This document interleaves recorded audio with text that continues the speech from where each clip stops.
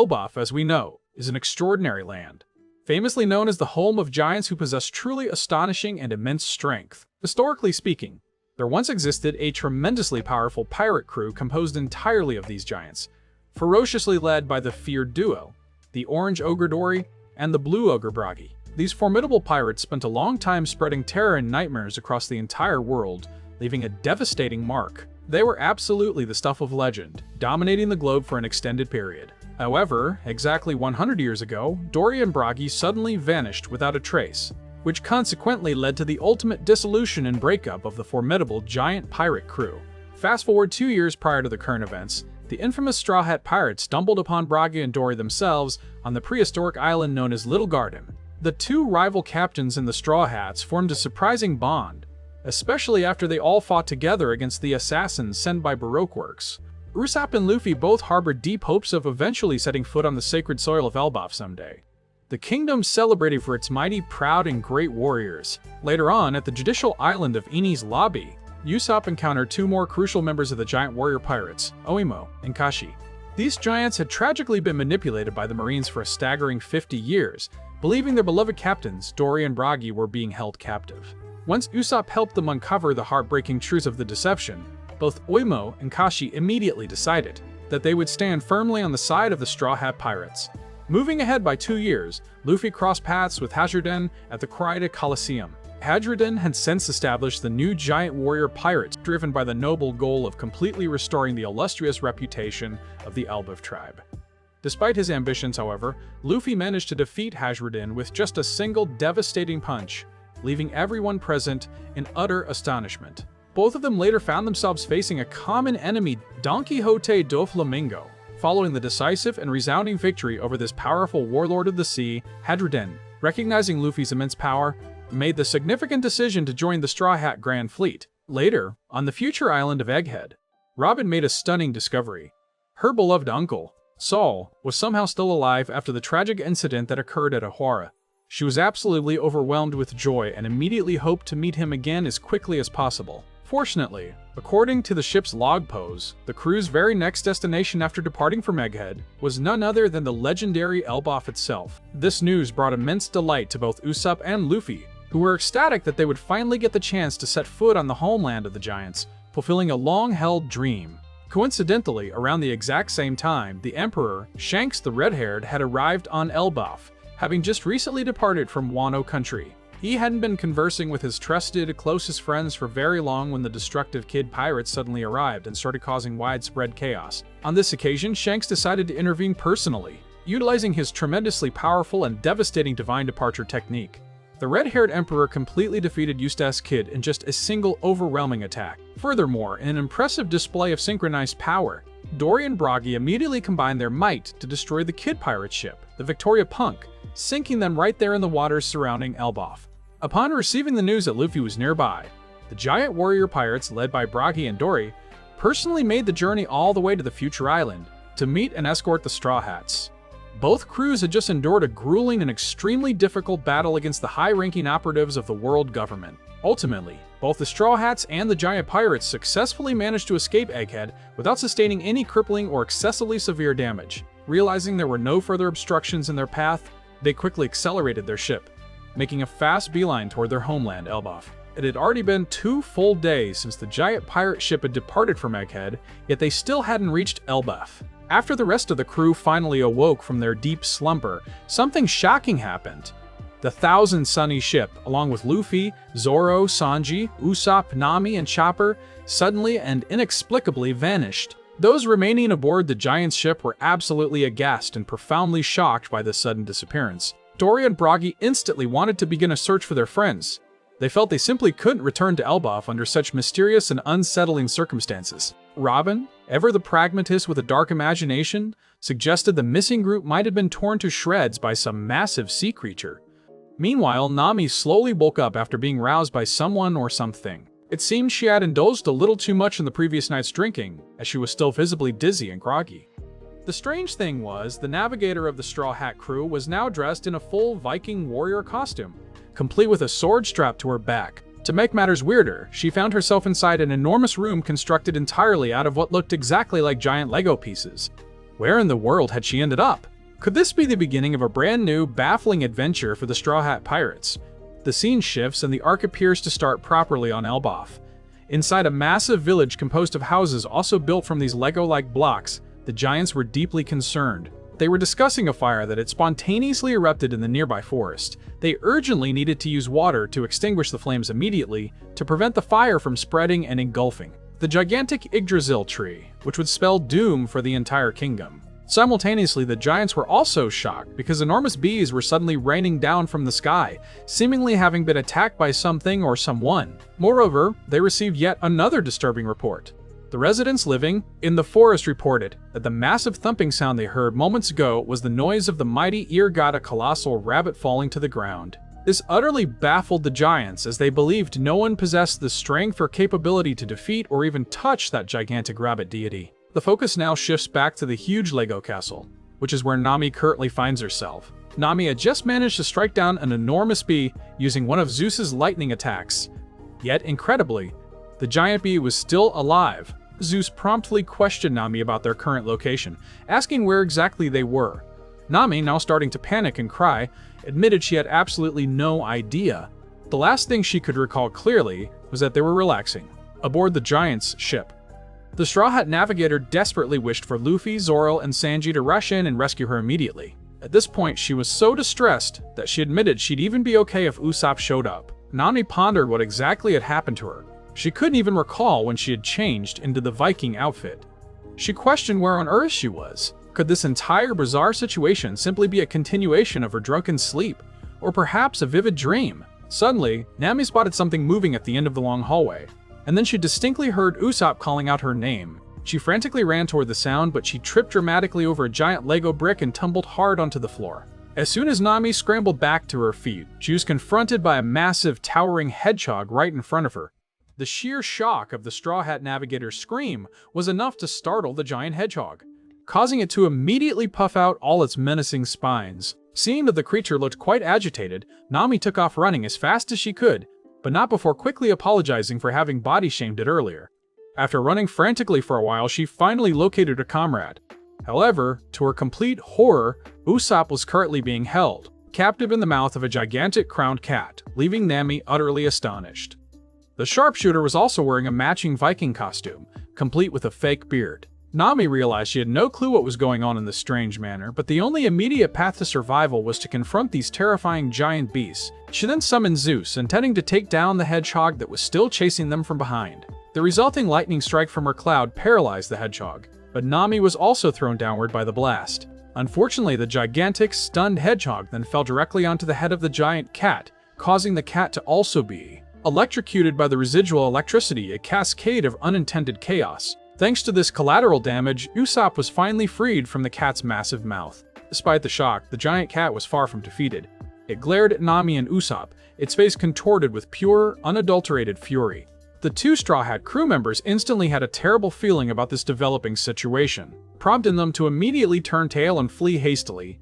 Nami desperately asked Usopp if he had any idea what was happening to them. Usopp admitted he was just as clueless, only recalling that the entire group had been drinking heavily aboard the giant's ship. When he next opened his eyes, he found himself right here in the cat's mouth. Nami recalled that the specific alcohol they were consuming was called Green Fairy, warning that drinking too much of it could potentially induce vivid hallucinations. After a frantic bit of chatter, the duo successfully reached a balcony, finding themselves with no other escape route available than to bravely jump straight down. Usopp tried to reassure himself, hypothesizing that the massive cat approaching them was likely just a drunken illusion. He then bravely turned back around to confront the creature head-on. Unfortunately for him, Usopp's hopeful guess was completely wrong. The giant cat was terrifyingly real, and it used its massive paw to deliver a brutal slap right to the sharpshooter's face, shattering his illusion and possibly his jaw. This terrifying sight caused Nami to shriek in sheer terror. The sheer force of the cat's attack destroyed a section of the castle structure, and the entire group fell violently from the balcony down into the courtyard below. Then, in an unnerving twist, the giant cat suddenly transformed into a ravenous, hungry lion, which instantly turned Nami's legs to jelly and made her unable to move. The navigator tried desperately to rouse her injured crewmate, but it was no use. Realizing the lion was not going to stop its relentless advance, Nami made the executive decision to use Usopp's body as a literal human shield, which naturally enraged the sharpshooter. Just in the nick of time, however, the monster trio appeared right on cue. Sanji immediately heated up his foot, delivering a lethal sentence to the monstrous beast simply for daring to make his beloved Nami cry tears of fear.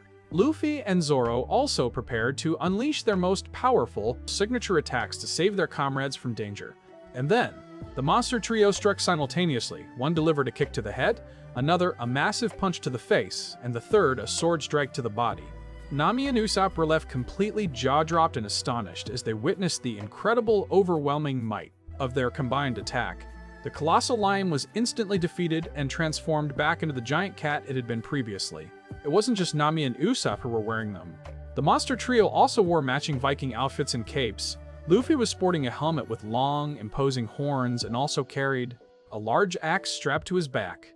Zoro wore a mask over his eyes, and Sanji, much like Nami, had a sword sheathed on his back. Zoro expressed surprise when the lion suddenly reverted back into a cat form. Meanwhile, Luffy, ever focused on food, immediately wondered if the animal's meat would taste as delicious as the roasted rabbit they'd eaten earlier. Sanji, in typical fashion, remained solely concerned with the well-being of his lady Nami, noting that she was clearly terrified when she thought Usopp had perished. Hearing this, Usopp became even more indignant and annoyed. After all, he was still visibly alive and kicking right there.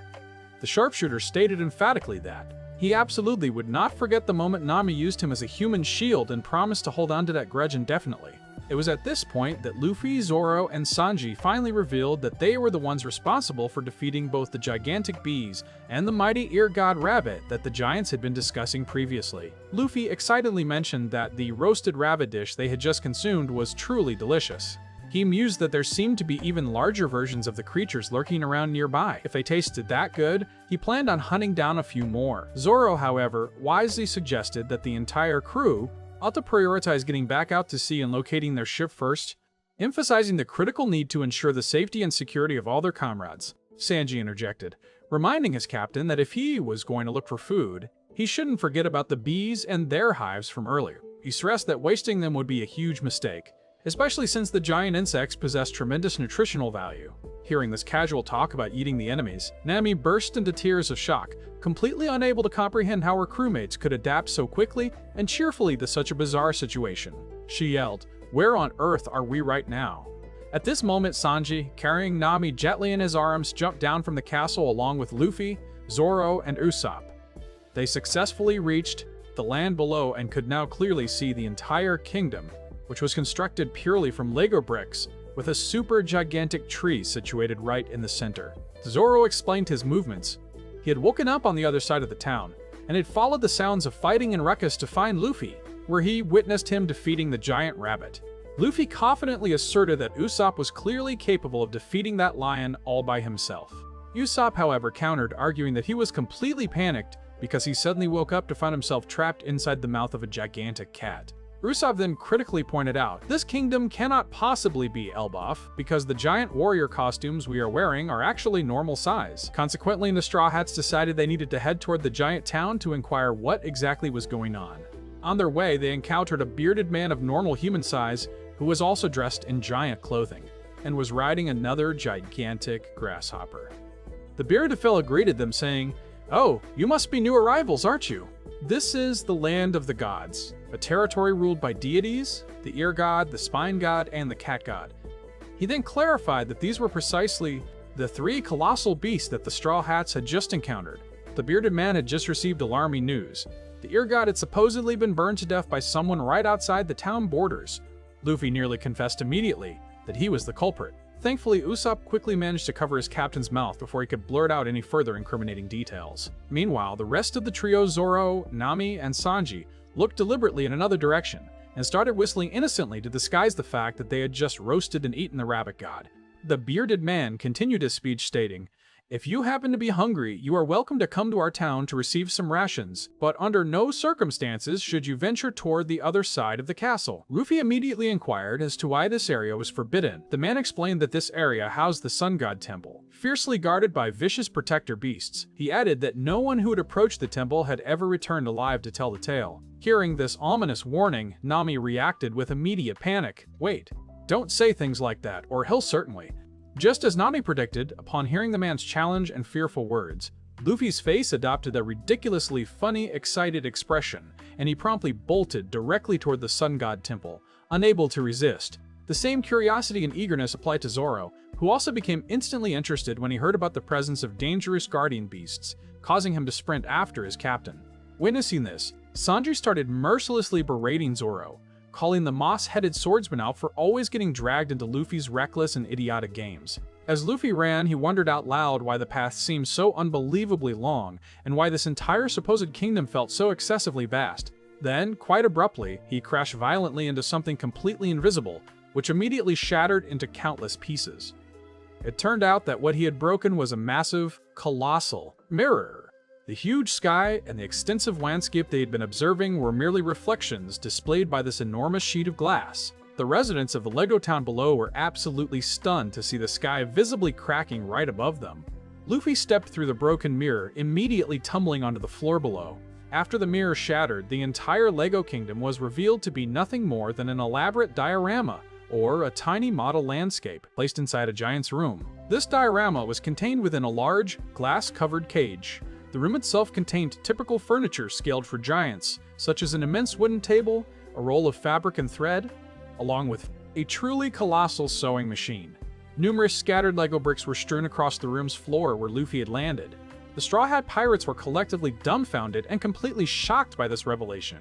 "What in the hell is this?" they exclaimed. They quickly deduced, if there are giants living here, then it looks like we've been treated like pets, living inside an ornate cage. Just then a tiny voice echoed out, frantically pleading for help from the Straw Hat Pirates. It was none other than Chairman Chopper. He was currently trapped and imprisoned outside the main diorama cage, positioned high up on the enormous wooden table. Zoro immediately went over to liberate the chairman. Chopper instantly hugged Nami tightly, bursting into tears of pure, overwhelming emotion. "Oh my god, I finally found everyone," he sobbed. He explained that the collar around his neck was extremely rigid, and he hadn't been able to remove it himself, leading him to fear he was doomed to stay trapped there forever. Concurrently, Usopp and Zoro began meticulously examining all the various items displayed on the giant table, while Luffy explored the scattered objects on the floor. Zoro pointed out a strange detail. This room was clearly constructed for a giant, yet the clothes they were wearing were normal human size. It felt almost exactly like they were dolls being used for dress-up, he mused. The room was absolutely littered with these colorful Lego blocks. They realized that the awful, unbearable stench they noticed earlier when they roasted the rabbit was actually the smell of melting resin and plastic burning along with their meal. The Straw Hats looked around, and Sanji suggested that this immense room itself must be the Sun God Temple. Zoro quickly agreed, asserting that the people dressed in Elbaf-style clothing living in the diorama town were essentially being kept as pets for the Sun God, who observed them through the glass enclosure. Suddenly, two brand new, enormous animals made their unwelcome appearance in the giant room. These new threats were a colossal snake and a giant crow that had a prominent skull resting on its head. Seeing this, Luffy and the others immediately engaged them in combat, causing them to smash up the furniture in the room and inadvertently setting the chamber ablaze. Just outside the room, the Sun God was seen walking down the hallway towards the burning room. This Sun God character was a slender giant dressed in a long black robe whose face was completely obscured by a large deer skull mask. This mysterious figure carried a staff and a shield emblazoned with a sun symbol. The Sun God noticed the immense smoke and loud noises emanating from the room directly ahead of him, and decided to enter. What greeted him was the sight of Luffy, already in his Gear 5 form, actively tearing apart the room while fighting the guardian beasts. Using his overwhelming power, Luffy effortlessly managed to defeat the giant snake. Meanwhile, on the opposite side of the room, Zoro successfully took down the giant crow. The Straw Hats then jumped back into the diorama to escape the Sun God, where they once again encountered the giant cat they had previously defeated in the castle. The cat was furious, but the crew quickly punched it on the head and promptly climbed onto its back, subduing it once more. At this point, Nami showed her crewmates the blueprint of this blockland that she had recently discovered. Essentially, it functioned as a precise map. On the other side, Zoro spotted the mysterious masked figure of the Sun God advancing toward them. The Straw Hats quickly rode the giant cat through the model town, navigating the diorama while being hotly pursued by the enraged sun god. The miniature townspeople were absolutely terrified to witness their sun god in such a violent temper. Nami quickly theorized, if we keep running straight, there must be another mirror up ahead. If we destroy that mirror along with the wall behind it, we should be able to make our escape. Alright, let's get out of here right now. The sun god bellowed in pure seething fury, you little pests will not escape me. The townspeople below were thrown into utter panic, seeing fire shooting out of the cracks, and watching their simulated sky start to collapse around them. Consequently, they frantically pleaded with the sun god to quell his visible rage immediately. However, the sun god was adamant that he would never forgive the insolent actions of the Straw Hat pirates. Not only had they demolished his temple, but they had also eliminated 7 of his most loyal servants and guardian creatures. Meanwhile, the Straw Hat crew continued their desperate escape. Nami admitted she felt that masked man was truly horrifying, remarking that he looked much more like a demonic fiend than an actual god. While Usopp was deeply worried about the town violently shaking beneath them, Luffy remained incredibly casual and unconcerned. It seemed he was actually highly amused by the fact that this entire area was constructed entirely from building blocks. Subsequently, Luffy instructed the cat to leap gracefully over the buildings, hoping to avoid damaging the meticulous constructions that the sun god had painstakingly created. However, the cat failed to follow his captain's specific instructions, which instantly irritated Luffy. Simultaneously, the sun god was still closely pursuing the Straw Hats. He simply could not comprehend why his own pet was actively assisting these tiny, bothersome intruders. At this moment, Nami suddenly tossed the blueprint map away, a move that greatly surprised Usopp. It turned out that the quick-witted navigator had already memorized the entire layout and structure of the area, rendering the physical map unnecessary. Nami then proceeded to explain to her crewmates the detailed arrangement of the giant room. She noted that upon closer inspection, all the clouds they saw were merely cotton balls suspended from the ceiling. This area might appear expansive and vast, but in reality, it was just a giant's indoor room. All they had to do was continue moving forward in a straight line. According to the memorized map, the Straw Hat group had already traversed roughly half of this miniature kingdom. At this critical juncture, the sun god made a move, deciding to deploy the large net he carried in his hand, determined to capture the Straw Hats once and for all. He taunted them, claiming they had made a grave mistake by fully trusting that map. Furthermore, he boasted that this location was actually a containment facility built specifically to imprison giants, ensuring that absolutely no one could escape. Recognizing the opponent's strategy, Sanji and Zoro remained completely calm and unconcerned, displaying their usual composure. Moments later, the sun god successfully managed to snatch up the cat along with all 6 members of the Straw Hat crew in his massive net. He explained that this facility was meticulously designed to ensure that no giant could ever breach its confining walls. Even if the Straw Hats reached the distant horizon line they could see, it would only be a dead end, he gloated. Ignoring the sun god's incessant boasting, Luffy was simply annoyed that the stupid giant cat had allowed itself to be captured so easily. With no alternative, Zoro and Sanji had no choice but to take direct action themselves. Utilizing a powerful sword slash and a swift divine kick, the iron net was effortlessly destroyed, immediately freeing the cat and the entire crew. The sun god then threatened the Straw Hats, warning them that ahead lay the territory of the mighty Ear God, and that any continued resistance would be utterly useless. Just at that moment, the surrounding townspeople frantically relayed shocking news to the sun god. They reported that the sun god's strongest guardian deity, the Ear God, was actually long dead, having perished ages ago. When the local residents discovered it, all that remained was a bleached white skeleton. The sun god stepped into the diorama to verify this claim, and simply could not believe his own eyes. He became completely enraged that the Straw Hat pirates had managed to take down the Ear God. He questioned why such a formidable man-eating rabbit had been defeated so easily. Right after this outburst, the sun god burst into maniacal laughter fueled by excitement, which only terrified the residents below even more. The sun god admitted he had initially underestimated the Straw Hat crew, but now they had managed to excite him immensely. This guy continued rambling strangely about the miniature world he had created, sounding like nothing short of a complete lunatic. Believing this chaotic distraction was their absolute best chance for escape, the trapped diorama residents decided to join forces and cooperate together before the opportunity slipped away forever. Furthermore, the true identity of this so-called sun god began to hint itself. He commented that while Hasrudin might recognize the Straw Hat pirates, he himself would absolutely never accept them. At this critical moment, Usopp drew his slingshot, aiming to smash the remaining mirror directly ahead of them. The special attack used, his lethal Green Star's skull bomb, created a massive shockwave that violently shook the entire diorama.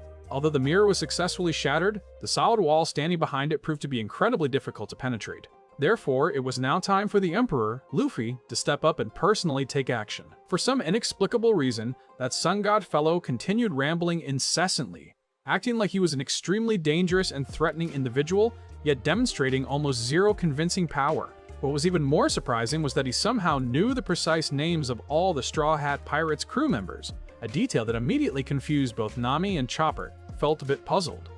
Concurrently, Luffy extended his long arm out, intending to punch straight through the thick wall in front of them. This time, the young Emperor utilized Gear 5 for the attack, but he only transformed his arm, unlike previous instances where he transformed his entire body. Meanwhile, Nami, feeling exceptionally annoyed and frustrated, turned to Usopp and asked rhetorically, "Natural disasters aren't anyone's fault, right?" Usopp agreed, replying, "Yes, whether it's earthquakes, floods, or storms, you can't blame anyone for those things." It turns out Nami was planning to teach that arrogant sun god a sharp lesson, specifically because he had forced the entire crew to move up and down so many times throughout the current day. Hearing this exchange, Sanji immediately interrupted Nami and Usopp's conversation, sporting a truly hilarious, concerned expression. Sanji entirely understood Nami's intense anger and admitted he was also extremely frustrated. The chef swore vehemently that he would never forgive that colossal jerk for daring to arbitrarily change his darling's clothes. He declared that he needed to stomp him into a pulp with his own 2 feet just to satisfy his rage. That sun god fellow, he declared, would face divine retribution sooner or later. Being verbally assaulted so fiercely by Sanji, the sun god, who was still wearing his mask, he suddenly falls silent, his mind drifting back as he begins to reminisce about the events that led up to this moment. As it turns out, the mysterious sun god is actually none other than Road, the navigator for the new giant warrior pirates led by Hadroden. Back then, it was that massive crow named Mugen that had carried the Thousand Sunny ship all the way to him. Road was absolutely flabbergasted to discover that the people inside the ship were actually the famous Straw Hat Pirates. It made no sense to him. He knew they were supposed to be traveling alongside the giant crew, yet here they were, fast asleep as if they didn't have a care in the world. Road theorized that after they departed from Egghead, the Straw Hats must have run into some trouble. They likely navigated through the treacherous Foggy Belt, which then caused him to recall the exact moment Hadroden decided to become part of the Straw Hat Grand Fleet. Unlike his captain, Road has absolutely zero interest in becoming one of Luffy's subordinates.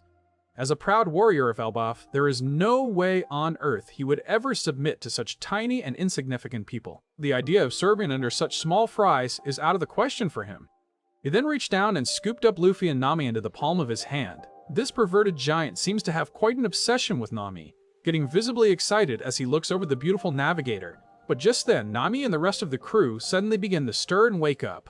Noticing them waking up, Road immediately used a powerful anesthetic to force him back into a deep, unconscious sleep. He then proceeded to dress the Straw Hat members in Viking-style outfits with a look of pure delight on his face, eventually locking them all inside his massive diorama to serve as his own personal source of entertainment. Cutting back to the present moment, Road is still relentlessly threatening the Straw Hats, demanding that they surrender and spend the rest of their lives serving his every whim. Completely ignoring his annoying rambling, Nami and Zeus have already gone ahead and created a massive dark storm cloud right up against the ceiling of the toy diorama. Without skipping a beat, the Straw Hat Navigator swings her claim attack down, unleashing a powerful bolt of lightning directly at Road. Because the attack happened in the blink of an eye, the giant was unable to react in time and was left completely paralyzed by the shock. The tiny townspeople are left in a state of absolute shock as they witness this chaotic and insane spectacle. They were left speechless, eyes wide and jaws dropping in disbelief at what they were seeing. On the other side of the room, Luffy is gearing up to punch a massive hole right through the wall with his gigantic fist. Although he might feel a tiny bit of attachment, it is definitely time to say goodbye to this blocky Lego kingdom. The other crew members are buzzing with excitement. They are all waiting with bated breath to see what lies beyond that wall. That perverted giant really got what was coming to him. Everyone is praying that the world outside is truly Elbaf. And just like that, Luffy unleashes his Gomu Gomu no Kong gun attack, which completely obliterates the reinforced wall in a single massive explosion. With the wall destroyed, the Straw Hat crew and their giant feline companion leap out into the unknown, filled with absolute joy. Luffy has a massive, beaming smile on his face as he takes in the incredible sight before him. Meanwhile, the scene shifts over to the Elbaf ship. where Frankie is informing the Giants that they need to stop the search mission. He tells the Giants that they've reached their limit with the search efforts.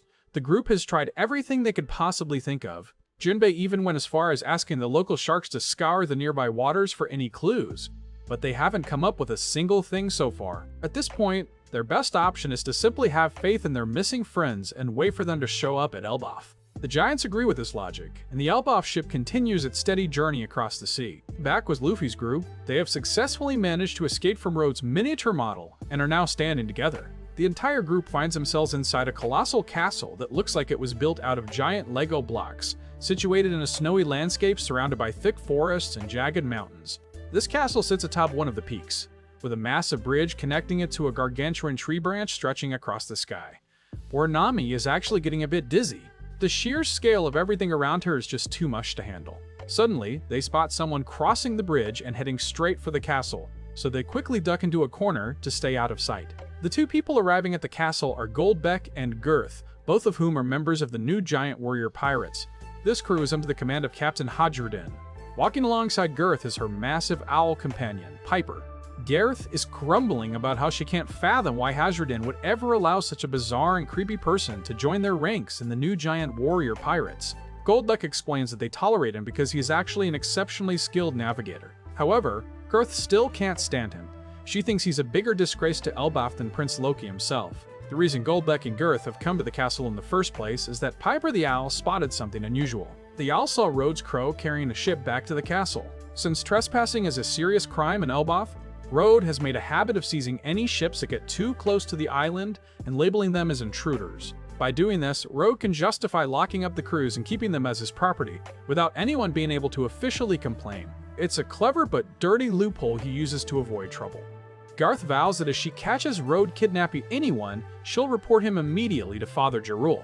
You might remember him, the Elder Giant from Big Mom's flashback, who is now roughly 408 years old. Meanwhile, Nami overhears the part about trespassing being illegal. She immediately tells the entire crew to stay hidden as well as they possibly can. The second Goldbeck and Durst start knocking on the castle door to get Rhodes' attention. The Straw Hats take the opportunity to sprint across the bridge while the Giants are distracted. Down below the bridge is a dense forest where packs of giant wolves are lurking, waiting for something to hunt. As they reach the middle of the bridge, Luffy suddenly stops in his tracks. He tells the others that he's been sensing something strange ever since they were trapped inside that Lego kingdom. It's not just Luffy though. Zoro and Sanji definitely picked up on the same thing. It's the sound of a man screaming, but the intensity and power behind it are enough to make even the Straw Hat monster trio shiver with unease. Because of this, Luffy feels compelled to go and investigate exactly where that scream is coming from. Sanji announces that he'll be staying behind to ensure Lady Nami's safety. Furthermore, the chef makes sure to stop Zoro from following their captain, reminding him that a guy with his lack of direction should never be allowed to wander into a forest ever again. Seeing the situation, Luffy tells the rest of them to go on ahead. He gives them the signal to move forward and then jumps right off the bridge, plummeting down toward the forest floor. Meanwhile, back on the Elba ship, the World Economy newspaper has just been released for the morning, and the stories inside have left Dory and Brogy in a state of complete and utter shock. The headline of the article boldly claims that the giant warrior pirates were responsible for attacking Egghead Island. Both giant warriors are fuming at the news, wondering why the press would fabricate such blatant lies. However, the text is way too small for them to read, so Robin steps up and offers to read the contents aloud for them. The core of the story is that the giant warrior pirates have re-emerged after a century of hibernation. It claims that they teamed up with the Emperor, Straw Hat Luffy, to burn the futuristic Egghead Island to the ground. As a direct result of this massive incident, both of the legendary captains of the giant warrior pirates are in the crosshairs. Brogy the Red Ogre and Dory the Blue Ogre have been assigned massive new bounties of 1/8 billion berries each. To make it even more official, the world government has released brand new wanted posters for Dory and Brogy, featuring photographs that were taken during the recent battle on the island of the future. The two giant leaders are genuinely taken aback by these posters, as they hadn't really planned on officially returning to their notorious pirate lives like this. On the flip side, the rest of the giant crew is absolutely ecstatic about the massive increase in their leaders' bounties. Robin, however, looks at the numbers and thinks they are quite reasonable. She reasons that even with the massive inflation over the last 100 years, these figures are a fair reflection of the status held by the leaders of Elbaf's warriors. At the same time, the newspaper is also accusing Luffy of being the one who murdered Dr. Vegapunk, accompanied by a giant photo of him and his powerful Gear 5 transformation. While looking at the Gear 5 photo, Robin suddenly pauses because she notices a distinct X mark on Luffy's arm. She begins to wonder if that mark always shows up on his arm when he is in his most liberated state. Frankie isn't entirely sure about it though, noting that Luffy is always bouncing around so much that it's hard to get a clear look. Because he's always jumping all over the place, they rarely get to see him up close in that form. Robin finds this detail quite unusual because even though his arm is waving around wildly, the mark remains perfectly clear.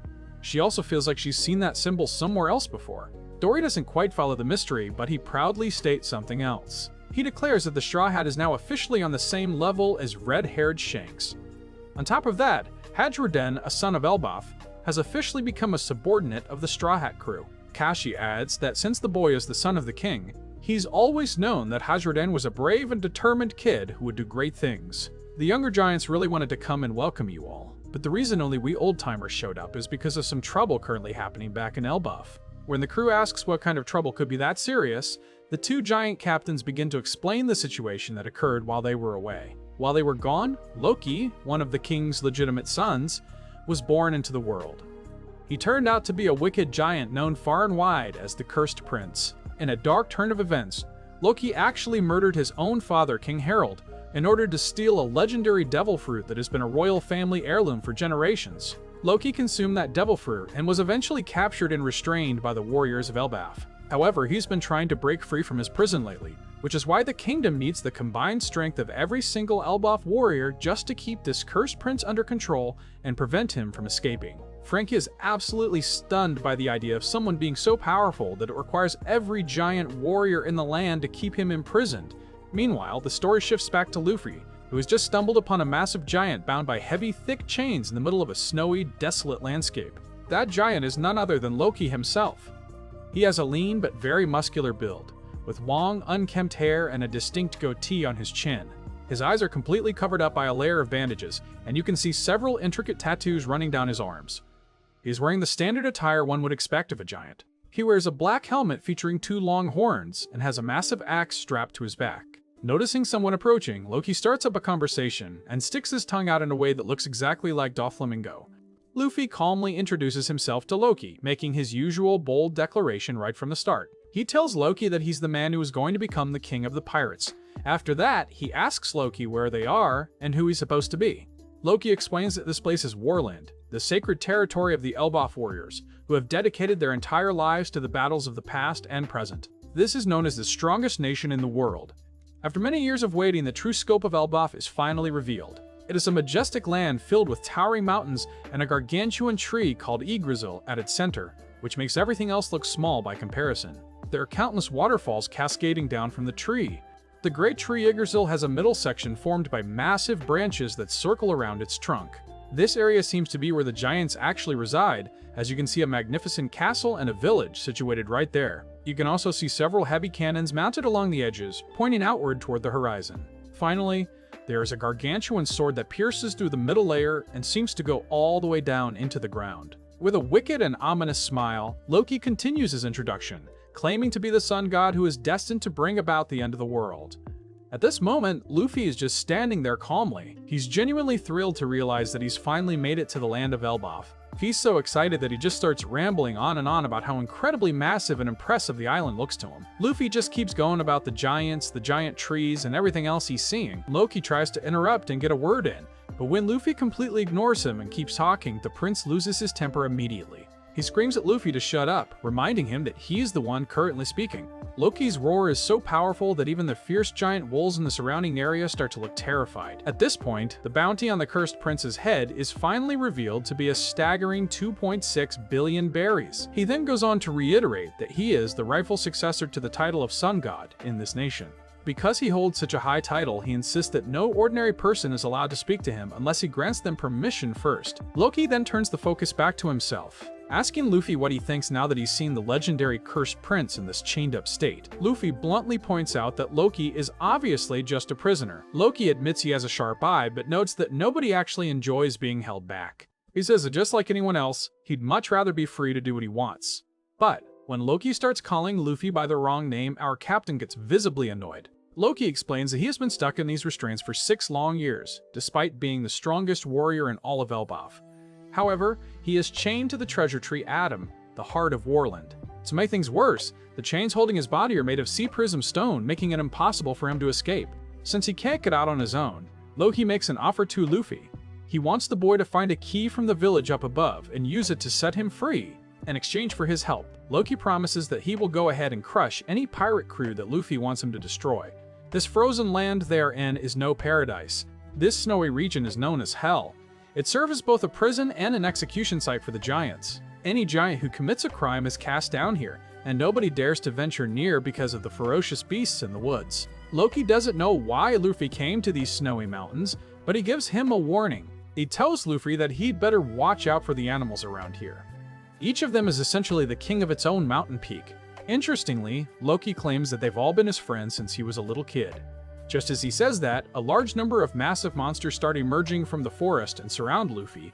They close in and trap Luffy in the middle. There are 5 main beasts in total: a polar bear, a gorilla, a wolf, a snake, and a massive mammoth. Along with the animals, several mysterious figures also show up. And it's clear that they are Loki's loyal subordinates who follow his every word. They wear gas masks and stinky animal pelts to keep the monsters from attacking them. Luffy, however, remains completely unbothered by the beasts surrounding him. In fact, he feels a sense of nostalgia, as it reminds him exactly of his 2 years of training on the wild island of Rusukaina. Loki then tries to threaten him. He tells Luffy that if he dares to disobey his orders, all of these monsters will tear him apart. But in a sudden and powerful move, Luffy used his Conqueror's Haki to instantly tame every single one of the beasts. This display of power leaves Loki and all of his men in a state of absolute disbelief. Luffy casually hops onto the gorilla's giant hand, and all the monsters start looking at him with respect and friendship. Seeing this, the subordinates can only pray that Luffy doesn't knock them out with his Haki, just like that time the red-haired emperor paid a visit to this island. The second he hears Shanks' name, Luffy has an intense reaction. He's shocked to find out that his idol was actually on this island. Loki is actually quite impressed by Luffy's strength, but after seeing how emotionally Luffy speaks about Shanks, he decides he's going to tease the boy a bit. He asks if Luffy knows red hair, then mocks him by saying that while Shanks did visit, he turned out to be nothing more than a coward. No sooner had Loki finished his sentence than Luffy snapped into Gear 4 and threw a powerful punch right at the arrogant giant's face. Fortunately for Loki, he had quick reflexes. He managed to dodge the devastating blow by tilting his head just in time. After witnessing Luffy's overwhelming and explosive power, Loki, his subordinates, and even the giant beasts are all feeling a sense of panic. The prince quickly gestures for Luffy to stop his attack, claiming that he was just messing around. He says it was all just a joke. Luffy powers down to his normal form and gives Loki a stern warning to never insult Shanks like that again. Having been momentarily overpowered by a complete stranger, Loki secretly fumes, thinking that if he ever escapes his chains, Luffy will be the very first person he kills. He then asks Loki why Shanks was here and if he's still somewhere in Elbaf. However, Loki makes it clear that he isn't going to give away that kind of valuable information for free. There has to be a trade if Luffy wants answers. The scene then shifts over to the bridge near Road's castle. Nami and her group notice that Road is chasing after them. At the same time, Girth and Goldback are also in pursuit. Seeing everyone closing in, Zoro gets ready to draw his swords and just cut his way through all of them to end the chase. However, Usopp stops him, suggesting that these giants might actually be allies or friends of Dory and Brogy. So, the group decides to just keep running toward the Elbaf village up ahead. The scene then cuts back down to Hell. In a different part of the wasteland, far from where Luffy and Loki are, Hadridan and Goldberg have just finished taking down a massive, legendary moose. Hadridan is thrilled with the kill because you can't find a beast this magnificent in the forests above. The meat from this thing is incredible, and Hadridan is sure that Luffy will be beaming with joy when he gets to eat it. Goldberg grumbles about how heavy the moose is and wonders how they'll carry it, but Hadridan tells him to stop being a disgrace to himself as a warrior. He reminds him that this meat is a gift for the people who saved their lives. With that, Hadridan and Goldberg head off with their prize. Meanwhile, the giant warrior pirate ship has officially entered Elbaf's territory. On the ship, Robin has asked Brooke to help her with her hair. This is Brooke's first time styling a lady's hair, and he's absolutely thrilled and taking the job very seriously. Everyone nearby is amazed by her new look. These bangs really suit Robin perfectly, making her look much younger and quite cute to everyone on board. She chose this hairstyle because she knows she's about to be reunited with Saul soon. She believes Saul will be overcome with joy when he sees her. Back in the present, Frankie actually starts crying at the emotional thought of Robin and Saul finally seeing each other again, after all these years. He's just so moved by the idea of their reunion. Finally, the entire crew on the ship gets a clear look at the island of the giants on the horizon, and the scale of the place is absolutely massive and awe-inspiring to everyone. With the island in sight, the giant warriors decide to have one last toast together before they officially dock. But at that very same moment, somewhere deep inside ELBAPH, a frantic voice is screaming in panic, begging for someone nearby to help them. They cry out that Master Saul has collapsed and isn't moving at all. Meanwhile, the ship Great Eric is pulling into the Elbaf harbor. A child on the shore spots them coming in and runs to tell the lady who runs the local bar. This kid is someone quite familiar. It's the boy who was always begging to join Shanks' red-haired pirates. He runs out and shouts a loud welcome to the returning giant pirates. He eagerly asks them if they're going to stop by the bar for a drink to celebrate their return from the sea. However, Brooke gives a signal that they have to head straight to the upper levels, which makes the boy feel a bit sad. The bar owner notes that it makes sense because they have guests. She knows that if the giants start drinking, they'll be at it for 3 days straight. They would go on for 3 nights without stopping. The bar owner then hands the boy a basket of food to take to someone named Shipley, mentioning that his father's favorite dish is inside. The boy asks her if she knows who the people are that Dory and Brooke brought with them. She explains that the guest is the one who recently became an Emperor of the Sea, the very same one Shanks mentioned. Shanks had told the boy all about Straw Hat Luffy and told him to make sure he never forgot that name, as he was someone special. The boy takes the food and leaves the bar, buzzing with excitement. Meanwhile, Hadradane's group spots the Great Eric approaching. They decide this is the perfect time to activate the Rainbow Bridge. The Straw Hat crew is getting closer to the heart of Elbaf now. A massive and incredibly beautiful rainbow suddenly appears right in front of them. The entire crew is left wide-eyed and speechless because they've never seen a rainbow this large or this close before. Brooke explains to them that this rainbow was actually made using a special tool. The device in his hand is responsible for the bridge, which leaves everyone quite surprised. Another giant on the ship calls out that they are nearing the base of the mountain and are about to head up. Dory and Brooke tell the Straw Hats to hold on tight and stay in place. They warn that the ship is about to start moving vertically. Suddenly, the Great Eric shifts its trajectory, catching the Straw Hats off guard as it begins to actually glide right on top of the massive rainbow. Dory explains that the real Elbaf is located up in the tree. To reach the kingdom, they have to use this rainbow as a bridge. He promises they'll have a fantastic feast once they arrive. However, Frankie is completely confused about the physics of it all, wondering how on earth the ship is able to sail on a rainbow like it's a solid road. He wants to know what kind of engine or fuel they are using. Robin is also a bit puzzled, noting that a rainbow is just light refracting through water droplets and isn't actually a solid thing that you can travel on. Dory and Brooke just burst out laughing at their confusion. To the giants, a rainbow isn't just for looking at. It's something you can actually cross. They tell the crew that they are literally surfing on it right now. Brooke adds that it's a great day for sailing across a rainbow bridge. The flow of the rainbow is smooth and has no waves like the sea. Once the ship is on it, they just glide straight ahead. Jinbei thinks that Luffy and the rest of the group would be absolutely thrilled to see this. Meanwhile, Bonnie is also having a great time, fascinated by the experience. She feels like she's sailing through a 7-color ocean. The rainbow even makes these cute tinkling sounds as they pass over it. It seems there are still many wonders in the world that the Straw Hats have yet to discover. At that moment, Hadruden's ship finally catches up to the Great Eric. He immediately looks for Luffy but is disappointed to see he's not there. Hadruden and Goldberg mention that they hunted a special moose just for their captain. Dory and Brooke are eager to have a taste of it, but Hadruden flatly refuses to share it with them. He won't budge. Cutting back to the bridge above the underworld, Girth and Goldberg are carrying the Sunny when they suddenly see Luffy leap up from below. Luffy is shocked to see his own ship being carried by the two giants. Girth and Goldberg are thrilled. They're overjoyed to finally meet their idol in person. Girth reaches out and catches Luffy, and her first thought upon seeing him is that he's incredibly adorable. Girth has always had a soft spot for tiny humans, though she is completely different from that weirdo road. She has no intention of locking Luffy in a cage. She genuinely just wants to be his friend. Goldberg has to tell her to calm down a little, saying she shouldn't be so open about her feelings right away. After that, Girth turns back to the captain to speak. She apologizes to Luffy for Rhodes' terrible behavior, wishing she had known what was happening sooner. Goldberg then asks Luffy what exactly he was doing down in the snowy wasteland. Luffy immediately remembers the warning Loki gave him about their conversation. Loki had told him not to mention their meeting or the deal they made to anyone.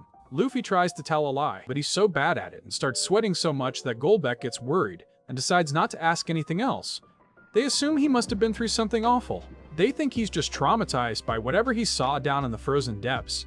Meanwhile, on the second level of Elbaf, Nami's group has made it across the bridge and is now in a forest, but Rhoda is catching up to them quickly, causing Nami and Chopper to panic. Nami and Chopper are really scared, especially since Road has that creepy, perverted look on his face.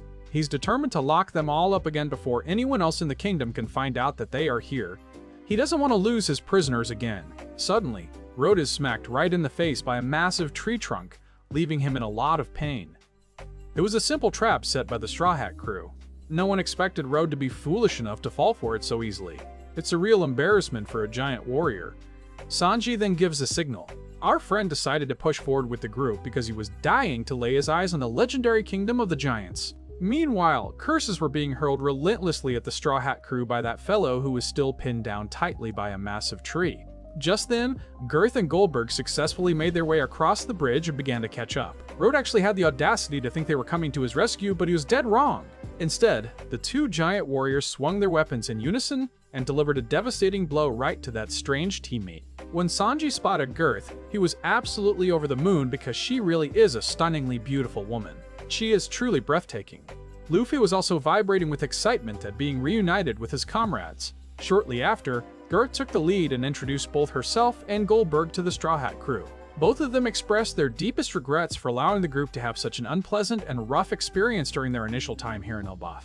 From this moment forward, Garth and Goldberg will be accompanying and providing full support to the Straw Hat Pirates. Currently, the entire group finds themselves on the second tier of Elbaf. Eager for a look, Luffy, Usopp, and Chopper immediately dashed ahead to soak in the panoramic view of the massive village.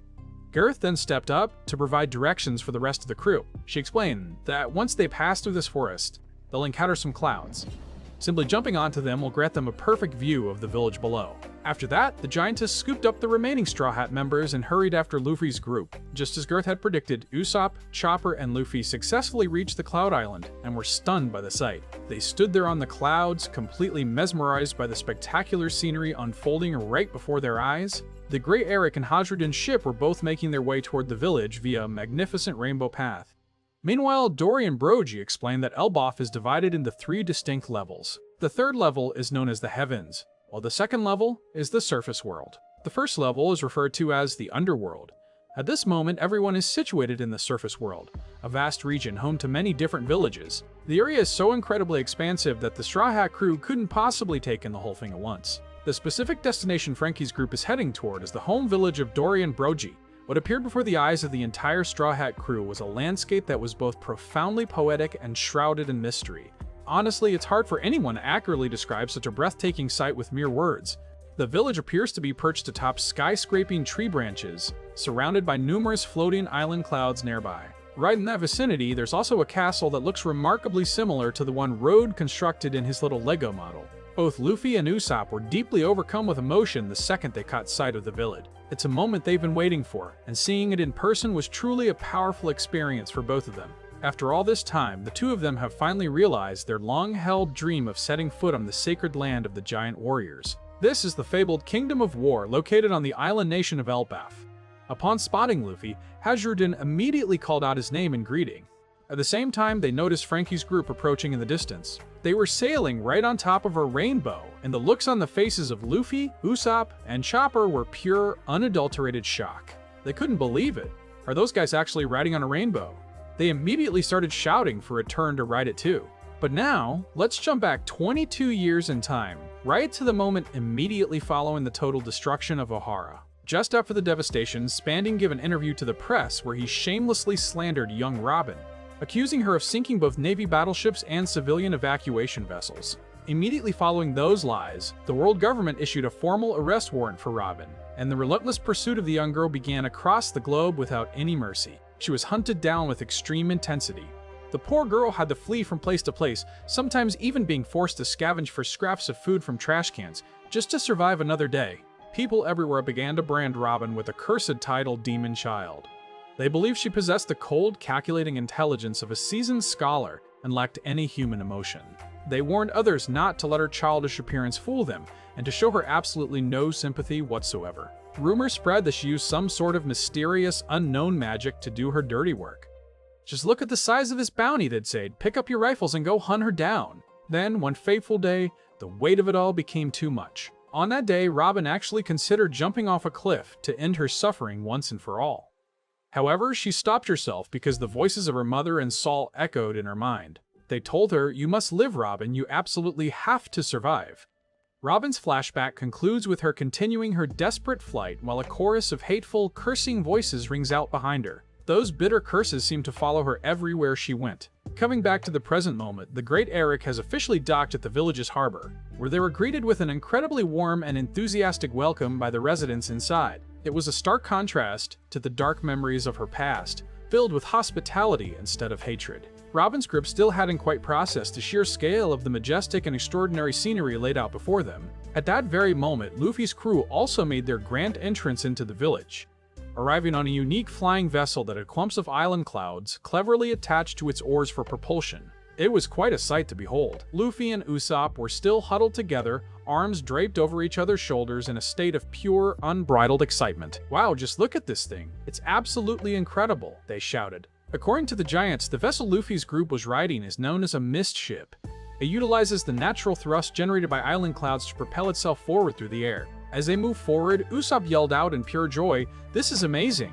"This country never stops blowing our minds," Lilith chimed in, noting that the current climate in Elbaf is absolutely perfect. Between the island clouds, sea clouds, bubbles, rainbows, and things just floating around, it seems like every kind of fantastical technology can exist and thrive on this remarkable island. She marveled at how everything seemed possible on this island.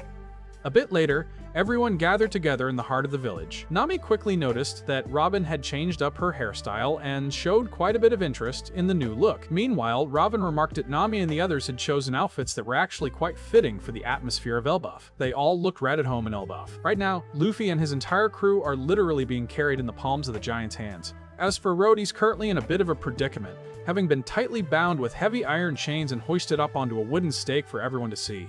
He certainly wasn't enjoying the view as much as the others. Luffy was absolutely thrilled to see Hadruden again, and the feeling was definitely mutual. Hadruden mentioned that he's been keeping up with all the news and has heard everything the Straw Hat crew has been up to since they departed from Dressrosa. He's incredibly impressed that Luffy is now ascended to the rank of a Yonko-it. Really is a fantastic achievement. After that, Hadruden gave the Straw Hat crew a brief rundown regarding the 4 members of the new Giant Warrior Pirates.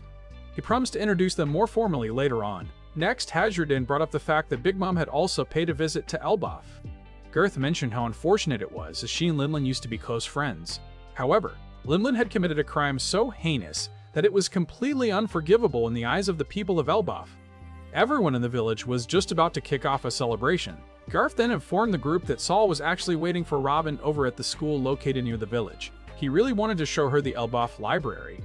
While Robin initially planned to head there on her own, the entire Straw Hat crew insisted on coming along with her. Because of this, they decided to put the party on hold for a bit. Girth then led the whole group onto a mist ship, and they took flight to go meet up with Saul.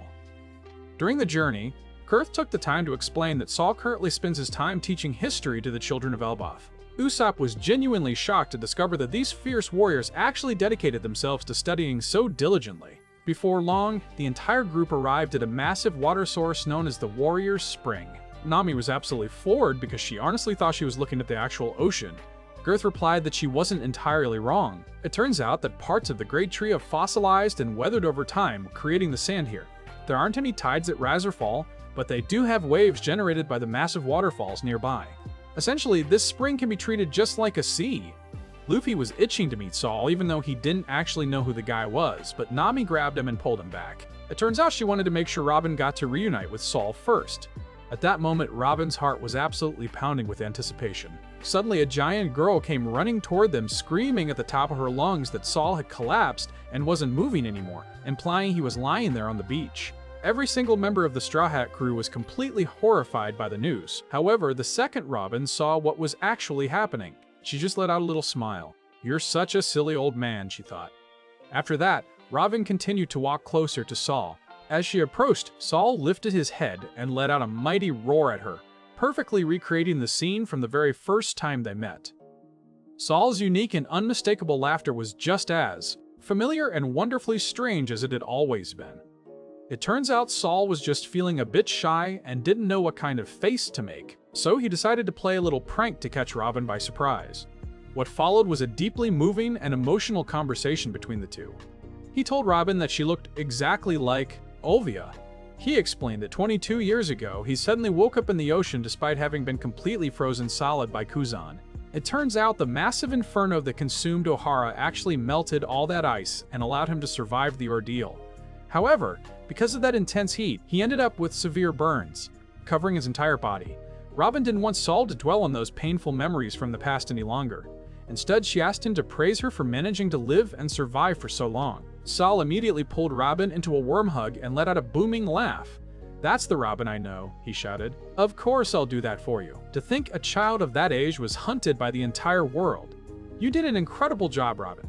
You were so brave to survive through all those 22 years and make it all the way here." Both Robin and Saul began to cry, overwhelmed by a mixture of intense emotion and pure happiness.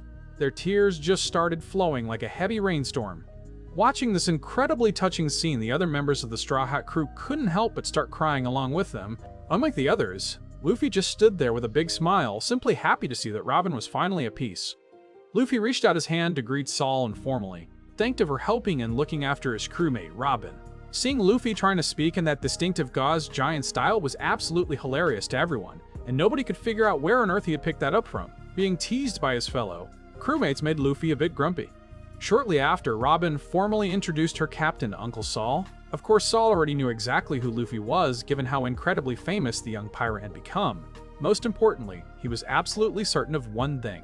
Robin had finally found herself some truly wonderful friends. Yes, these are people who will definitely protect someone like you. Every single Straw Hat member, except for Luffy, Zoro, and Jinbei, started bawling again at the thought of protecting Robin forever. Saul then took a moment to thank everyone for looking out for his precious little niece all this time. At the same time, Lilith stepped forward and introduced herself to Saul, explaining that she is actually Dr. Vegapunk. Following that, she asked Jinbei to retrieve one of the mechanical boxes that she had managed to bring along with her from the laboratory back at Egghead. The box was a seal capsule clearly labeled with the name Vega. This was the specific item that Vegapunk had entrusted Jinbei's group to carry out with them. Lilith explained to the group that this capsule was essentially her. When they realized this was a clone of Vegapunk, Luffy and his companions were completely shocked. Unlike the other satellites, this one is a fully complete clone. This specific Vegapunk is the one who visited Elbaf over 20 years ago. The world government would have become suspicious if the main body had just up and left his laboratory for several months at a time. Because of that risk, the clones discovered a way to sneak this out by keeping it preserved within a nutrient-rich environment. Right now, Lilith doesn't have the necessary machinery to safely remove it from the box. Therefore, she announced her plan to stay in Elbaf and construct a brand new laboratory in order to eventually revive Vegapunk using this clone body. She also intends to find a definitive cure for Kuma's condition. Hearing that made Bonnie absolutely ecstatic with joy. Saul was very happy to see his old friend Vegapunk again, though he was a bit confused as to how the doctor had managed to transform into a woman. Lilith promised to explain that whole situation whenever they had a bit more free time. Saul's assistant, a giantess named Ange, then introduced herself to the Straw Hat crew. She offered to take them on a guided tour of the local school system here in Elbaf.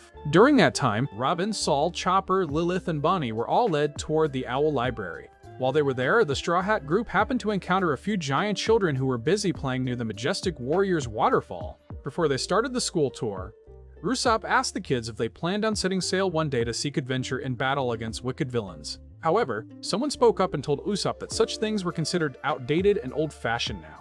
Zoro immediately picked up on the fact that this particular voice belonged to an adult. Seeing this, the giant children warned them, saying they should probably move or they were gonna get scolded. It turns out they were standing right on top of Ripley. Luffy and Usopp were actually standing right on the body of Ripley, who was just lying there on the ground. Ripley is a stunning giant warrior with distinctive line tattoos on her face, and she serves as a biology teacher at the Seahorse Academy. Usopp quickly apologized for their extreme lack of awareness, but Ripley herself didn't seem to hold a grudge against the group at all. She remarked that the days of Elbaf warriors rampaging across the world happened over a century ago. This simply isn't an era defined by violence, looting, or warfare anymore. This is because the school follows the wishes of the late King Harald. King Harald wanted Elbaf to become a peaceful nation focused on trade and negotiation. This is because the school follows the wishes of the late King Harald. King Harald wanted Elbaf to become a peaceful nation focused on trade and negotiation rather than conflict. After King Harald was unfortunately killed by his own son, Elbaf was left without a reigning king. Ripley mentioned that she belongs to the very last generation of warriors, which is why she was so eager to see Luffy's white form. According to Elbaf mythology, there was once a legendary warrior who possessed an appearance very similar to that. Meanwhile, Robin, Chopper, Lilith, Bonnie, and Saul had arrived at the Owl Library, Right before they headed inside, Saul took a moment to explain to Robin exactly what had become of those precious books from Ohara and the process he went through to retrieve them. When Saul returned to Elbaf after the events at Ohara, he simply couldn't stop thinking about the records that the scholars had sacrificed their lives to protect. Because of this, Saul asked Hajarudin and his crew for their assistance, and the entire group traveled back to the ruins of Ohara once more. When Saul saw that those tiny books were still completely intact, he couldn't help but burst into tears. Now that it was finally time to step inside the library, Saul reminded Robin that she should think carefully about the book she was currently holding in her hand. Suddenly, as they crossed the threshold into the Owl Library, the book the Straw Hat Archaeologist was carrying instantly transformed into a massive size. The Owl Library is a mysterious place filled with giant-sized volumes. All around those enormous bookshelves, there were numerous large tree branches hanging everywhere. Additionally, there was a massive owl slumbering peacefully upon those very branches. Saul then asked Robin if she was surprised by the sight before her eyes. These are the actual books from the time of Ohara, and they have now taken on a truly gargantuan scale. This represents everything that Ohara fought so hard to protect 22 years ago. Saul's group searched with incredible intensity to ensure they could bring back every single volume, one by one. Robin found herself remembering the words Professor Clover had spoken to her back in the Tree of Knowledge when she was only 8 years old, and she began to cry tears of pure joy. Saul was so happy that the day he could finally show Robin all of this had at last arrived. But now, we shift the scene down to a place that looks like hell itself. Loki was engaged in a conversation with someone named Mosa via a transponder snail. Mosa spoke in a very polite manner and seemed to be quite a shy individual. The two of them have actually never met in person, but they've spent a lot of time talking through the Den Mushi because Loki has nothing but time and is quite bored. Loki asked Mosa if they were still haunted by that horrific experience they had told him about. Mosa admitted that they were still trembling just thinking about it. Loki claimed that if he had been there, he would have killed every single one of them for Mosa's sake. Even though Loki used some pretty frightening language, Mosa gradually began to realize that he was actually a very kind-hearted person. This realization made Loki incredibly angry for some reason. Switching back to the western village of Elbaf, Dory, Brogy, and the other giants were still busy drinking their ale, while waiting for the Straw Hat crew to return. Suddenly, a bolt of black lightning struck the village castle. A mysterious magic circle manifested right in the middle of the throne room inside the castle. It was a magic circle very similar to the one that appeared at Egghead when the 5 elders descended. The only difference was that this particular circle didn't have a number on it.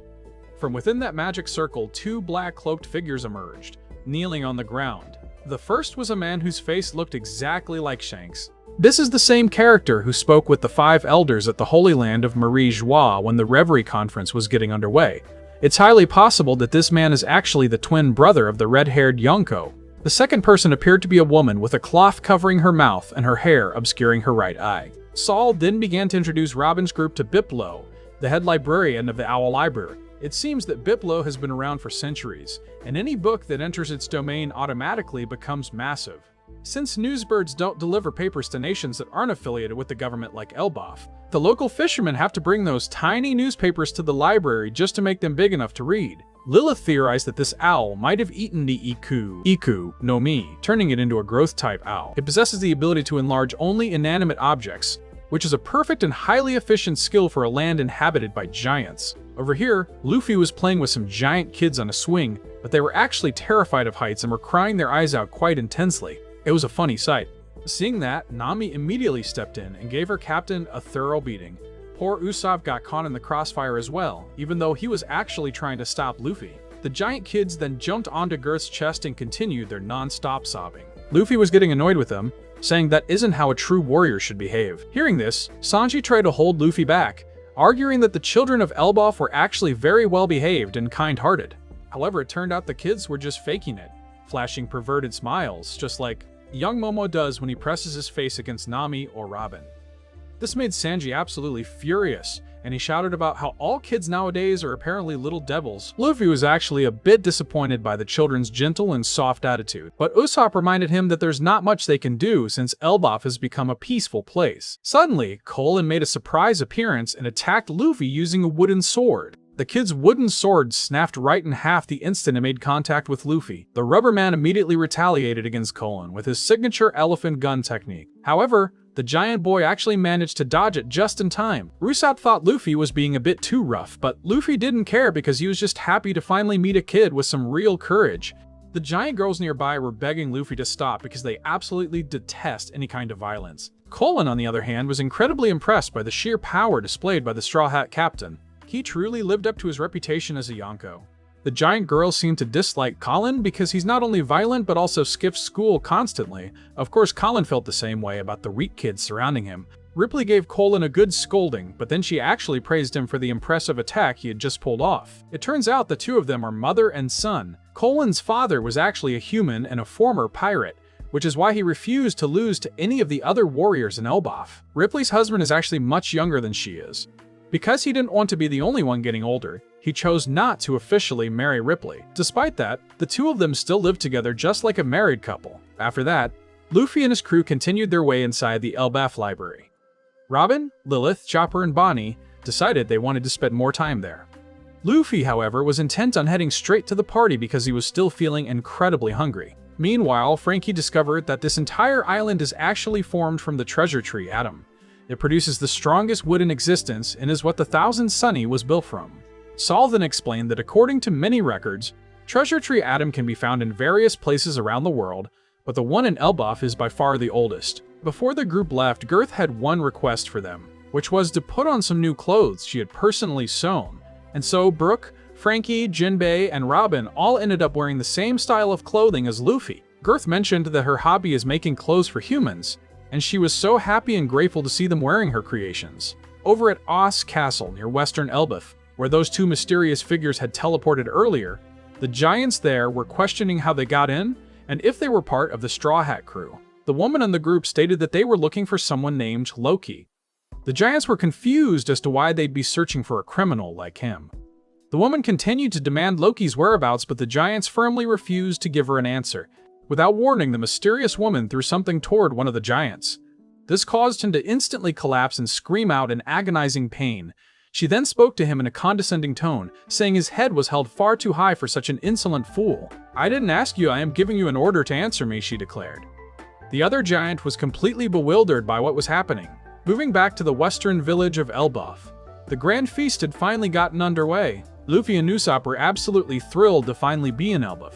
Dory, Brogy, and Hajrudin all expressed their sincere gratitude to Luffy for everything his pirate crew had done for them.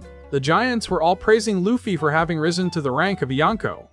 They also brought up how Luffy and his crew were the ones responsible for taking down Kaido and Big Mom back in Wano. After that, everyone raised their glasses to toast to their enduring friendship. At the same time, Stanson introduced himself to Luffy. Luffy finally recognized Stanson as the giant who had been imprisoned at the Sabati archipelago alongside the Dark King, Rayleigh. Stanson felt that it must have been destiny at work when he heard that his own crew had joined up under Luffy's banner. Shortly after, the legendary giant hero Elder Jarul arrived at the party. He is one of the oldest living beings in the world at 408 years of age. Luffy was completely shocked to see what looked like a sword stabbing right through Jarul's head. Jarul explained that it was only thanks to the iron helmet he wears that he managed to survive. When he saw how much Luffy enjoyed eating moose meat, Jarl noted that most humans never get to see the surface world. Humans usually arrive and mistake the underworld for all of Elbaf, and as a result, they usually just end up running away in absolute terror. The Straw Hat crew continued to enjoy the festivities with the giants. Many of the giants were fascinated by Jinbei and Brooke, since they had never seen members of those races before. Meanwhile, Usopp began regaling the giants with tales of their many adventures, such as the time he supposedly defeated the demon Wadatsumi. At the mention of Wadatsumi, one of the giants noted that he was a legendary and fierce warrior among the giant races. At the same time, Broad was being forced by Girth to apologize to the Straw Hat crew. The Straw Hat crew is in the thick of it. Interestingly, he seemed to find being cornered by his own crewmates quite amusing. Zoro, ever the Blot warrior, didn't hold back, flatly stating that if Usopp hadn't intervened, Road's head would have been separated from his shoulders ages ago.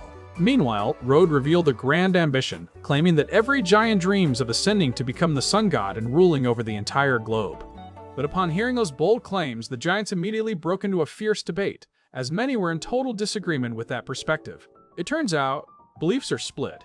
Some are convinced the sun god is a symbol of liberation, while others are fearful that Nika is actually a deity of pure destruction. One giant even chimed in with a different take, suggesting he's actually the god of laughter. Moving right along. Next, Jarl took the floor to shed some light for the Straw Hat Pirates. Within the deep lore of Elbaf mythology, there exists a sacred text known as the Hlai, which is inscribed in an ancient tongue that remains a mystery to translators. Because of this, countless theories have popped up. According to these legends, the world has actually faced total annihilation twice before. And as Jarul continued his explanation, an ancient depiction of Nika from the Elbaf legends was revealed. Now, this artwork looks quite similar to the mysterious silhouette we heard about from Who's Who, but it offers far more detail. This version of the sun god shows him with long, curly white hair, and he's surrounded by ethereal white clouds that seem to drift lazily around his neck. It's strikingly similar to Luffy in his Gear 5 form. Nika is shown wearing a simple loincloth, wielding a sword in one hand and a shield in the other. The big question remains, will this figure be the ultimate hero who saves the world from ruin, or a harbinger of doom bringing catastrophe? But make no mistake, once this person makes their grand entrance, the world is going to undergo a massive, irreversible transformation.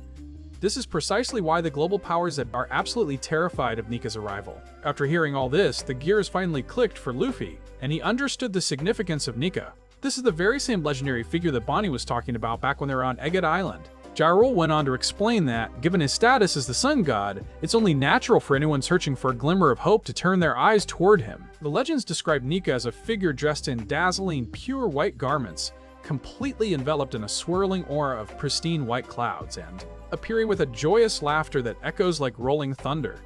This uncanny resemblance is why everyone keeps insisting that Luffy is the spitting image of that deity.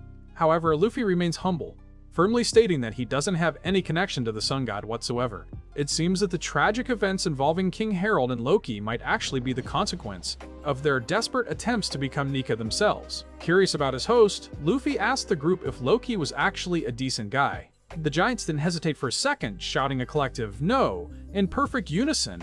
They then began to recount the endless list of cruel pranks and the absolute mayhem that Loki had unleashed throughout the past. He is widely known as the Cursed Prince. Believe it or not, King Harald had received a grim prophecy long before Loki was even born, warning him that he would eventually be slain by his own son. The trouble started early. Right after he was born, Loki managed to kill the royal family's prized lucky horse. And during that very same year, Big Mom took the life of the legendary and mighty warrior Jarul. From then on, a string of natural disasters relentlessly battered the kingdom. To make matters worse, even the queen passed away just a year after Loki's birth. Using his royal authority and fueled by his horrific personality, he transformed the underworld into his personal playground by viciously slaughtering or taming the most ferocious beasts using his own overwhelming physical strength. If that wasn't bad enough, Loki decided to unleash these monsters directly into the village when he was a mere 10 years old. Talk about a terrifying childhood. On top of that, Loki had a nasty habit of burning things down and destroying everything in sight. His so-called jokes were so lethal they put the lives of countless giants in danger too many times to keep track of. Jarul even revealed a gruesome detail. He actually had a sword driven through his head while he was trying to stop Loki from murdering his own father. After the assassination of King Harald, Loki fled to the open seas to spread even more chaos across the world. However, his run ended 6 years ago when he was captured by red-haired Shanks and brought back to Elbaf. Luffy's eyes lit up with excitement at the mention of his mentor's name, while the giants were busy discussing Loki. Zoro couldn't help but notice that Luffy was acting a little bit strange. Because of this, the two of them pulled away for a private chat on the outskirts of the village. When he heard about the deal his captain had struck with Loki, Zoro didn't seem all that shocked. Nevertheless, the person they were currently talking about is a notorious Kingslayer who's despised by every single person in the country. Zoro warned Luffy that he shouldn't trust a single word that comes out of that man's mouth. But on the flip side, Loki claims to have intel on Shanks, and we all know how much Luffy wants to reunite with him. Luffy decided that if Loki turns out to be a liar, he'll just land a massive punch right on that guy's face. Judging by the stories the giants told, it's highly probable that Loki is a crafty and manipulative trickster. Still, it's impossible to be 100% certain about his character, not unless Zoro goes to see him in person anyway. While Luffy and Zoro were trying to be all secretive and sneaky, Nami suddenly burst onto the scene to catch the duo in the act and demand they spill their secrets. In a bold move, Zoro decided that he was going to take the key and unlock Loki's handcuffs, just so he could see exactly what kind of sinister plot the prince was cooking up. Luffy felt grateful for his two reliable crewmates, but he was totally confused as to why there was a random stranger tagging along with them. It turns out that Luffy, Zoro, and Nami were actually traveling on a small boat, and Road was the one doing all the rowing for them. Even after getting shocked by Nami's electricity, Road was still desperate to become her humble servant. Road confidently claimed that he's Nami's #1 servant, pushing Sanji down to 2nd place. For him, the absolute highest honor is simply being allowed to follow Nami around. Since they're both navigators, he feels a connection, but Nami wasn't having it. She looked him straight in the eye and told him to stop trying to act close to her. Nami made it clear she wants him to keep his distance. Furthermore, the only reason she even agreed to head toward the castle was the tempting prospect of snagging whatever treasure is hidden inside. The scene then shifts back to the underworld, where 2 mysterious figures have located Loki. It turns out they've come to Elbaf with a specific mission. They were there to recruit Loki into the Holy Knights.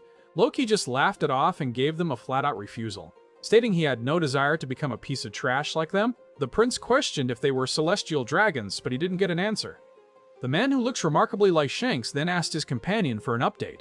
The Shanks lookalike wanted to know what intelligence they had gathered on Loki so far. She reported that every single spy they sent to Elbaf had been targeted by a massive crow and vanished without a trace. Because of this, they were completely in the dark regarding any potential weaknesses Loki might have. With zero information on Loki, the mysterious woman finally cast off her cloak to reveal her face. Her name is Gunko, a prominent member of the Holy Knights. Her unique ability allows her to transform her long-sleeved coat into specialized bandages, shaped like arrows, which she can use with lethal precision. She can control these bandages with total freedom. Gunko gave Loki a chance to speak his mind, but all she got in return was pure disrespect and insolence. Losing her patience, she decided right then and there that Loki needed to be eliminated. Seeing her anger, the man who resembles Shanks tried to calm her down. He urged Gunko to keep her cool, but suddenly, a massive wolf lunged out from behind them. Loki didn't hesitate to order the beast to tear the 2 holy knights to shreds. Gunko reacted in a flash, expertly using her bandages to wrap tightly around the wolf's throat. She hoisted the poor wolf high into the air, ignoring Loki's desperate cries for his companion. The man accompanying her then gave Loki a choice, asking if he'd change his mind about joining them if they spared the creature. Loki just stared back at Gunko and this fake version of Shanks with a look of pure defiance. While the wolf was being strangled right in front of him, Loki remained defiant. He basically told them that if that's the kind of deal they wanted, then his friend's tragic fate was sealed. He bid his companion to rest in peace, acknowledging the immense anger and sadness he felt. However, as a true warrior, he refused to lose his composure in the face of death. Even in the face of inevitable death, these soldiers remain unnervingly calm. But I will consume this overwhelming rage and bring destruction upon the entire world. Meanwhile, Luffy, Zoro, Nami, and Road are making their way toward the ancient Oss castle located in the western village. Road begins to explain the history of the place, noting that this fortress hasn't been put to use since. He was quite shocked to find the main entrance heavily damaged and the guards nowhere to be seen. Zoro, having a keen eye for detail, pointed out that the front doors looked like they had been blasted open from the inside. As the group stepped through the wreckage and into the courtyard, they found the entire area in a state of total ruin. Road noted that these were the scars of the brutal battle that went down when Loki killed King Harald. Zoro commented that whatever forces caused this level of destruction must have been incredibly violent. Road continued to fill them in, reminding everyone that while Loki is a literal monster, King Harald was also legendary. Loki is definitely a beast. But you have to remember that King Harald was renowned as one of the greatest warriors of his time. The moment those two powerhouses started clashing, the castle's fate was pretty much sealed. There was no way it was coming out of that in one piece. Luffy looked around with a sense of awe at the sheer scale of the ruins, but Nami was definitely getting the creeps from the whole place. As they moved deeper into the castle interior, they found it was in even worse shape. Scattered across the floor were the skeletons of numerous giants who had clearly met a violent end. It's estimated that over 100 giant warriors were slaughtered by Loki on that fateful day, leaving Zoro and Loki as the only ones to walk away. While wandering through the carnage, Luffy noticed a horned skull that looked just like Oars. Road explained that a small number of giants still carried the bloodline of the ancient giant tribe. While some giants had that ancient lineage, he clarified that there are no pure-blooded ancient giants left in the world today. Soon, they came across a portrait of King Harald hanging on a wall. He was depicted as a bald, formidable giant with an incredibly thick, dark beard and mustache that gave him a fierce appearance. The king had 2 distinct scars on his head and a lion tattoo across his face, somewhat similar to Ripley. According to Road's stories, King Harald was actually a man who valued peace above all else, always striving to build diplomatic bridges between Elbaf and the other nations of the world. He was widely considered the greatest monarch Elbaf had ever known, and even Luffy had to admit that the guy looked impressively powerful in his portrait. Road went on to mention that the unusual marks on the king's head were actually the spots where he had once had horns, a trait inherited from his ancient giant ancestors. the king had actually pulled out his own horns because he felt they were too strong a reminder of the era of constant warfare. Road then dropped a bombshell. Hadradin is actually Loki's half-brother. He was born to King Harald and a different giant woman before the king eventually married Loki's mother. Hadradin's mother never became the Queen of Elbaf because she was originally from a different country. Unfortunately, she faced a lot of prejudice because many people in Elbaf were obsessed with keeping their royal bloodline strictly pure and domestic. Hearing this, Zoro asked why Road chose to follow Hadradin if he wasn't considered pure-blooded. The obsession with blood purity in Elbaf was quite intense. Road explained that as a kid, he was constantly picked on and bullied for being an otaku type. However, Hadradin was the one who saw potential in him. He was genuinely impressed by Road's incredible map-making skills and decided to befriend him when no one else would. Road also shared that Hadradin himself had to endure a massive amount of disrespect and insults throughout his life, all because he wasn't seen as a pure giant by the narrow-minded people of Elbaf. Hadradin's ultimate dream is to become the king of all giants and bring every single tribe together under one banner. Just then, Luffy noticed some fallen guards lying on the floor. Meanwhile, the scene shifts back to the underworld where things are getting bloody. Loki is currently in a bad way. Gunko is absolutely using her powers to pummel Loki without mercy. She's even enlarged her footwear using her arrow-based abilities to give herself extra height, making it easy to rain down blows right on Loki's face.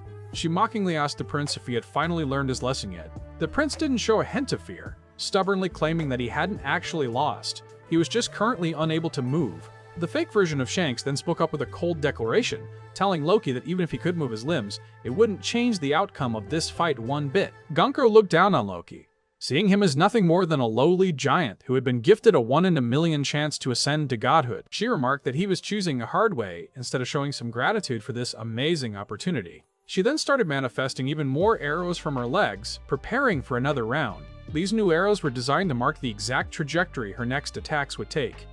Loki was visibly annoyed as he realized what was coming next. Gunko planned to deliver a high-speed, accelerated kick directly to the right side of his face. She predicted that as his head tilted from the impact, she would follow up instantly.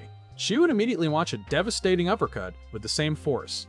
Loki sarcastically thanked her for the heads-up about the attack. For Gunko, these arrows represent a predestined path for her future actions. In her mind, she's declaring a form of unavoidable violence that she believes cannot be stopped. She thinks her attacks are inevitable, but there's always a chance to block them. She gave Loki one last chance, asking him point-blank if he was going to join the Holy Knights or not. The prince didn't even have to think about it. His final answer was, of course, a resounding no. Without skipping a beat, Gunko launched her assault exactly as she had described. It started with a lightning-fast kick aimed right at the side of Loki's face, which she immediately followed up with a powerful, bone-shattering uppercut that sent him reeling.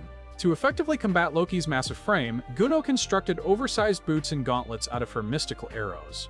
Under the weight of her relentless barrage, the cursed prince finally lost consciousness. It wasn't just him, though.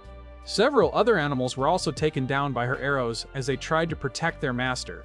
As those loyal creatures fell, the fake version of Shanks finally decided to drop his hood and reveal his true identity.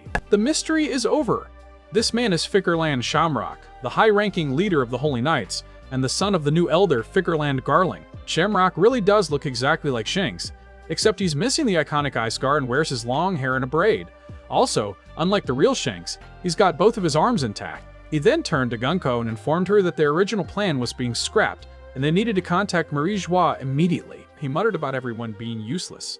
Having hoped for a much smarter outcome than this, Gunko was on the same page, doubting that simply killing Loki would solve anything. She wondered if their current situation was tied to the deep-seated religious beliefs held by the giant tribes. As we suspected, Gunko is a devil fruit user, specifically the Aro Aro no Mi. This fruit grants her the power to create and manipulate arrows at will, effectively making her an Aro human. Meanwhile, Shamrock stared down at the unconscious Loki with a very judgmental and cold expression. He's determined to subjugate the ferocious people of Elbaf, the same ones who once dominated the New World in ancient times, and turned them into pawns for the world government. As the two knights prepared to leave, Loki managed to muster enough strength to start pulling himself up. Loki struggled and demanded to know if Shamrock had any connection to the pirate red-haired Shanks. He pointed out the massive contradiction. A notorious pirate and a celestial dragon should be worlds apart.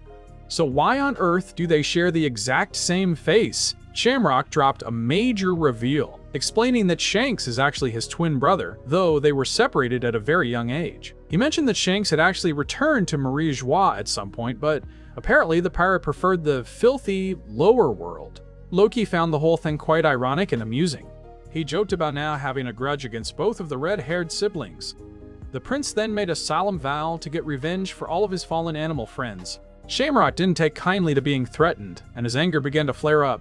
Gunko noticed this and spoke up. She urged her superior not to waste any more time on someone like Loki. Shamrock actually agreed that he didn't want to get his hands dirty. Instead, he unsheathed his sword and called out for Cerberus. In an instant, a gargantuan three-headed dog materialized right from the blade itself. This Cerberus creature had a similar vibe to Moria zombies, but it was way more terrifying. Dark clouds swirled around its neck, and to make it even deadlier, it had a sword protruding from each of its 3 mouths. It was truly a nightmare-inducing sight. Loki was absolutely stunned by the bizarre and menacing scene unfolding before him. Meanwhile, Gunko was busy using her arrow powers to craft a large bird made entirely of ribbons. Before they took off, Shamrock commanded the 3 heads of the Cerberus to detach and fly off from its body. The rest of the creature's body reverted back into a sword. Shamrock then hopped onto the ribbon bird and began to fly away, taunting Loki one last time. He told the prince that if he somehow managed to survive, he was more than welcome to come find him for his revenge. Loki felt like he was being played. He knew that if that freakish weapon actually connected, his chances of survival were slim to none. Right on cue, the 3 Cerberus heads, still clutching swords in their jaws, began spinning through the air and charged straight at Loki with incredible speed. In a flash, all 3 heads drove their blades deep into the cursed prince's body. Loki let out a gut-wrenching scream of pure agony, venting his intense hatred for those arrogant celestial dragons. As they were flying away from the underworld, Shamrock remarked that fully suppressing the giants right away was going to be a real challenge. He suggested they should probably start by kidnapping the giant children first to gain leverage. To pull off a plan like that, he noted they'd need to call in some reinforcement. I wonder who that could be. Meanwhile, back at O's castle, Luffy and his crew were questioning some of the guards they'd found. Luffy was getting pretty heated because the guards were claiming that they had been attacked by red-haired Shanks himself. He just couldn't wrap his head around the idea of Shanks doing something so uncharacteristic. To Luffy, Shanks has always been the ultimate cool and respectable figure. Nami couldn't help but giggle at how worked up her captain was getting. She teased him about his unwavering faith in Emperor Shanks. Luffy shot back with a firm, "Of course," comparing his feelings to how Nami would feel if someone started talking trash about her mother, Belmare. The giant soldiers, however, weren't entirely sure about the identity of their attacker. They mentioned that the guy looked just like Shanks, or maybe it was his brother. Luffy mused that if Shanks did have a brother, he surely couldn't be a bad guy either. He realized he'd never actually heard Shanks mention anything about having a family before. It seems like Shanks has been living on pirate ships ever since he was a little kid. Luffy always just assumed that the Roger pirates were his real family. Well, everyone except for that clown Buggy, of course. While all this was going on, a mysterious figure was approaching O's castle. This newcomer is the same man who was seen sharing a drink with Dr. Crocus back at Twin Cape, making it very likely he's a former member of the legendary Roger Pirates. Elsewhere, Frankie was busy examining the treasure tree atom alongside Ripley. They were standing in front of a massive mural carved directly into the ancient wood. Ripley believed these were drawings made by children ages ago, which have since fossilized and become an inseparable part of the tree's bark. This mural carries significant historical weight. It's actually recognized as one of the country's most important cultural heritage sites. Experts estimate that the drawings date back roughly 800 to 900 years, which would place them right in the middle of the Void Century. Frankie was pretty blown away by this and immediately wished Robin was there to see it. However, Frankie noted that the artwork seemed a bit off. The figures didn't quite look like giants. Ripley agreed with his observation.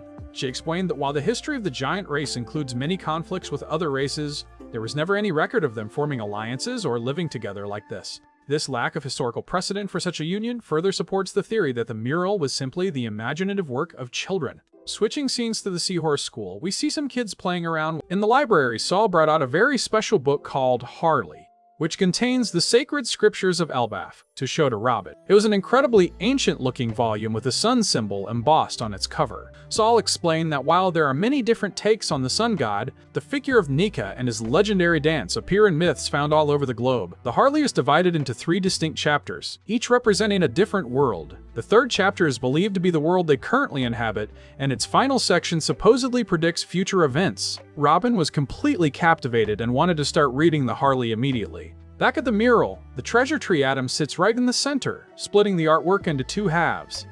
Hovering above the tree is a terrifying winged monster with fire billowing from its maw. Looking at the right side of the mural, there's quite a lot to take in. One section depicts a massive city under siege by a gargantuan serpent. On the other side, there's a large vessel carrying a king, several angels, and various animals.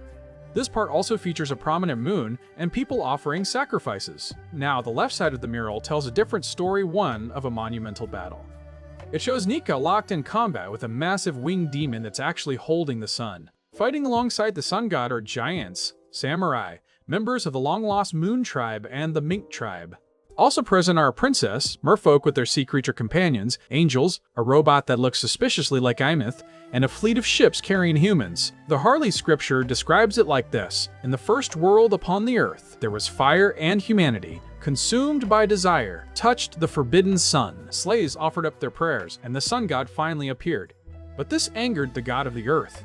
Using hellish fire snakes, they plunged the entire world into a dark abyss of death and shadow, ensuring that people could no longer find one another. In the second world, born from the void, life began to breathe once more, but the forest god unleashed demons upon the land. The sun itself became a source of conflict, sowing the bitter seeds of war everywhere. The people of the crescent moon then experienced a profound dream. Humans tried to ascend to godhood by destroying the sun, which triggered the absolute fury of the sea god, once again separating everyone. Now, in the third world, chaos and emptiness rule. A sorrowful darkness clings to the memory of a promised day, listening intently for the sound of the moon shattering into pieces. The sun god dances and laughs, guiding the world toward its inevitable conclusion. But the prophecy promises that the sun will return, ushering in a brand new dawn where everyone will finally be reunited. Back inside Oz Castle, the giant guards were clueless about Loki's key. They had no idea where it was kept, so Luffy and his crew had to keep searching on their own. It was a daunting task, given that the castle is absolutely humongous. It seems like only Jarul and the older giants know where the key is hidden, and there's no way they're letting Loki loose. After wandering around for quite some time, they finally stumbled upon the throne room and decided to check it out. Inside, they found a scene of total devastation with signs of battle everywhere you looked. The ceiling was completely caved in, and everything was smashed to pieces. Then they noticed something weird. A massive magic circle drawn on the floor. Nami got a bad vibe from it, wondering if it was used for some kind of demonic summoning ritual or something equally sinister. Road was absolutely terrified, unable to fathom why something so dark would be in the royal palace. Luffy, however, thought the circle looked awfully familiar, reminding him exactly of the marks left when the five elders appeared on Egghead. Suddenly, a mysterious voice called out Luffy's name. The voice claimed it had been waiting to meet him, which sent shivers down everyone's spine. They started wondering if they were hearing a demon or the restless spirits of the dead. Overcome by fear, Road tried to bolt for the exit as fast as his legs could carry him. Just as he was fleeing, a massive axe came flying toward him, forcing him to toss Luffy's group aside to avoid the impact. Luffy managed to catch Nami midair before handing her off to Zoro for safety. That's when Luffy spotted it. Someone was actually sitting right there on the throne. Road immediately recognized the figure on the throne as San, a former pirate and a current resident of Elbaf. This veteran warrior had sensed an incredibly strange and powerful haki emanating from the castle earlier. Although that mysterious presence had since vanished, he managed to find Luffy's group in its place. Rumors have reached his ears that Straw Hat Luffy is the one who took down the monstrous Kaido. That news makes San eager to visit Wano country once again after all these years. Meanwhile, Road explains that San is actually the husband of Ripley the teacher and the father of the Colon. San lets out a hearty laugh when he discovers that Luffy's crew has already run into his wife and daughter. It turns out Colin possesses a strong lineage of giant blood. At the moment, Colin is only 20 years old. On the other hand, Ripley maintains a very youthful appearance despite already being 80. Yasan admits he never wanted to marry a giant because, with their long lifespans, he'd eventually be the one to pass away first. This revelation leaves Nami wondering how such a relationship even works. Curious about the biology of it all, Nami listens as Yasan hops down from his throne to chat with the crew.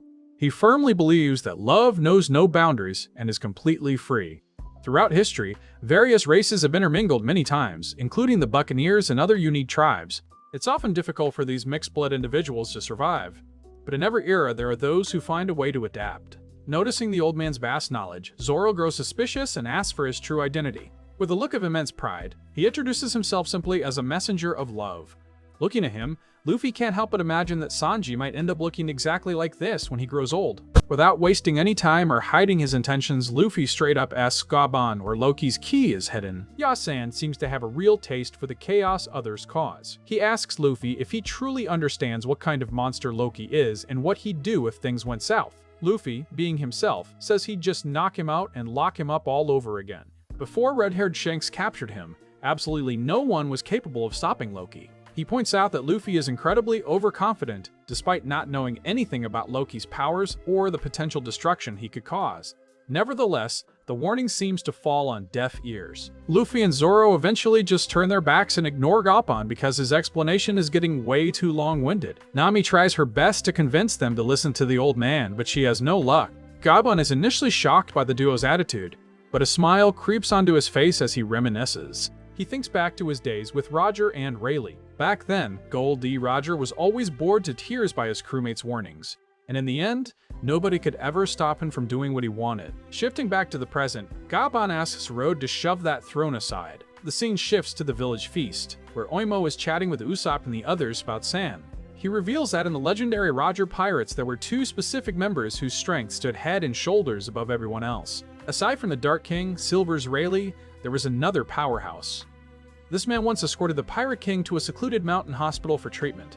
Unfortunately, they were surrounded by enemy pirates, but he single-handedly annihilated hundreds of foes using nothing but his two axes. By the time the battle ended, not a single tree was left standing on that mountain. Because of that incredible display of destructive power, he earned himself the fearsome nickname, the Mountain Eater. Back at the castle, a hidden tunnel is revealed as soon as Rod moves the throne. Rod then picks up Luffy and the rest of the group, carrying them down the stairs toward a secret treasure vault. Since San's hobby is exploration, it's no surprise he was the one to find this place. Nami is absolutely over the moon at the prospect of a treasure room. However, her excitement turns to bitter disappointment when she sees that the treasure is gone and the wooden chests are completely empty.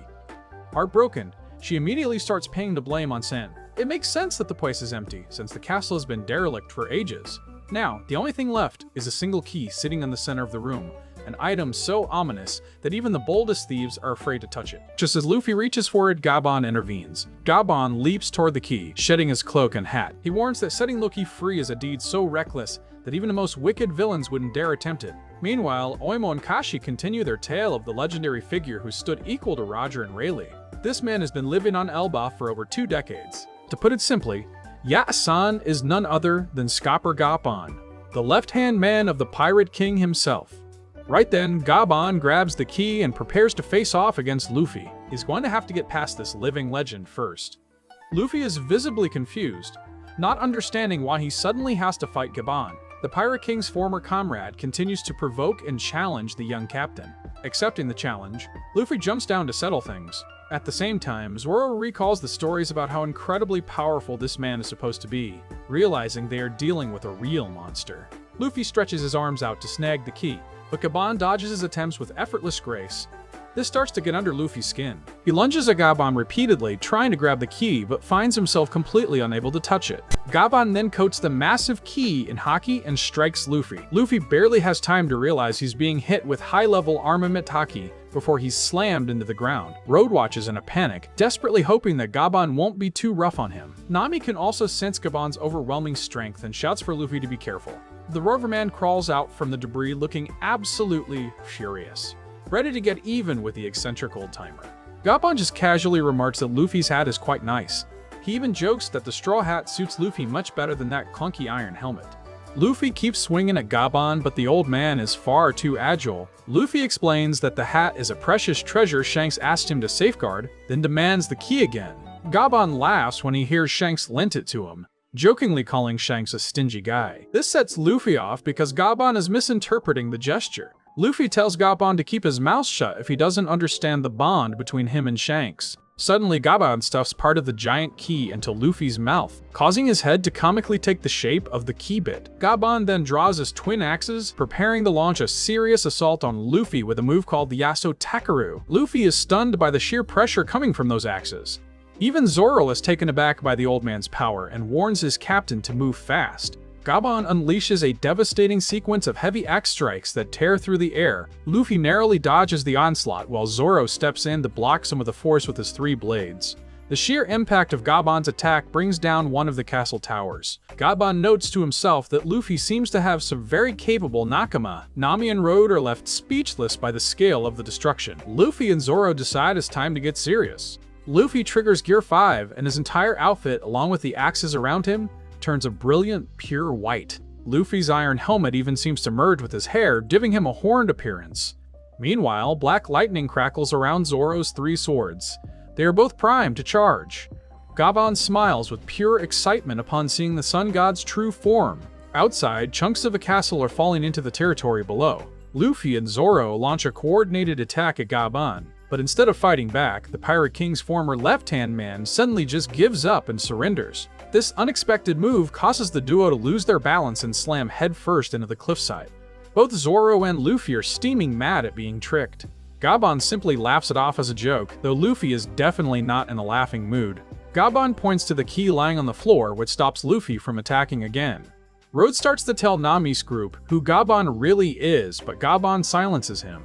He picks up his things and tells them that if ELBAPH is still standing when they leave, they should come find him. Naturally, Zoro and Luffy aren't too keen on following the advice of this weird old guy. They have zero desire to see him again, yet they still manage to offer a quick thanks for the key. Gaban just smiles and walks away.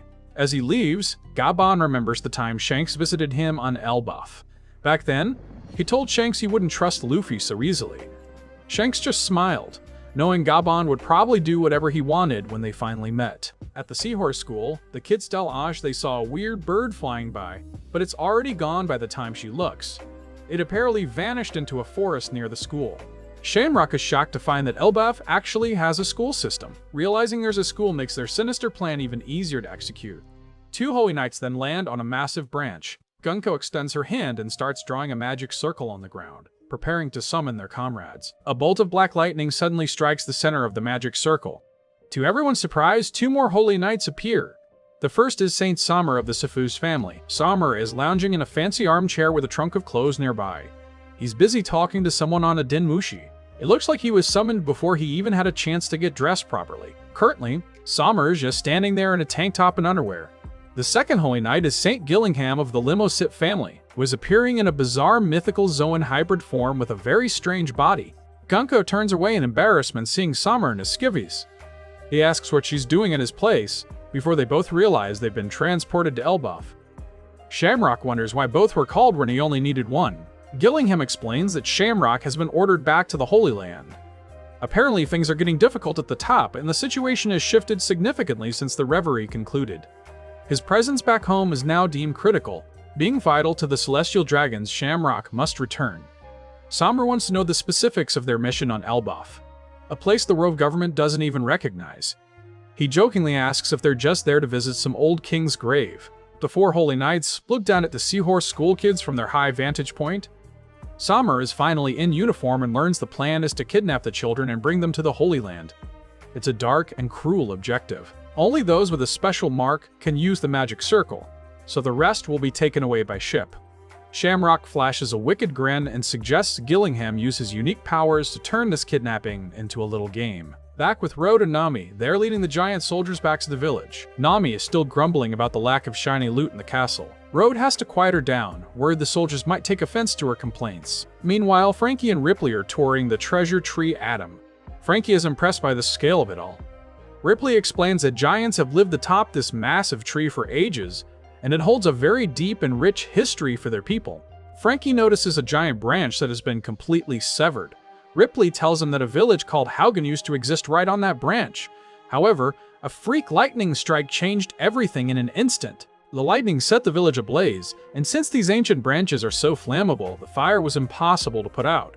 To save the rest of the tree, the people of ELBAPH had to make the hard choice to cut the entire branch off. It turns out fire and lightning are the only real weaknesses of ELBAPH. Shifting to the western village, Nami finds Usopp at the party, and let's just say he's already had way too much to drink. He's totally wasted. Usopp asks where Luffy and Zoro went, but Nami keeps quiet about their location. Just then, Lord Jarul approaches their table. In his drunken state, Usopp enthusiastically introduces Nami as the crew's resident genius navigator. Usopp then asks Jarul what his type is when it comes to women. The old giant hero calmly responds that he has a preference for older, more mature ladies. It's a bit of a surprising answer. Hearing this, Usopp jumps up and slaps the sword hilt on Jirul's head, which clearly hurts the old guy. Usopp's logic is that since Jirul is the oldest person around, there literally isn't a woman on Earth older than him. Nami sits with Jinbei, smiling at Usopp's drunken antics. She realizes that both Usopp and Luffy are finally living out their lifelong dream of visiting Elbaf, which explains why they are acting so wild and happy. Sanji notices Girth is missing from the festivities and goes to look for her. We see her with Road, who is trying to hide some giant guards he brought for her to treat. Girth senses something is up and tries to get the truth out of him. Girth ends up giving Road a good thrashing for being secretive. Meanwhile, in the underworld, Luffy and Zoro find Loki looking like he's on death's door. Luffy tries to break the chains, but they are made of sea prism stone, draining his energy. Luffy and Zoro start bickering about whether to free him. Zoro is adamant that it's too dangerous to just let Loki go without knowing who he really is.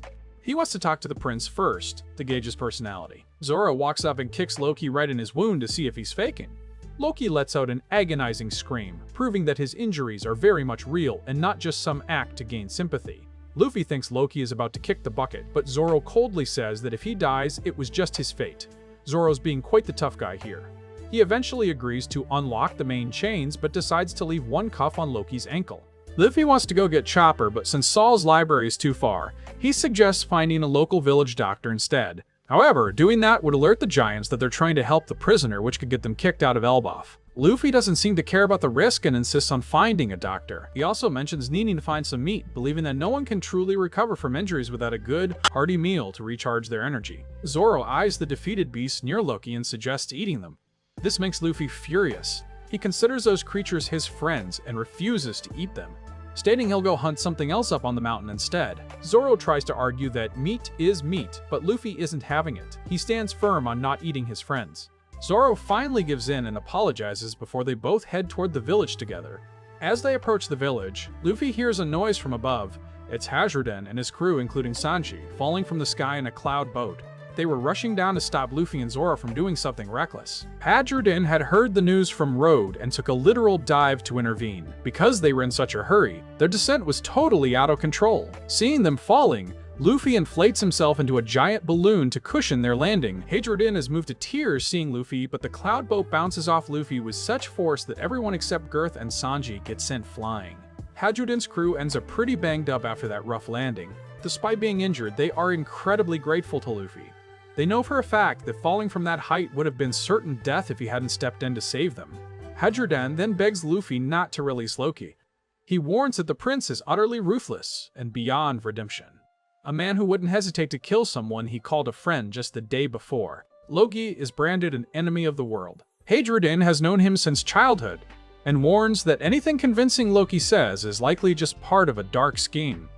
Unfortunately, it seems their warning has come a bit too late. Loki stands up behind them, looking absolutely livid. His size is staggering. Luffy looks like a tiny ant compared to this cursed prince. The new giant pirates are completely horrified by the sight unfolding before them. They scream Loki's name in terror. Luffy is shocked too, as he expected the guy to be unconscious. Hadjerdin glares at Loki defiantly, but the prince just smiles wickedly as he reaches for his weapon. Hadjerdin panics, begging Loki not to use his lightning hammer. Meanwhile, at the Seahorse School, a massive serpent named Jormungandr suddenly appears on the grounds, terrifying all the young giants who start crying out for help. The snake begins wrecking the school and attacking the terrified children. The teachers are baffled, unable to understand how such a monster could appear in the upper world. Just as the snake is about to devour a child, help arrives. Principal Kiba arrives just in time, swinging a massive hammer to knock the serpent back. Simultaneously, Saul appears on a high branch and delivers a powerful, hockey-infused punch that sends the beast crashing to the ground. The kids are in awe of their teacher's incredible strength. It turns out Kiba wasn't just a principal, he was once a member of the legendary giant warrior pirates, just like Saul was. They are true warriors. Saul wonders where this snake even came from. The children can't stop talking about how cool Saul and Kiba are, finally confirming the rumors that their principal was once a legendary fighter. Robin and Chopper emerge from Saul's massive beard. They ask him why a monster would show up here, but Saul is just as confused, as the upper world is usually only home to normal wild animals. Saul apologizes to the students for the scare, and they show their deep gratitude.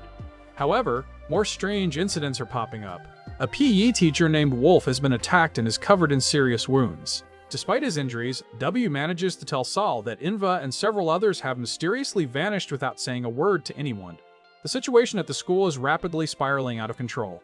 The child who was almost eaten recognizes Robin as one of Luffy's crew and recoils in sheer terror. Robin is puzzled, wondering if Luffy did something awful to the poor kid earlier to cause such a reaction. It turns out Luffy played a bit too rough with the kid before, which explains the bad impression.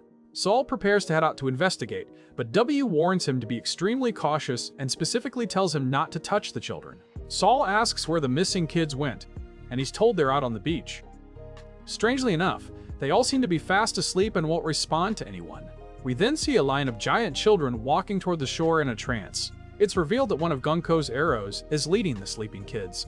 Warning horns are blaring across the country as more giant monsters emerge from the forest, leaving Saul and Kiba completely bewildered by the chaos. Suddenly, all the kids remaining in the school just collapse and faint. Chopper jumps in to examine them immediately. Principal Kiba realizes this is a national emergency and orders a full evacuation of the school at once. Back in the underworld, Loki stands before Luffy's group brandishing his massive hammer. He mocks them, asking if they really thought a single sea prism chain could actually hold back his true power. He's looking very confident. He tells them that if they actually want to save Elbaf, they need to release him immediately. He challenges them to see if his threats are just talk, or if he truly possesses the power to back them up. Hadjerding keeps begging him to stop. Luffy and Sanji are both getting annoyed by the prince's arrogant attitude. Loki continues to boast, claiming that if he were in their shoes, he wouldn't hesitate to let him loose, especially since things are about to get very destructive. Loki warns that fire will soon consume everything, striking an Elbaf's greatest weakness. He declares his intent to destroy it all, and then swings his hammer with incredible force against the treasure tree atom. Luffy, Zoro, Sanji, and the giants are horrified by the attack. As the hammer strikes the tree, a massive bolt of lightning descends from the heavens, hitting the exact spot Loki targeted and beginning to set the branches ablaze. Because of the intense heat, the surrounding vegetation was ignited, and consequently a significant portion of Elbaf's sunny realm erupted into dangerous flames. Within the nearby village, the inhabitants, the giants themselves, detected the blaze instantly. Furthermore, their ears picked up the loud, blaring sounds of emergency war horns echoing across the land, signaling dire trouble. Recognizing that fire posed an enormous and immediate threat to the entire land of Elbaf, Lord Jeroen wasted no time and promptly issued commands for all his people to ensure that the inferno was extinguished as rapidly as possible. Meanwhile, back at the Seahorse School, Anta revealed to both Sao and Kiba that the grotesque creatures they were currently witnessing were not entirely unfamiliar to her. She went on to elaborate, explaining that much earlier in the day, she had tasked the children in her classroom with an assignment to sketch out illustrations depicting the objects, beings, or concepts that cause them the deepest level of fear. Consequently, the children's artwork included terrifying depictions of beasts such as the mighty Finge, the monstrous Ramunga, the infamous Loki, and surprisingly, even a monstrous version of Nika. It felt eerily certain that the worst nightmares and anxieties of these young students were now manifesting vividly into reality before their very eyes. The Seahorse School was completely besieged by an immense legion of colossal monsters, creatures that bore a frightening resemblance to the drawings the children had just produced. During this chaos, Sao, Angie, and Kiba stood observing the approaching horde of monstrous entities as they advanced relentlessly toward the school complex, making their way through the dense surrounding forest. All three observers wearing expressions of profound disorientation and sheer panic. These animated nightmares were truly gigantic, comprised of terrifying forms, including a monumental dragon, a massive bear sporting a helmet, an enormous spectral bird, a deeply unsettling thunderstorm cloud, a spooky ghost, and a massive warrior skeleton, alongside a gigantic, fearsome wolf, a decidedly malevolent iteration of Loki, and a shadowy, dark version of Nika itself. Simultaneously, way in the distance, we find Gunko, Summer, and Killingham calmly surveying the entire chaotic scene. It appears that Shamrock has successfully made his way back to the Holy Land. The true orchestrator responsible for lulling the young children of Elbaf into this deep, dangerous sleep was none other than Killingham himself. His specific objective in this scheme was to expertly guide the hypnotized youngsters directly onto the waiting ship. Meanwhile, Summer casually turned his attention to Gunko, inquiring what particular terror haunted her the most. She responded with unreserved honesty, confessing that the singular thing she found most terrifying was Nika. Now let us return to the unfolding drama at the dramatic events transpiring near the Seahorse School. At this very moment, Saul is diligently attempting to catch up to the children who are sleepwalking along the shoreline. The adult figure wonders aloud about the mysterious white fabric that seems to be guiding these children, utterly unsure how they could possibly halt the procession. Robin, nearby, cautions Saul to proceed with extreme care, recalling that the physical education teacher had sternly advised all of them against making any physical contact with the sleepwalking children. However, relying on his own observations up until this point, Saul felt there was no genuine immediate cause for alarm, and so he resolved to attempt an intervention regardless of the warning. Consequently, Saul reached out and made a strong effort to seize the very first child in the silent line, only for the little girl to be instantaneously enveloped by unseen, sharp, thorny vines that were completely invisible to the naked eye. These painful thorns viciously struck Saul, causing him to instantly stumble and collapse onto the ground, his face contorted in an expression of sheer agony. Concurrently, Ainge was diligently relaying the distressing situation occurring at the school to the neighboring western village.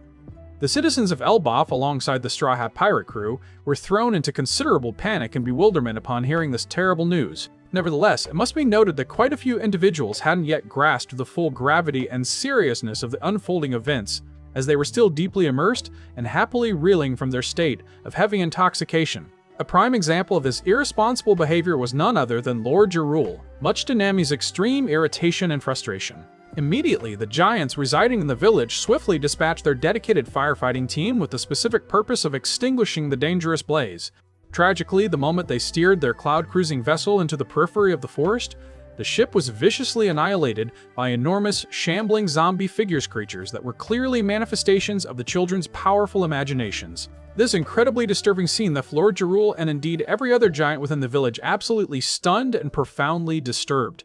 In a completely different location, the three holy knights were observed enjoying an exceptionally lavish meal at a sophisticated table, all the while casually monitoring and discussing the growing turmoil and confusion enveloping the Seahorse School. Samar found the spectacle hilarious and erupted into laughter upon witnessing the utterly bewildered expressions plastered across the faces of the giants, especially as they were attacked and pierced by the magical thorns. Noticing that Ganko appeared completely uninterested in his detailed commentary, Samar dismissively declared her to be a dreadfully dull and tedious woman. He then smugly announced that this entire scenario was, in his opinion, the perfect game.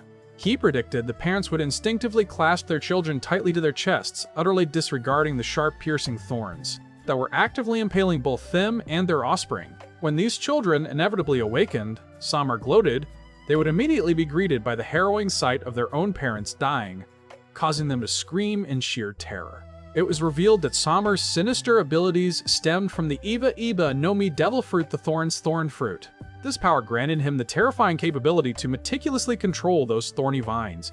Moreover, it was actually Ganko who had set the proper course for the children to follow, using her unique arrows as directional markers. Her specialized ability rendered the mighty giants utterly powerless, frustrating their attempts to prevent the youngsters from continuing their march. Separately, Killingham observed that the luxurious dining table was lacking a crucial seasoning, salt. He promptly brought this shortage to the attention of Samar, and without delay, he began channeling his esoteric magical power directly toward his teammate. Moments later, a curious dream cloud materialized directly above Samar's head, causing him to instantly drift off and fall into a deep slumber. Next, Killingham performed an incredible feat. He reached his hand right into the essence of Samar's dream and physically extracted the missing salt dish, pulling it out into the real world. The formidable devil fruit currently held by Killingham is the Jubuni no Mi, specifically the mythical unicorn model, classifying it firmly within the rare mythical Zoan devil fruit category. This incredible power grants the Holy Knight the godlike ability to fully materialize and bring into physical reality anything conceived within a dream.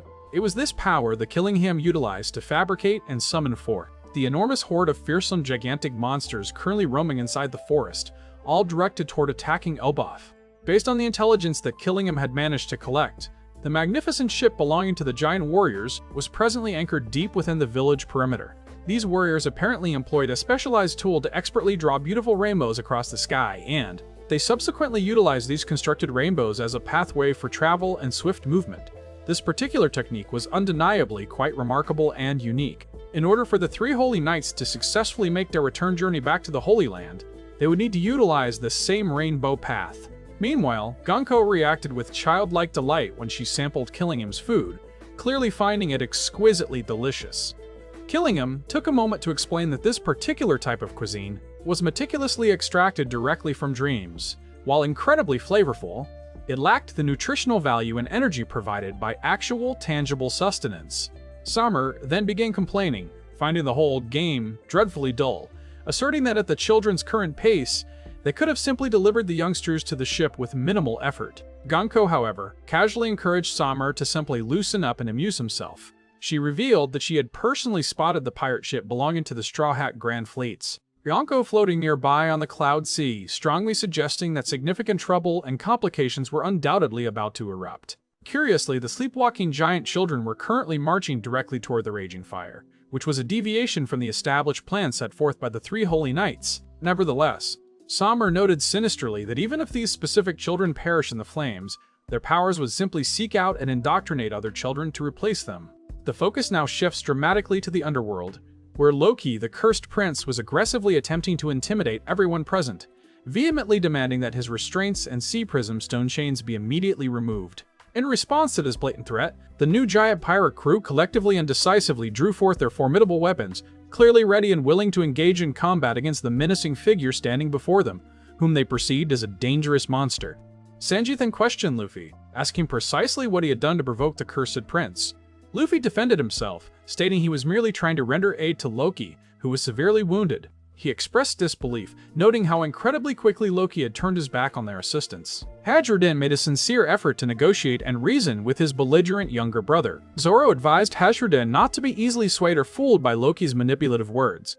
Luffy reaffirmed his prior commitment, stating he would certainly restrain Loki should the prince attempt any nefarious or treacherous actions. Recognizing the danger inherent in this situation, Hadradin strongly suggested that Luffy should halt his approach immediately. He warned Luffy that he risked being painfully electrocuted if he dared to move too close to Loki's formidable hammer. Luffy, being his typical self, completely disregarded this warning. Subsequently, he launched himself high into the air and utilized his devil fruit power to dramatically inflate his entire right arm. Following this preparation, the rubber captain delivered an absolutely resolute and powerful punch directly against Loki's body, an impact that instantly caused the prince to tumble violently to the ground, immediately falling into unconsciousness. Loki was now hovering perilously close to death, just as Zoro had shrewdly hypothesized. He had only been putting on a facade of bravery and making aggressive demands in a desperate attempt to break free of the restricting sea prism stone handcuffs, after which he would likely flee and collapse somewhere distant. However, the tragic truth was that even if he had managed to escape, Loki could not have survived for long due to the excessive amount of blood he had already lost. Luffy, exhibiting his innate compassion, earnestly pleaded with the giants to intervene and save Loki's life. He passionately stated that he could never stand idly by and permit anyone to perish, irrespective of the person's character or background. Given this fervent appeal, Gerd and the other giants present felt compelled to reluctantly consent to treating Loki's severe injuries. Gerd immediately voiced her doubt, stating she had no idea when Loki might be capable of a full recovery. She estimated that it could potentially take an entire month or even longer. She insisted that if they were genuinely committed to providing treatment for the disgraced prince, they absolutely could not leave him unattended in such a vulnerable location. Yet, the brutal reality remained: if Loki were transported back to the main village of Elbaf, he would face immediate execution without hesitation. Luffy, ever curious, questioned whether Loki was truly as universally despised and vile as the others were claiming him to be. Hadradin emphatically reaffirmed his opinion, stating once more that Loki was a worthless and hopelessly despicable scumbag. Luffy then climbed up to sit upon one of Loki's massive horns, quickly realizing that the horn was completely authentic. He recognized this feature as belonging specifically to the lineage of the ancient giant race. These magnificent appendages had been inherited by Loki from his royal father, King Harald. Following this observation, Hadradin became lost in a painful recollection, thinking back to his own childhood with Loki. The flashback begins with a tender scene of King Harald conversing earnestly with his two young sons. The king expressed his deep desire and hope that both Loki and Hadradin would join forces and collaborate effectively to ensure the continued growth and prosperity of Elbaf, mirroring the dedication he himself provided. The scene then shifted abruptly to a painful memory. Loki effortlessly defeating Hadradin using his massive iron mace. Loki sneered, declaring there was absolutely no chance he would ever accept such a weakling, a diminutive, frail boy like Hadradin to be considered his elder brother. Loki further taunted him, asserting that Hadradin was merely a bastard child, definitively not the true, legitimate son of the king, and consequently he would never ever be allowed to inherit the glorious throne of Elbaf. Transitioning sharply back to the present moment, Hadradin was consumed by an intense burning rage and seized a nearby axe, fully prepared to take Loki's life. Witnessing their captain's violent intent, Road and Stenson struggled desperately, exerting all their effort to physically restrain him. Hadrudine bellowed that he had absolutely never, not for a single moment, forgiven this vile wretch for his past transgressions. He mercilessly insulted my mother and, worst of all, he murdered my father. At the same time, Loki suddenly regained consciousness and defiantly issued a mocking challenge to his older brother. "Go on then," Loki goaded. "You pathetic warrior consumed by the shadows of past grief. That petty, insignificant hatred has entirely dominated your weak mind. It has rendered you completely blind, preventing you from grasping the whole story. It is utterly preposterous that even you, my own brother, genuinely believe that I ever intended to commit regicide and murder my father." Confronted with Loki's scathing accusations, Hadrudine's fury only intensified further. The perspective now shifts to Frankie and Ripley. They are currently making their way toward a truly bizarre structure, one that clearly appeared to have been constructed using the massive remains of an ancient, colossal robot. The uppermost section of the building strikingly resembled the head assembly of this antique automaton. The entirety of this unusual location was heavily overgrown and enveloped by various types of flourishing plant life. Frankie, ever the enthusiast for technology, was overcome with tremendous excitement upon observing the spectacular and futuristic sight directly in front of him. Nonetheless, the cyborg technician felt utterly perplexed as to why such an incredibly technologically advanced structure would be found specifically within this nation, renowned solely for its traditional warriors. Inside the building, Lilith and Bonnie were already present. Both young women expressed their mutual agreement that this location was undeniably magnificent and utterly fantastic. Frankie immediately questioned how the duo had managed to locate this hidden spot, only to receive the simple explanation that they had merely gotten lost during their travels. Ripley expressed genuine relief and considered it a stroke of great fortune that they had encountered Lilith and Bonnie right here, especially since recent announcements had clearly stated that the surrounding forest area was no longer secure. Utilizing her extensive knowledge and experience, Lilith confidently theorized that this particular ancient robot must be, conservatively estimated, over 3,000 years old. Hearing this astounding figure, Frankie was visibly shocked, commenting on how 3,000 years represented an almost incomprehensible expanse of time in history. Ripley readily confirmed longevity, emphasizing that even the long-standing inhabitants of Elbaf themselves were entirely unaware of the true nature or origin of this monolithic structure. Lilith, finding the ancient robot extremely valuable for her research purposes, declared that she intended to completely relocate her base of operations directly to this spot. Frankie eagerly rushed ahead inside the strange structure, keen to begin his detailed tour and inspection, when Bonnie suddenly let out a piercing, startling shriek. The reason for her alarm was immediately apparent. Hovering directly behind them was a terrifying gargantuan thunderstorm cloud, which was recognized as one of the materialized fears harbored by the children of Elbaf. Shifting back to the western village, the local giants were currently engaged in a brutal battle against the massive, armored skeleton monster. They frantically questioned what this terrifying entity was and how it could possibly be linked to the private nightmares and imaginations of their children. They lamented that their revered tribal chiefs absolutely should have been present at the scene to take charge and establish control over the volatile situation. But before that, they had drunk too much and were currently too intoxicated, resting idly inside the communal bathhouse. Upon catching sight of the gigantic creature, questioning whether the monster might somehow be a massive, oversized manifestation of his own deep-seated fears. On the other hand, the protective giants of the village adamantly refused to permit the Straw Hat pirate crew to participate in the fighting, justifying their stance by saying the Straw Hats were honored guests visiting their home. Separately, Usopp actually did try to volunteer his services, offering to fight side by side with the giants. Amusingly though, he only mumbled the offer timidly under his breath. Jinbei observed this behavior and found his crewmates' contradictory actions to be utterly baffling and confusing. Furthermore, the small boy Cullen was also explicitly forbidden from engaging in the combat, purely because he was considered far too young. Even the fact that Cullen happened to be Gaban's son made no difference. Rules dictated that all children must be quickly moved to a secure location. Meanwhile, Nami swiftly sought out Lord Jarul and personally escorted him to the location where the soldiers' giants had been viciously attacked by Shamrock and Gunko. The navigator then proceeded to inform Lord Jarul about the recent intruders who had managed to infiltrate Oss Castle. She specified that one of the individuals bore an uncanny, exact resemblance to red-haired Shanks, and both trespassers wielded phenomenal, extraordinary powers. Jinbei, offering his general wisdom, suggested that if any strange or inexplicable phenomena were observed anywhere across this world, their first and most pragmatic explanation should be to attribute the cause directly to the effects of devil fruits. Jarul promptly issued a royal decree for a nationwide alert, formally declaring that two human-sized hostile individuals had illegally infiltrated the sovereign territory of Elbaf. He commanded that any and all discoveries or sightings concerning these intruders must be reported back to him without any delay. Analyzing the sheer volume and varied nature of the bizarre phenomena unfolding across the island, put forth his theory that there was a strong probability that they were facing significantly more than just two enemies. As a person who holds an intense affection for children, Nami declared with absolute certainty that she would never, under any circumstances, forgive anyone who harbored intentions of kidnapping children.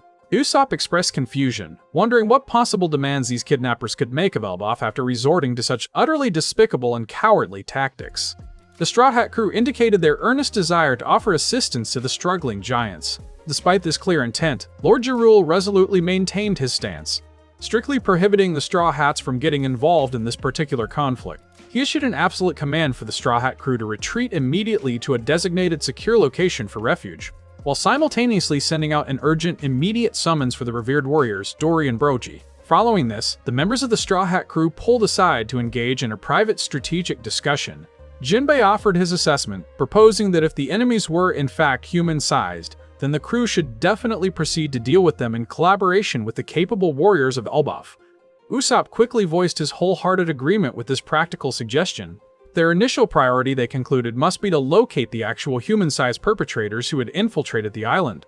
However, given the truly immense scale of Elbaf, the task of tracking down the minuscule enemies seemed daunting and exceptionally challenging. Concurrently, Nami's attention was drawn to Colin, the young boy, who was busy carrying his personal effects and provisions onto his diminutive cloud boat, which he kept nearby. The young Colin declared that the Straw Hats were welcome to ride along on his vessel, provided that he was recognized and installed as the rightful captain. Nami was utterly charmed by Colin's serious demand, smiling genuinely and warmly in response to his adorable assertion of authority. The entire crew happily accepted his proposition, and together with a determined young boy, they climbed aboard the small cloud ship, setting sail directly toward the site of the ongoing conflict. "Onward we go," declared their new temporary fleet, the Colin Pirates. The camera transitions now to the deep forest, where the trio of holy knights remained casually seated around their overly opulent dining table. Simultaneously, critical public service announcements broadcast by the giants were resounding throughout the entire nation, explicitly confirming the presence of human intruders distinct from the Straw Hat pirates who had been discovered lurking within Oz Castle. These confirmed presences were deemed to be hostile enemies with unequivocally malicious intentions given the current chaos. Spotting Gunko completely absorbed, listening to music through her headphones, Summer erupted into loud, mocking laughter once more. He playfully suggested that the young woman was engaging in her usual post-dinner ritualistic activity. Gunko quickly and sharply refuted his claim, emphasizing that this practice was absolutely not a ritual, it was merely a cherished hobby and personal enjoyment, as she loved engaging in. Summer conceded the point, agreeing that her chosen pastime was not too terrible. He even revealed that Gunko's current favorite track was New World, a sensational tune widely recognized as one of the finest compositions by the resident Straw Hat musician, known professionally as Soul King Brooke. Perceiving that Summer appeared to be moving toward making some sort of critical judgment regarding Gunko's taste in music, Killingham immediately intervened, shutting down the conversation before it could escalate. Having exhausted his immediate topics of conversation, Summer reverted to his default state, continuing to deride and openly mock the struggling efforts being made by the colossal Elbaf warriors. We pivot now to the chaotic scene at the Seahorse School, where Saul has strategically placed himself before the line of approaching children, clutching a shield in each of his hands. His intention was that by using the shields, he could shield himself and prevent the invisible thorns from piercing him while he attempted to physically halt the sleepwalking children. Both Robin and Chopper were enthusiastically cheering Saul on, providing relentless encouragement. "You've got this, Uncle Saul. Keep trying, you'll definitely succeed." Saul surmised that the children were strictly adhering to the directional guidance being provided by the mysterious white cloth, but the critical problem was that this cloth was currently directing them straight toward the immense raging inferno. If they maintained this course, the youngsters would undoubtedly perish, prompting Saul to resolve that he must intercept and halt the children's progress, no matter the personal cost. At that exact moment, the very first girl in the somnambulist line successfully ceased her movement immediately after coming into contact with one of Saul's large shields. Unfortunately, the second child in the procession followed too closely and instantly collided violently with the girl who had just stopped. As a consequence of this collision, both children were viciously stabbed by the unseen magical thorns, causing them to immediately start screaming out in intense, searing pain. This sudden, painful reaction was an utterly unforeseen consequence for Sal, Robin, and Chopper, leaving all three of them in a state of extreme distress and panic. The insidious nature of this trap was undeniably terrifying and utterly monstrous. Robin quickly asserted that it was absolutely vital for them to uncover the identity of the person responsible for creating this wicked mechanism. Saul swiftly devised a new plan, determining that he would utilize a length of rope to safely pull each individual child away from the line. He reasoned that by exclusively pulling the child positioned at the very end of the long procession, none of the children located higher up in the line would be subjected to the traumatic injuries from the thorns. Simultaneously, the gigantic Fenge monster abruptly materialized and launched an attack, intending to strike Saul.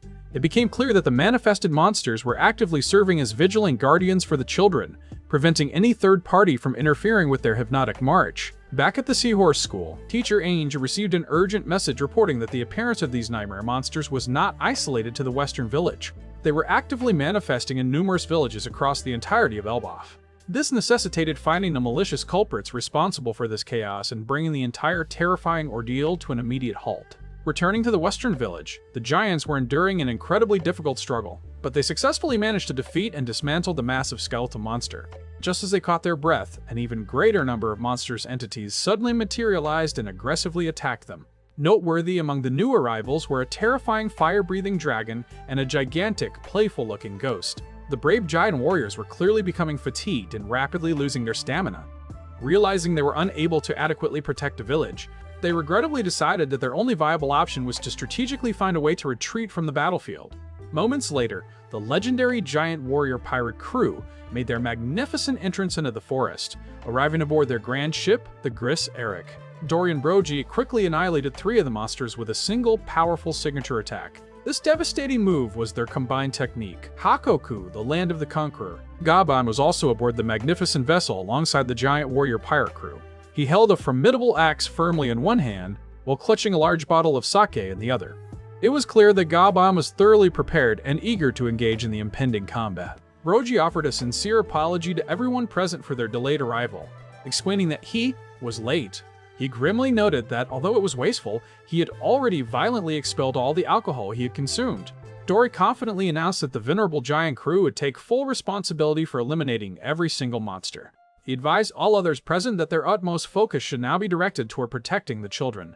The giants who were fighting in the forest were completely overcome with joy and profound relief at the magnificent and timely arrival of the legendary crew. Not only did they have the giant warrior pirates bolstering their ranks, but they also quickly noticed that the legendary mountain eater, Gaban, was accompanying them and was indeed present at the scene. They were instantly certain of one crucial fact. No enemy force, no matter how powerful, could ever hope to defeat that formidable ship. The scene now cuts away to the underworld, where Zoro, Sanji, and Goldberg were currently on a hunting expedition seeking suitable meat for the recovering Loki. They successfully located a massive beast called the Groggysaurus. When the creature aggressively lunged at them, Goldberg instantly deployed his extraordinary shield, a sentient object, complete with both eyes and a mouth, using it effectively to defend the entire trio. The sentient shield struck the Groggysaurus with such force that it successfully shattered the beast's teeth. Next, in an unexpected maneuver, Sanji quickly delivered a swift kick that launched Zoro directly toward the stunned animal. The remaining duty fell to the Straw Hat Swordsman, who decisively severed the beast's head. The meat harvested from the Groggysaurus was reputed to be quite tasty, though it presented some culinary challenges in preparation because the animal possessed a remarkably dense and thick layer of fat situated just beneath its skin. Nevertheless, they knew that when expertly combined with the right amount of sake, the dish would transform into an absolute culinary masterpiece. Goldberg informed his companions that a fully equipped hunter's cabin containing all the necessary cooking equipment was located nearby. He suggested that they could also take the opportunity to search for a few specific types of aromatic herbs along the path as they made their way toward the lodge. During this journey, Zoro expressed his curiosity regarding Goldberg's remarkably conversational shield. He questioned if the shield itself had consumed a devil fruit.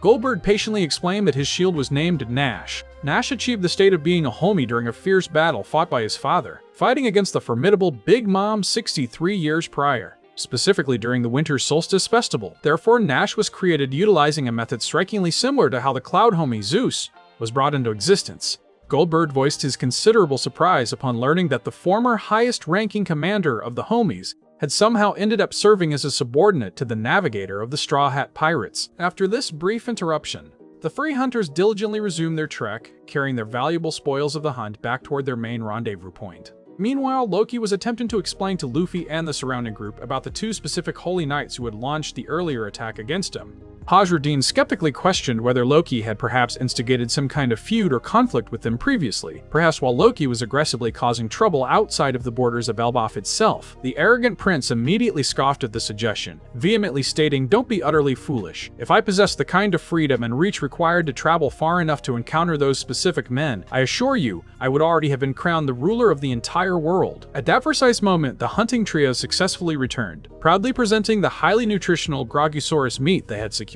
Sanji, with his usual efficiency, immediately started the meticulous process of preparing and cooking the fresh catch. Spotting the appetizing meat, Luffy instinctively made a move to grab a piece, but he was instantly and sharply reprimanded by Sanji, who reminded him firmly that this particular meal was intended solely for the recovery of Loki. Exasperated by being prevented from tasting the mouthwatering aroma, the rubber captain abruptly shoved a large piece of the cooked meat directly into the mouth of the injured, cursed prince. "There, eat that, you scheming villain." Loki immediately let out a loud, pained shriek because the meat was scalding hot. He internally fumed, certain that if he were physically able to rise at that moment, he would absolutely demolish Luffy immediately. Observing Luffy's impulsive, reckless action, Gerd felt compelled to issue a stern warning. She cautioned the pirate captain that if he insisted on continuing these actions, Loki's grievous wounds were highly likely to tear open again. Loki was livid with rage, profusely insulting Luffy and berating him for his stupid, thoughtless behavior. Luffy merely chuckled heartily upon noticing that his antagonistic patient was actually showing signs of regaining more of his strength and spirit. He stated simply, "Look, if you refuse to eat, then your injuries simply won't be able to recover and heal properly." Subsequently, the royal prince began to aggressively devour the large pile of meat, gobbling it down like someone who had suffered from intense starvation for a prolonged period. Loki kept issuing a stream of continuous, entitled demands for Luffy to fetch various items and perform tasks, which severely tested the pirate captain's patience. Observing his difficult patient struggling intensely to manage swallowing the fibrous meat, Luffy decided to reluctantly bring over a bowl of soothing, warm soup and offered it to the prince. However, in a display of what may have been genuine clumsiness or perhaps deliberate mischief, the rubberman proceeded to spill the entirety of the hot soup all over Loki's body. Loki was incandescent with rage, but found himself utterly incapable of taking any retaliatory action against the rubber-limbed boy in his severely weakened condition. Luffy appeared genuinely remorseful and apologetic, firmly asserting that the soup spill was purely accidental and not an act of malice. Conversely, Gerd seemed highly entertained by the sight of Luffy unintentionally, or perhaps intentionally or pranking the prince. This amusement stemmed from the fact that she harbored an intense, profound hatred for Loki. Sanji, witnessing this animosity, couldn't quite fathom the depth of the giant's collective hatred toward the prince. He speculated that Loki must have committed an extensive list of truly wicked deeds to earn such widespread disdain. The stubborn prince made it perfectly clear that he had no intention whatsoever of divulging Shanks' current whereabouts to Luffy, especially since the pirate had not yet completely removed all of his heavy iron chains. Furthermore, Loki genuinely failed to grasp the idea that Luffy was a profound admirer of Shanks and desperately desired to meet him. With such burning intensity, it was implied that, long ago, Loki himself might have been similar to Luffy in his youthful dreams. Subsequently, a brief, revealing flashback sequence began. It showed a young, much smaller Loki engaged in a conversation with an unidentified, mysterious pirate. Although the figure was heavily obscured by deep shadow, allowing only one eye to be clearly seen, the pirate bore an unmistakable presence. At that time in the past, young Loki passionately expressed his wish to join the pirate's crew and follow him. However, the pirate immediately and bluntly refused the boy, stating unequivocally that he refused to have any children present aboard his vessel. Determined to showcase his capability and worthiness, Loki rashly issued a fighting challenge to the powerful pirate. Predictably, given his young age at that point, Loki was nowhere near strong enough to serve as a proper opponent for the monstrously powerful pirate. Consequently, the young giant prince was instantly struck down, left lying sprawled on the ground, gravely injured and with a massive sword blade impaled right through his body. Upon witnessing this brutal display, Whitebeard immediately stepped forward and harshly criticized the pirate's excessive actions. Using a genuine lethal blade on a mere child is absolutely beyond the pale. Whitebeard chided. The pirate responded aggressively, demanding that Whitebeard immediately shut his mouth and stop interfering. With that intense confrontation, Loki's painful recollection of the past came to an abrupt end. Back in the present time, Loki uttered a solitary statement with profound seriousness and sincerity. I believe I was born into the incorrect era. The scene shifts back to the forest located in Elbaf Sunrealm, where the formidable giant warrior pirate crew was fiercely engaged in battle against multiple colossal monsters, maneuvering their impressive ship, the Great Eric. Simultaneously, Gaban launched himself directly over the heads of the other giants and expertly cleaved the manifestation of the Loki monster into 2 pieces with his battle axe. He commented thoughtfully that if the children possessed actual knowledge about the true, formidable Loki, the dream-based monster would be substantially more powerful than its current form. Fortunately, he added, the children had no such in-depth knowledge. Furthermore, Gaban revealed that he could distinctly perceive the presence of 3 specific voices that were unable to conceal themselves entirely from his acute senses. The former right-hand man of the Pirate King mused morbidly that if a land as strong and sacred as Elbaf could not maintain its security, then perhaps the world itself was rapidly approaching its final days. Meanwhile, the village fire brigade was desperately struggling vigorously in their attempts to successfully suppress the massive blaze, but at present they found the ferocious, overwhelming flames completely beyond their capacity to control. Meanwhile, Saul had successfully vanquished the powerful Fengewolf monster, yet despite this victory, he remained unable to stop the children's relentless march, and they were dangerously close to reaching the fire's edge. Summer and Gunko, entirely unbothered by the chaos, continued to casually observe the struggling giants from their distant, comfortable perch. The twisted games of these villains continue as they revel in the horrific sight of children trapped in a blazing fire, seemingly beyond any help. Their excitement peaks as they watch the flames close in. But just when hope seems lost, Jinbei makes a grand entrance. He arrives wielding a torrent of sea cloud water, unleashing a brand new technique specifically designed to douse the inferno and save the day. Once the fire is finally extinguished, the Straw Hat crew looks on with immense satisfaction at Jinbei's impressive display of power. Down below, Robin and Chopper breathe a sigh of relief, genuinely thrilled that their reliable comrades arrived exactly when they were needed most. The immediate danger of the fire has been neutralized, and the children are safe for now, but things are far from over. The situation remains incredibly tense as the little guy Colin looks at Jinbei with total admiration, thinking he's the coolest guy ever. After thanking the fisherman for rescuing the group, Colin opens up about his feelings, explaining that even though everyone at the academy seems to despise him, he still values them all as dear friends. Hearing this, Nami steps forward with determination, declaring her intent to protect them, a promise that Colin wholeheartedly supports. However, the mood shifts instantly when the villainous Gunko suddenly manifests right on top of Colin's cloud ship. Both the young boy and the Straw Hat crew are left speechless and shocked by her sudden arrival. Gunko herself seems intrigued, noting with surprise that there's another child present besides the ones from the Seahorse School. Gunko remarks on how adorable the boy is, clearly finding him to be a prize catch. Meanwhile, the Straw Hat pirates are on high alert, demanding to know exactly who this woman standing at the bow of the ship is. They wonder if she is the intruder they were warned about, and based on her menacing aura, it seems their suspicions are absolutely correct. This mysterious foe is indeed the one who took down the guards and abducted the local children, one referred to as a human. Gunko's eyes flare with rage as she snaps back, introducing herself as a divine ruler far superior to the lowly humans dwelling on the surface. Her arrogant tone immediately strikes a chord with Usopp, who finds her attitude strangely familiar. Usopp notes that her condescending voice is a perfect match for the ego-driven god Enel, or the insufferable celestial dragons. Stepping up, Nami interrogates Gunko, demanding to know why she would ever think of hurting the innocent children of Elbaf. Little Colin joins in the questioning, bravely ordering the intruder to release his friends immediately without any further delay. Gunko sneers at the demands, commanding them to show proper etiquette when addressing someone of her stature. This Holy Knight reveals that she originally wanted a more efficient kidnapping method, but due to the children's massive giant size, she was forced to let them move on their own feet towards their destination. The plan is for the Holy Knights to escort these kids to the Holy Land via a specific route.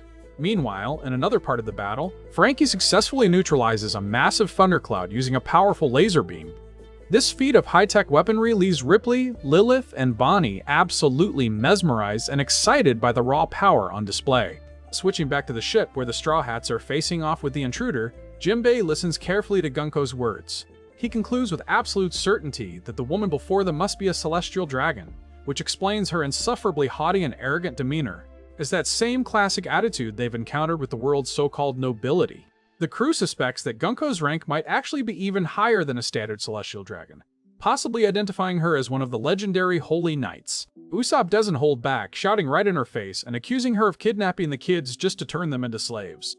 Annoyed by the sniper's constant talking, the Holy Knight transforms a ribbon on her arm into a lethal arrow, aiming it directly at his face. Nami declares she will never allow these children to be enslaved, and summons Zeus to prepare a counterattack. Poor Usopp finds himself frantically dodging as the enchanted ribbon arrow relentlessly pursues him across the deck. In a flash, Zeus transforms into a terrifying shark made of pure electricity and charges at Gunko. However, she displays incredible skill by using her powers to seize control of the electric shark, redirecting its fierce attack back toward its own masters. Nami narrowly avoids the lightning-fast surge from Zeus, but Brooke isn't quite as lucky and takes the hit. Seeing an opening while Gunko is distracted, Usopp seizes the moment to fire off a shot, boldly yelling that he isn't the least bit intimidated by any celestial dragon or their cohorts. He's taking a stand right here and now. Usopp's skull bomb attack connects perfectly, resulting in a massive explosion that literally tears the Holy Knight's upper body apart. Instead of cheering, Usopp starts crying in pure terror, shocked that his own ammo had such a gruesome and overwhelming effect. The entire group stands there in stunned silence as they witness the aftermath of the blast. While the crew is reeling from the sight, something even more bizarre happens. Gunko's body begins to regenerate right before their eyes. In a display of power reminiscent of the Five Elders, she fully restores herself to her original form, leaving Nami and Usopp completely jaw-dropped. Without missing a beat, she resumes control of her arrow and points it straight back at Usopp.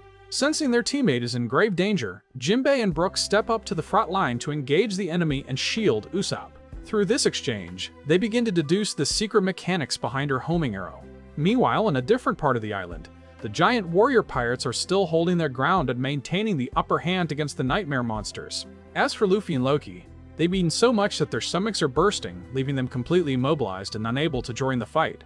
Amidst the chaos, Gunko delivers a chilly message, claiming that the current world is destined to vanish soon. She mentions that while some humans have realized this impending doom and tried to warn the masses, their efforts are futile.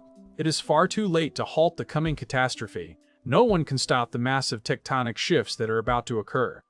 A terrifying war that will engulf the entire planet is on the horizon. Gonko hints that when the conflict truly ignites, the tide of battle will shift dramatically depending on which side the giants choose to support. This reveals the world government's true, disgusting motive. They want total control over Elbaf, and are using children as hostages to ensure the giants obey. To Gonko, this is all just a routine mission. She views the lives of these innocent kids as nothing more than worthless trash, showing absolutely no remorse for her cruel actions. Driven past his breaking point by her heartless words, Colin can't stay quiet anymore and swings his sword at the arrogant woman. Unfortunately, Gunko effortlessly neutralizes his attack using her arrow and lifts the poor boy high into the air. Seeing the child in trouble, Jinbei and Brooke immediately leap into action to save him. Even with Jinbei and Brooke attacking, Gunko's speed is simply too overwhelming for them to handle. She skillfully manipulates her arrows to suppress the two Straw Hats, cunningly tricking them into striking each other instead of her. To make matters worse, she readies another arrow and points it directly at Nami, preparing to take her out next. Gunko closes the distance in a blur and delivers a brutal kick that sends the navigator flying. Usopp isn't spared from the onslaught either, as the arrow that has been hunting him finally catches up. He tries to fight back by firing his slingshot, but Gonko's evasive maneuvers are too slick. In the blink of an eye, the Straw Hat Sniper is hit with a devastating blow. The blow is a critical hit, knocking Usopp clean off the cloud ship, following the same fate as his teammates. Confident in her victory, Gunko contacts her partner Killingham to report that the pesky Straw Hat group has been successfully dealt with. Meanwhile, over at the Seahorse School, a grim situation is unfolding as well. Killingham has already overpowered Principal Kiba, leaving him unconscious on the floor. Not stopping there, he used a hypnotic ability to put Teacher Ainge into a deep slumber, rendering her completely helpless. To top it off, Killingham has discovered a massive transmission snail capable of broadcasting a message to the entire kingdom of Elbaf. This snail is the perfect tool to spread chaos throughout Elbaf. Elsewhere, the giant Saul is locked in a fierce struggle against Sommer. Saul is suffering from horrific wounds caused by Sommer's razor-sharp vines.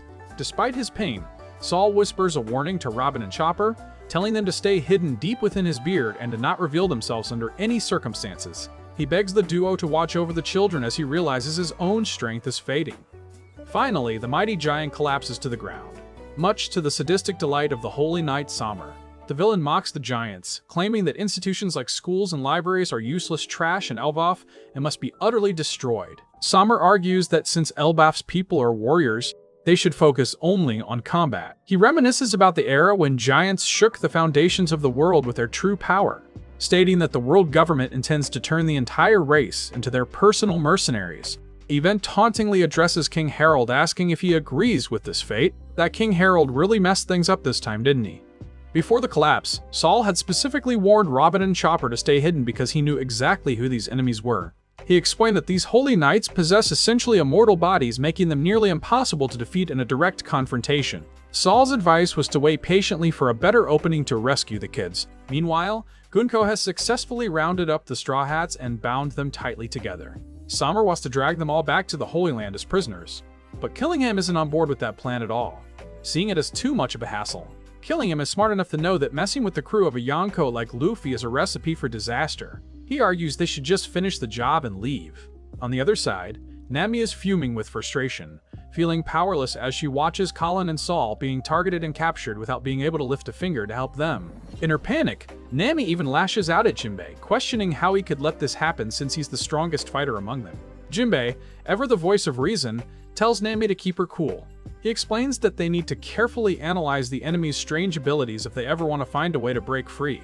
Suddenly, Gunko reshapes her ribbon into a sharp blade and points it right at Brooke. She then proceeds to arrogantly stomp on the Straw Hats musician, wearing a look of total contempt. She sadistically demands that from this moment on, Brooke must serve as her personal private musician and nothing else. This would basically mean Brooke becomes a slave to the Holy Knights for the rest of his skeletal life. Nami, Usopp, and Jinbei are absolutely floored by this. The idea of a celestial dragon being a hardcore fan of the Soul King is honestly beyond their wildest imagination. Following Killingham's advice, Summer tells Gunko to wrap things up quickly because he has no interest in getting into a brawl with a Yonko right now. However, Brooke shuts down Gunko's offer without a second thought. Ever since the day Captain Luffy gave him a second chance at life, his path has been set in stone. Brooke declares that his loyalty belongs to Luffy and Luffy alone. The Straw Hat musician would much rather face death itself than live a life of shame by betraying his captain. His unwavering resolve is clear, but his defiance only provokes the enemy further, leading to more violence against him. Immediately after his bold declaration, Brooke is sent flying by a powerful kick from Gunko. She continues to vent her rage by repeatedly stomping on the poor skeleton. At the same time, Sommer instructs Killingham to get closer to the massive transmission snail so he can make a kingdom-wide announcement to all of Elbaf. Sommer broadcasts his voice to every corner of Elbaf, introducing himself as a holy knight and claiming responsibility for the current chaos. He coldly announces that they have already kidnapped 10 children in total. He wants everyone to know exactly who is pulling the strings and how much power they truly hold. Sommer mentions that even the legendary Saul tried to play the hero and save the children, but now he lies defeated in a pool of his own blood. As a terrifying warning, anyone who dares to oppose the Holy Knights will end up exactly like Saul. Meanwhile, Killingham orders teacher Anj to assist in their next twisted move. Killingham wants the parents to watch as their children are woken up, only to be used as puppets. The kids are conscious now, but their bodies are moving against their will, controlled by the Holy Knight's powers. It's a heartbreaking sight, as the little ones long to go home to their families but can't stop their own legs from walking. The children are desperate to reach their parents, yet they remain trapped in their own bodies. Colin finds himself at the front of the group, trying to be brave. He tells the other kids to stop crying and explains that they've been taken by villains, urging them to stay strong despite the terrifying situation. Colin confidently declares that he'll handle everything because he's a true warrior of Elbaf. However, his bravado vanishes instantly when two colossal monsters suddenly loom over the children. The poor boy's jaw drops in pure shock, his earlier confidence replaced by sheer terror at the sight of these beasts. Upon hearing of Saul's defeat, the giant warrior pirates immediately try to turn back and save the kids, but they're in trouble. Their ship, the Great Eric, has a massive hole in it, and all their oars are smashed. During the chaos, one of the giants notices something bizarre. One of the monsters looks exactly like his wife. Dory realizes that since these monsters are manifested from children's deepest fears, it's highly likely they are based on the kids' own mothers. This means the terrifying creatures the giants are facing are actually the mothers of the kidnapped children and, by extension, the wives of the giant warriors themselves. Faced with monstrous versions of their angry wives, the giants completely lose their cool after all. There's nothing scarier than a mad wife. They realize they have zero chance of winning this fight. In a hilarious twist of panic, the warriors start blurting out confessions and apologies for all their past mistakes. They apologize for staying out too late drinking, forgetting to take out the trash, and even accidentally eating a customer's food. Ultimately, A massive lioness monster delivers the final blow, causing the Great Eric to plummet straight down toward the ground below. Summer is having a blast watching the mighty giants get humbled by monsters resembling their wives. He continues his broadcast, addressing Gerald, the acting leader of Elbaf in the king's absence. Meanwhile, Ripley is in total disbelief that the giant pirates and their cloud ship have been taken down so easily. Ripley immediately rallies Frankie, Lilith, and Bonnie to board their own vessel and provide backup. Sommer's broadcast gets even darker as he confirms their goal: to transform the giant race into mindless shock troops for the world government.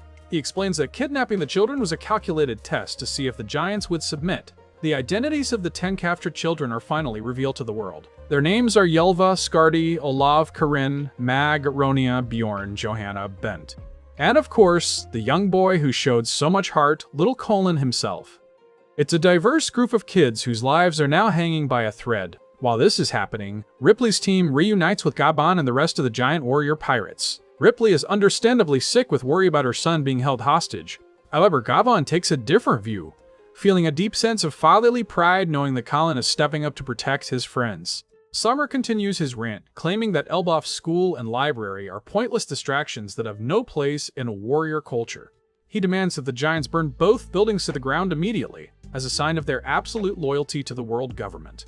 It's a direct order with a horrific consequence attached. If they refuse to destroy their own culture, the Holy Knights will begin executing the children one by one. The giants are furious at such cowardly tactics and resolve to find the location where the kids are being held. They are determined to take down these bastards and rescue their families at any cost. Sommer demands a final answer from Gerald, but he doesn't get the submission he was hoping for.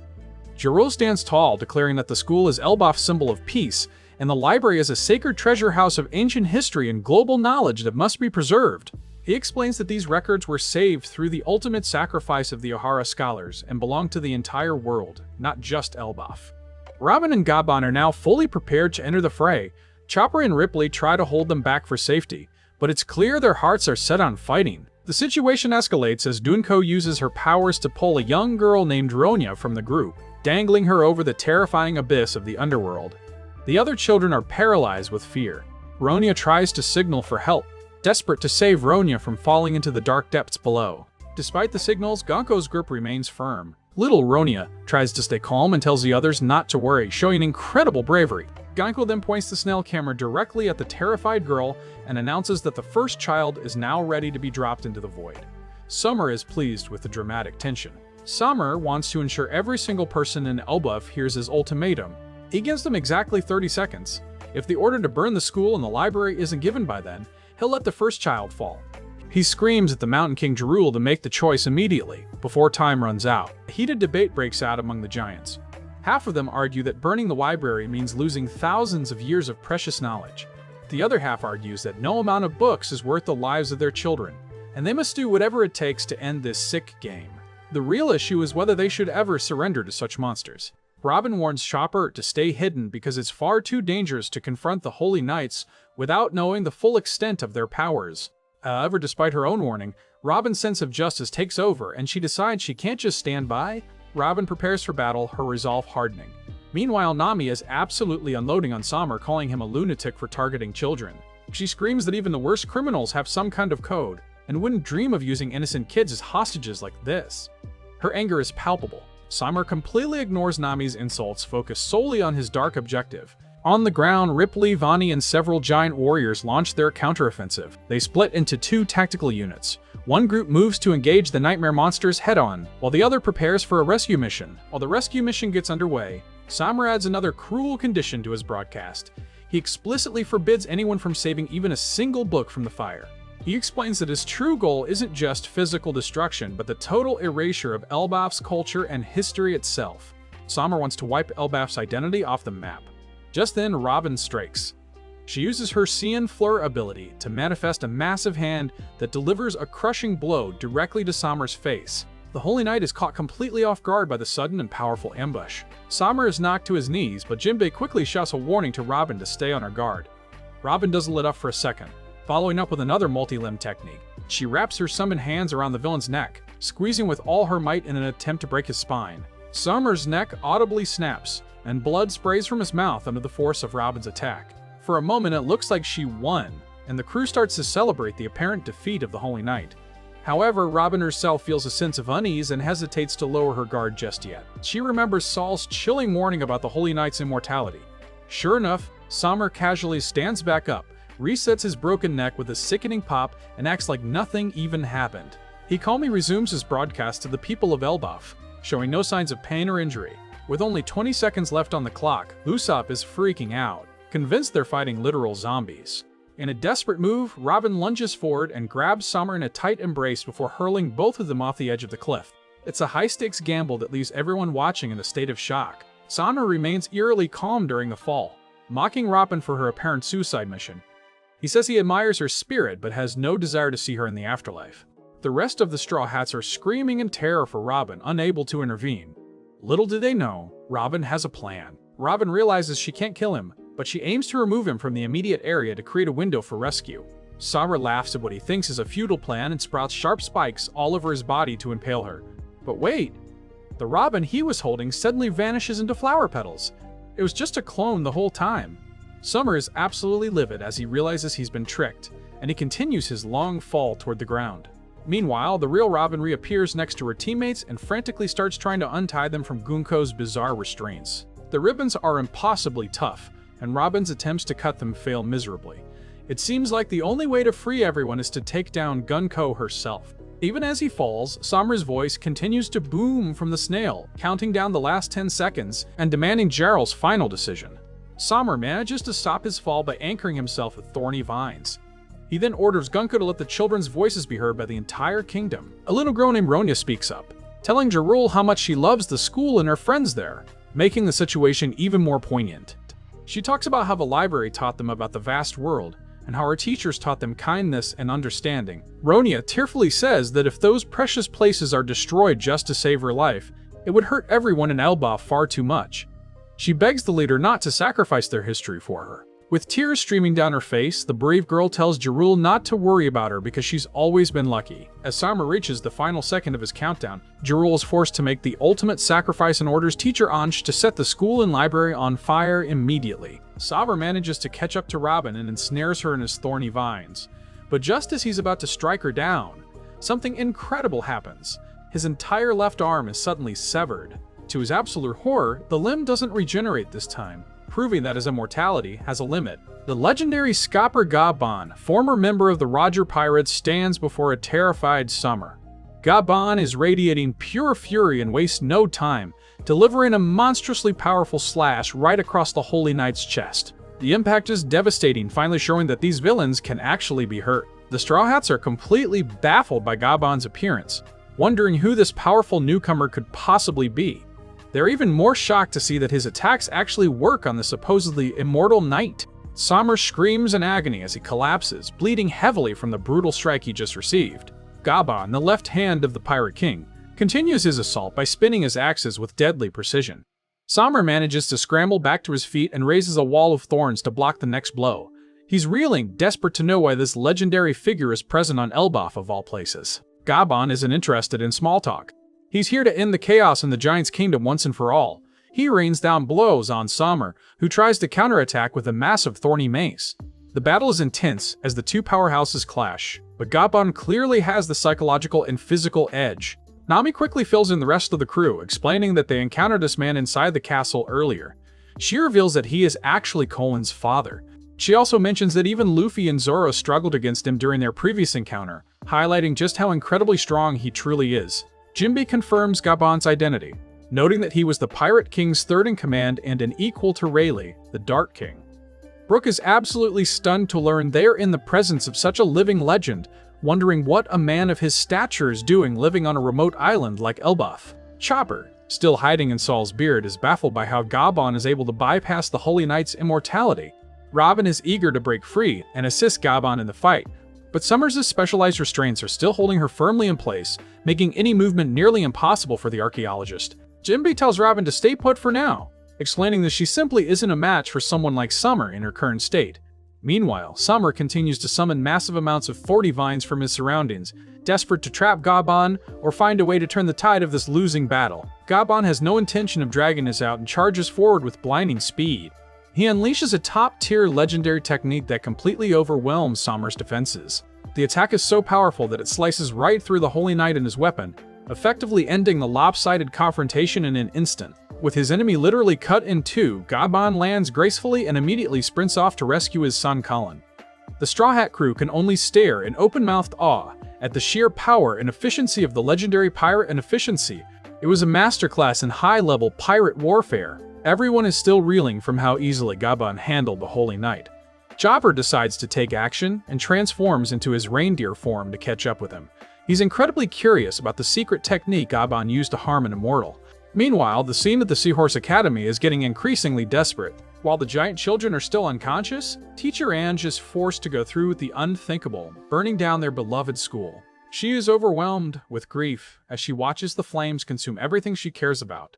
Killingham, on the other hand, is absolutely loving the destruction, relishing the success of their plan. Killingham fires more incendiary rounds at the library to make sure it burns even faster.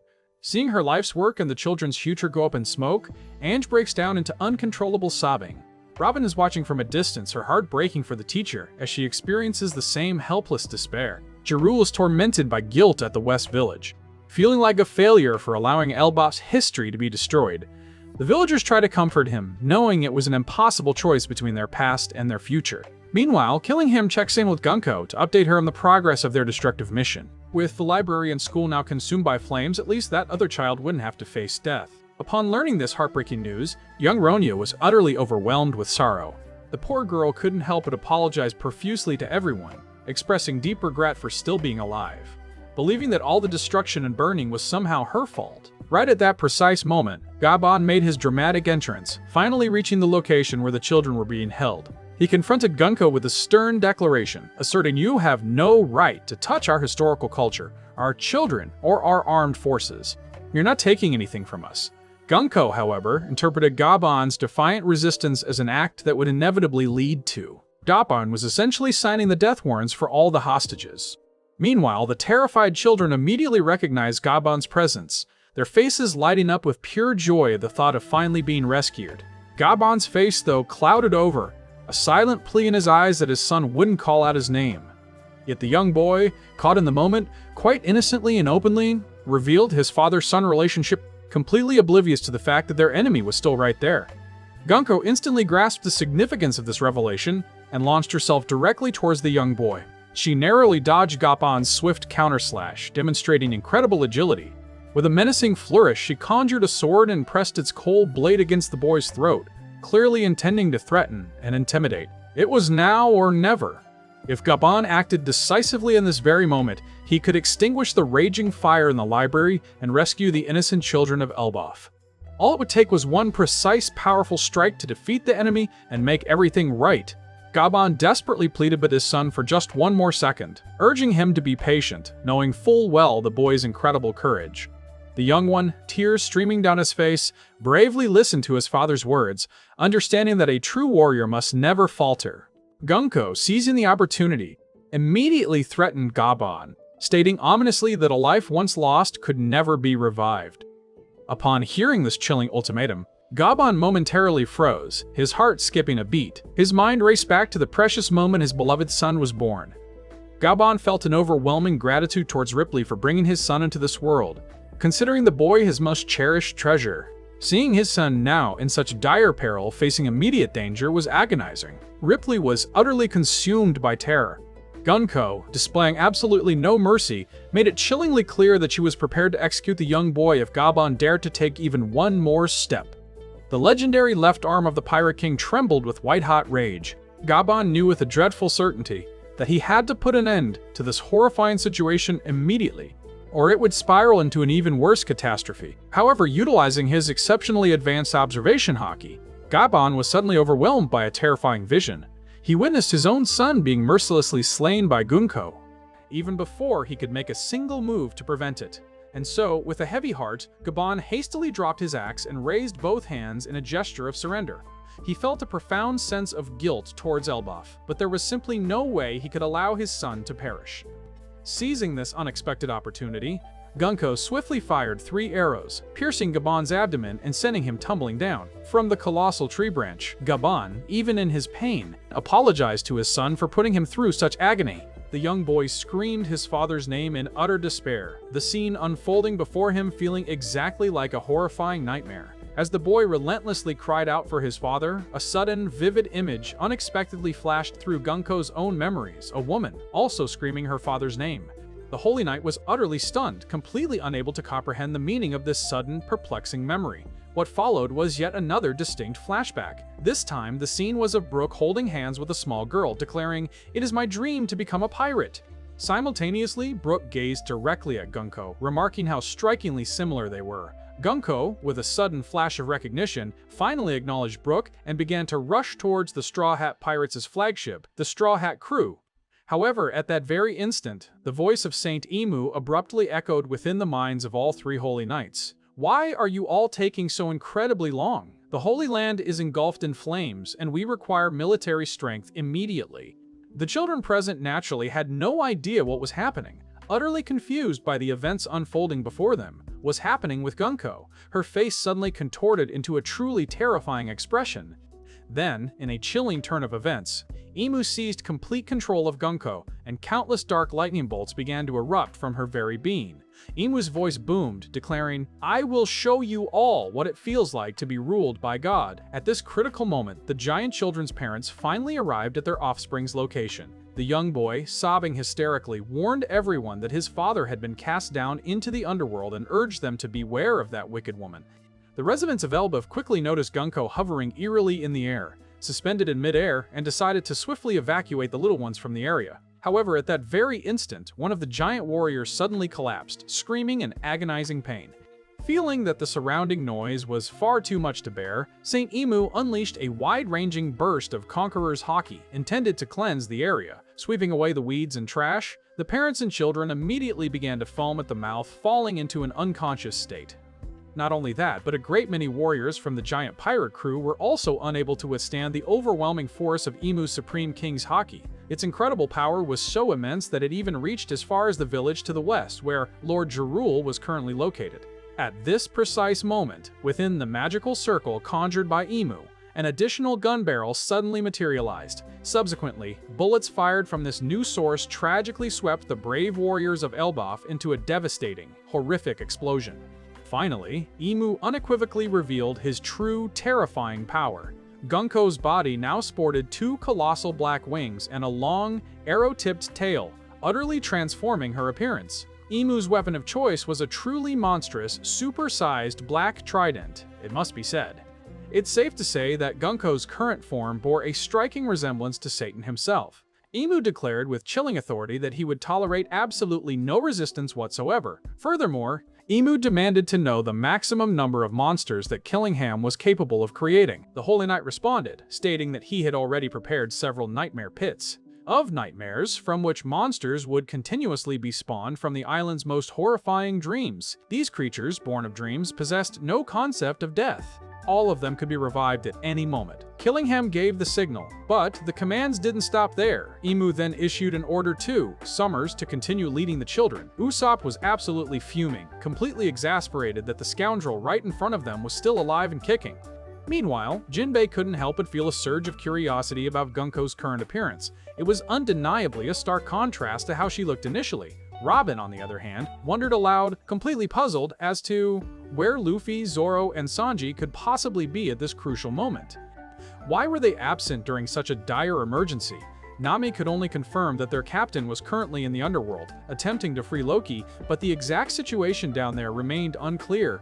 With no other options, a determined Robin realized she would have to take matters into her own hands. She absolutely had to do something, otherwise everyone would surely be captured and taken away by these enemies. However, Summers' thorny vines were proving to be incredibly vexing and difficult to deal with. These thorny restraints inflicted countless wounds upon the Straw Hat archaeologist's body. Meanwhile, Summers was slowly but surely recovering. He was absolutely seething, utterly resentful of being transformed into this state by Gaban. Because Elbaf currently lacked a king, Emu was at a loss as to how to effectively use the hostages for negotiations. Negotiate with anyone. But at that precise moment, the giant pirate crew, bravely led by the formidable Devil Brogy and the fierce blue ogre Dory, made their grand appearance. Emu immediately commanded the two of them to become the new rulers of this very land. Brooke, seething with righteous anger, demanded to know if his opponent was indeed one of the Holy Knights. Certain that the individual before him was the mastermind behind the ongoing rebellion in Elbaf, Brooke swiftly seized her. He then signaled to his comrades, urging them to immediately go and rescue the children. Dory made the resolute decision to join his comrades, not forgetting to caution his longtime friend Brooke to be extremely wary of the enemy. Brooke then unequivocally demanded that Emu release the children, and further inquired how many allies she had. Emu, with an air of complete indifference, as if nothing important was happening, summoned a dark, magical book into his palm. He then brazenly declared to Brooke that, immediately, he was to go and confront Jarul, sever his head, hold it high for all to see, and then announce to all the residents of Elbaf that from this moment forward, Dory and Brooke would be their new rulers. Brooke was utterly enraged by Emu's preposterous demand. He adamantly declared that he would not permit Emu to act with such impunity any longer. Simultaneously, from within the pages of the magical book, a knife and a large caliber gun suddenly materialized. Large. Emu immediately used the knife to stab Brooke's hand, then proceeded to use the remaining gun to attack him. Emu brazenly declared that Brooke needed an upgrade and that he would bestow upon him the power of a devil. With that said, Emu fired the gun, severing the left hand clean off the captain of the giant pirate crew.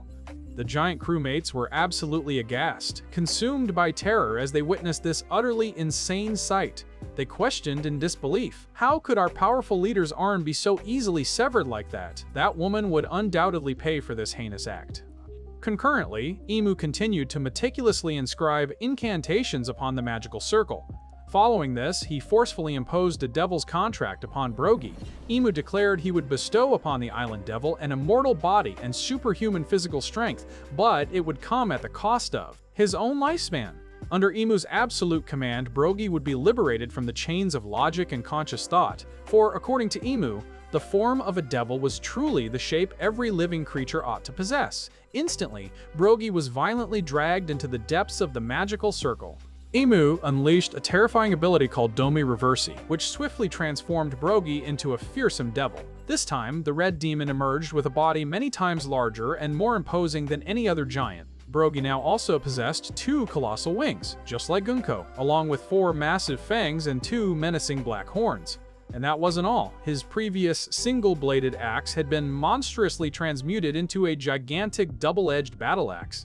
Astonishingly, Brooke could even still use his left arm, despite it no longer having a wrist. Brooke's crewmates were completely bewildered, unable to fathom what on earth was happening.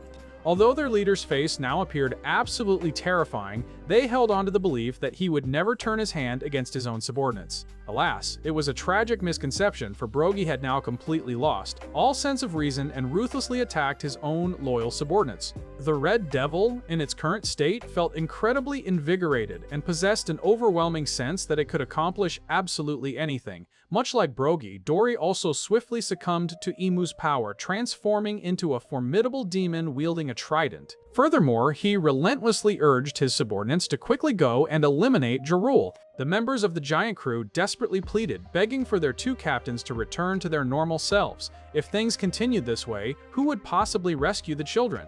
Emu, granting Elbaf no quarter whatsoever, proceeded to unleash the Dominion Reversal technique upon the other giants, transforming them into terrifying devils. Ultimately, a formidable and battle-hardened army of demons was forged, all under Emu's absolute control. In addition to the giant warriors, Emu also commanded countless dream monsters positioned behind them. These dream monsters were far larger than those created by Killingham, possessing fangs and horns just like the devil giants. The warriors, who had not yet been darkened, saw this horrific sight and had no choice but to turn tail and flee, as they stood no chance against the horde of monsters at their backs. Emu, observing this, commented that the strength of Elbaf was not as insignificant as he had initially believed. This nation was not destined for mere destruction, but rather for outright subjugation and rule. Nevertheless, he resolved to observe a while longer to see what these giants were truly capable of in warfare. Sensing that the situation appeared grim, the residents of Elbaf earnestly hoped that Lord Jarul would swiftly depart from this place and reach safety. However, Jarul was absolutely prepared for battle, for the words retreat or flees simply did not exist in a true warrior's vocabulary. Witnessing the captain's sudden and horrifying transformation, Kasi bravely attempted to intervene and stop them. Lord Jarul, after all, was the oldest warrior and a legendary hero, the eldest and a truly mythical hero. It was clear that he was the very person Dory and Broggy once aspired to become. There was simply no conceivable reason for the two captains to execute him. But Broggy, now possessed, coldly explained that Jarul had genuinely disappointed him, making him feel a profound sense of disappointment. Therefore, he declared, Dory and Broggy would rise as the kings of the strong, ushering in a powerful new era of endless warfare. It seemed every attempt by Kashi to reason with the two captains was utterly futile, as they had been completely manipulated and controlled by Saint Emu. On the other hand, more and more warriors were falling into the trap laid by the world's highest authority, being utterly overturned like ghost stones and transformed into malevolent devils. Faced with the relentless onslaught of the giants, the remaining individuals had no choice but to retreat in order to preserve their strength. Perceiving the crushing defeat of the giant pirate crew, Ripley, along with many others, immediately rushed to find their beloved children. At present, the little ones were still being held in a forced sleep by Killingham. In their dazed slumber, they somehow heard the terrifying news that the giant pirate crew had been tragically transformed into demons. Immediately, terrifying images of fierce devils appeared in the children's imaginations. From the nightmare pits that Killingham had concealed deep within the forest, more dream monsters began to crawl forth, ready to wreak utter havoc. Meanwhile, the wicked Killingham continued to use his horn to resurrect any newly defeated monsters. This time, the Holy Knight had transformed into a centaur-like form and was personally leading them into battle. Finally, Killingham's true face was revealed in this new state, and he looked completely different from his previous, rather awkward unicorn appearance. It's safe to say this Holy Knight was just as fierce and malicious as his two terrifying comrades. Killingham remarked that the situation was steadily growing more interesting due to the grand appearance of the great Master Emu. There was simply no reason for him not to fight with all his might to impress the esteemed master. On the other side, Nami was absolutely astonished as the number of nightmare monsters seemed to be continuously multiplying. Elbaf was truly spiraling into an unimaginable state of chaos, far exceeding even Jinbei's wildest predictions. Usopp, meanwhile, was filled with profound worry for the two captains of the giant pirate crew, completely unable to comprehend why they had changed so drastically and quickly, utterly devoid of any warrior's pride. Now, the parrots finally understood why they hadn't been able to rescue their children earlier. It was because, at all times, there were invisible thorny ropes encircling them. The mothers were absolutely furious about being knocked unconscious by the burst of Conqueror's haki. They resolved, at any cost, to rescue their children, especially since their husbands had failed in this crucial task. The battlefield, it seemed, was now entirely under the control of the Holy Knights. Summers and Killingham wondered what Emu's next move would be, and his chilling response was simply to wait. It turned out that Emu wished to personally witness the exact moment the very heart of Elbaf was utterly annihilated. Emu surmised that if King Harald hadn't made his critical error, he likely would have gained control over Elbaf ages ago. A few minutes prior, deep within the underworld, Gaban was slowly but surely plummeting downwards. Seeing this, Chopper, without a moment's hesitation, fearlessly leapt after him. Thanks to his Dr. One technique, the Straw Hat Doctor successfully managed to rescue the young boy's father. Now, turning back to Luffy's group. At this precise moment, Loki and Hajrudin were still engaged in a heated argument about the tragic events that had befallen King Harald, their shared father. The cursed prince imperiously ordered Hajrudin to kneel if he wished to hear more. Hajrudin, naturally, was absolutely furious, his temper flaring, responding that he would never, ever obey the commands of the one who had murdered their father. Concurrently, Luffy sensed that Chopper had just fallen. However, he was relying solely on his instincts and feelings, as he couldn't actually see his crewmate using observation haki. It wasn't just Luffy who noticed, it was clear that Loki also registered that someone had just fallen and, remarkably, knew their precise location. Luffy, utterly perplexed, couldn't quite grasp why he instinctively knew the person was Chopper. Moreover, he sensed that Chopper was accompanied by someone who was in a state of complete exhaustion. Sanji and Zoro agreed, stating that this situation was far from simple. It was, in fact, quite complex, and it would be best to find them as quickly as possible. Subsequently, Luffy's group immediately rushed to Chopper's location. Goldberg and Gerd remained behind to keep a watchful eye on Loki.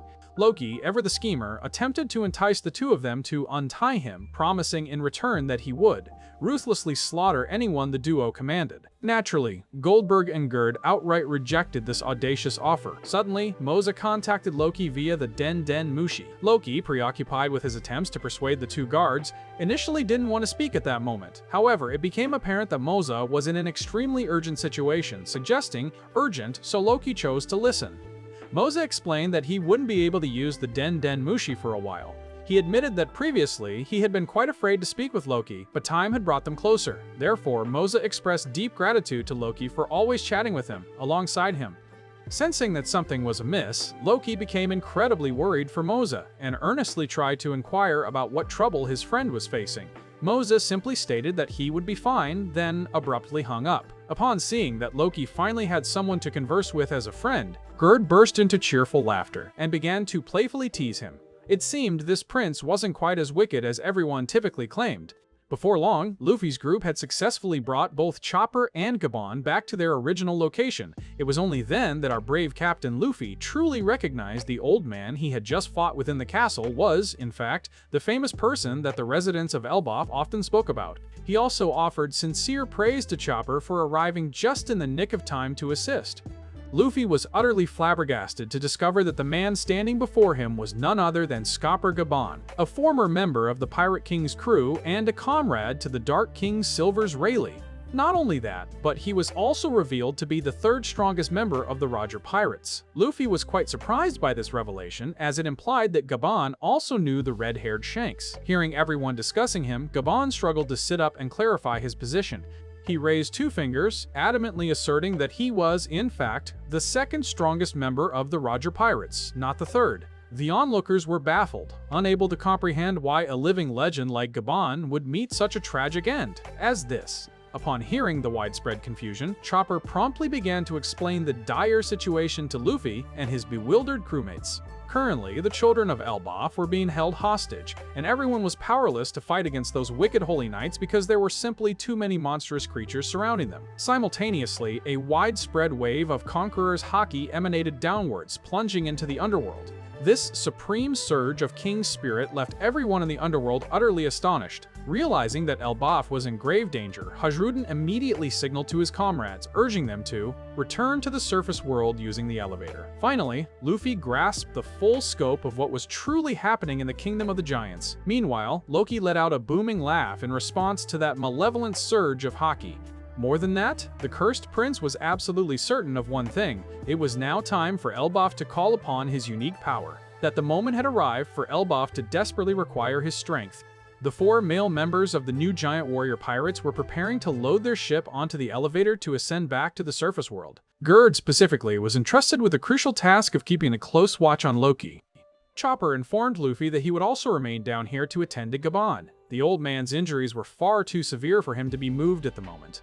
Before Luffy departed, Gaban specifically cautioned him to pay close attention to his usage of Conqueror's Haki, reminding him that the Holy Knights were by no means immortal. Our cheerful captain, Luffy, immediately thanked him for the valuable advice. He swore that, no matter the cost, he would rescue the young boy and all the children of Elbaf. At this point, Loki subtly suggested to Hajrudin that he was the only one who had ever directly confronted the Holy Knights. Therefore, the prince desired to have Hajrudin release him and take him along.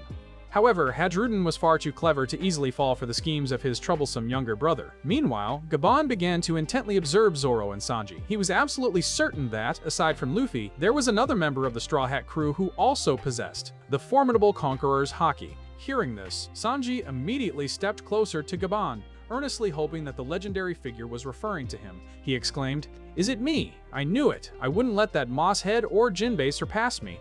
However, to his dismay, Gaban completely ignored Sanji, turning his gaze directly towards Zoro. "Hey swordsman, it seems your body has already grown accustomed to it." Zoro appeared genuinely surprised to learn he possessed Conqueror's Haki. Luffy, hearing this, erupted into a boisterous cheer.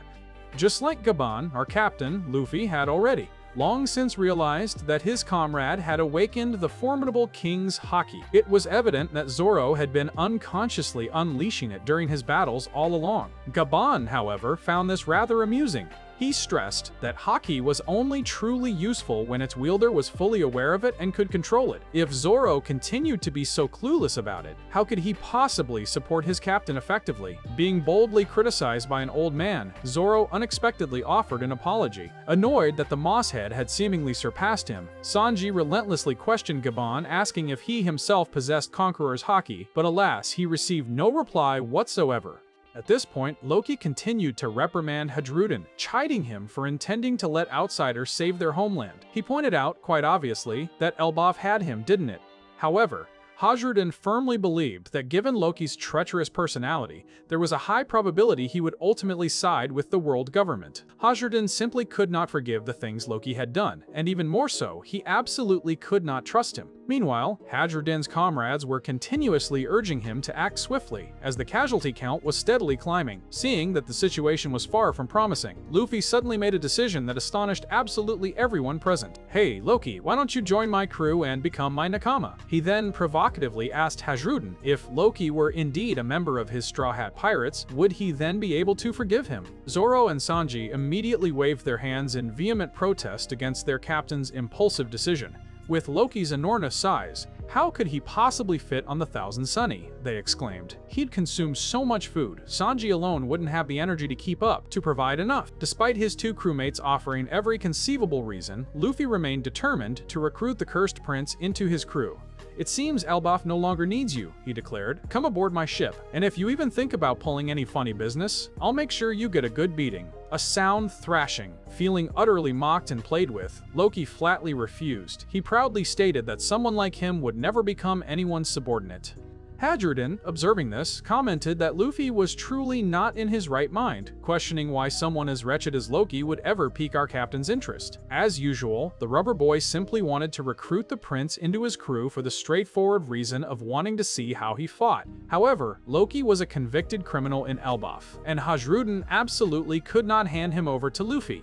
Seeing his comrades urging him on, the young man swiftly carried Luffy towards the elevator. Contrary to everyone's expectations, Gaban suddenly called out to Hadruden, requesting that he unlock Loki's restraints. Hadruden flatly refused this request and began to list Loki's extensive crimes.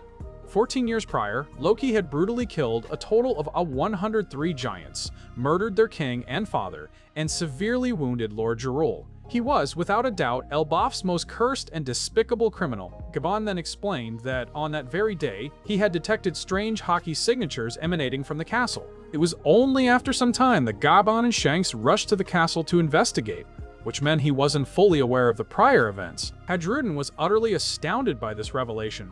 Meanwhile, Luffy was both completely surprised and absolutely delighted when the name of his idol was mentioned. So, Luffy made the firm decision that he wouldn't be accompanying Stance and group any longer. Instead, he chose to come with Zoro and Sanji later on, primarily because he desperately wanted to hear Gaban's entire story about the red hair Shanks. Seeing this, Roronoa and Sanji became thoroughly bored and simply didn't bother to speak anymore. Gaban strongly suggested that Loki and Hadruden taught to sit down together and have a serious conversation. Even though they didn't share the same mother, in the end, they were definitely still brothers. Listening carefully to Gaban's wise counsel, Hadruden granted Loki precisely 3 minutes to offer his explanation. He sternly demanded that his younger brother swear an oath to the divine spirits and reveal the absolute truth regarding that terrifying day that occurred 14 long years ago. Luffy, Chopper, Gaban, Gerd, and Hadruden all remained behind to attentively listen to the profound recollection provided by Loki. Everyone else departed, heading up to the surface world to engage in the fierce battle against the battalion of Holy Knights. Loki had absolutely no desire whatsoever to recall that day, because it had truly been an unimaginably horrific day. 14 years prior, both Loki and the esteemed Lord Jarul had been summoned to the royal castle by King Harald himself. Neither of them had any idea why they had been called there. Loki immediately showed signs of extreme irritation, suspecting that Elbaf was on the verge of siding with the world government. He instantly thought of those notorious individuals who had mercilessly killed Xebec, a figure the young prince deeply admired. He vehemently asserted that he would cause utter chaos and rebellion if such an event were to materialize. Meanwhile, Jarul wasn't overly concerned with political affairs, primarily because he was genuinely quite old by this point. Furthermore, Jarul incessantly complained that the younger generation of Elbaf was gradually becoming weaker due to the prolonged era of peace. Suddenly, Loki heard incredibly loud crashing noises emanating from the throne room and immediately wanted to force his way inside. The palace guards attempted to seek the king's prior authorization, but the arrogant prince instantly kicked the doors inward with immense force. As the massive doors splintered and collapsed, the scene that unfolded before Loki and Jarul left them both completely overwhelmed with shock and turmoil. They could not comprehend why King Harald was currently impaled by numerous swords wielded by his own soldiers. At that exact moment, Gaban and Shanks were relaxing in a natural hot spring situated outside Gaban's humble abode, nestled near a stream close to the castle. Gaban, back in those days, was significantly younger, his hair only half-grayed, and Shanks bore a distinct tattoo right on his left inner elbow. This was the prominent X mark frequently utilized by the Holy Knights to successfully generate magical transfer circles for teleportation and summoning purposes. It had truly been ages since Shanks and Gaban had shared a bath together. Gaban had genuinely assumed it had only been 3 or 4 years. Little did he realize that a full decade had already elapsed since the passing of Captain Gold D. Roger. During this substantial period, the life of the red-haired Shanks had undergone a complete transformation. In reality, the red-haired man only desired a truly laid-back pirate existence alongside Rayleigh. Consequently, Shanks was eager to learn a great deal about ELBAPH. Gaban mentioned that Shanks represented the prophesied child of destiny.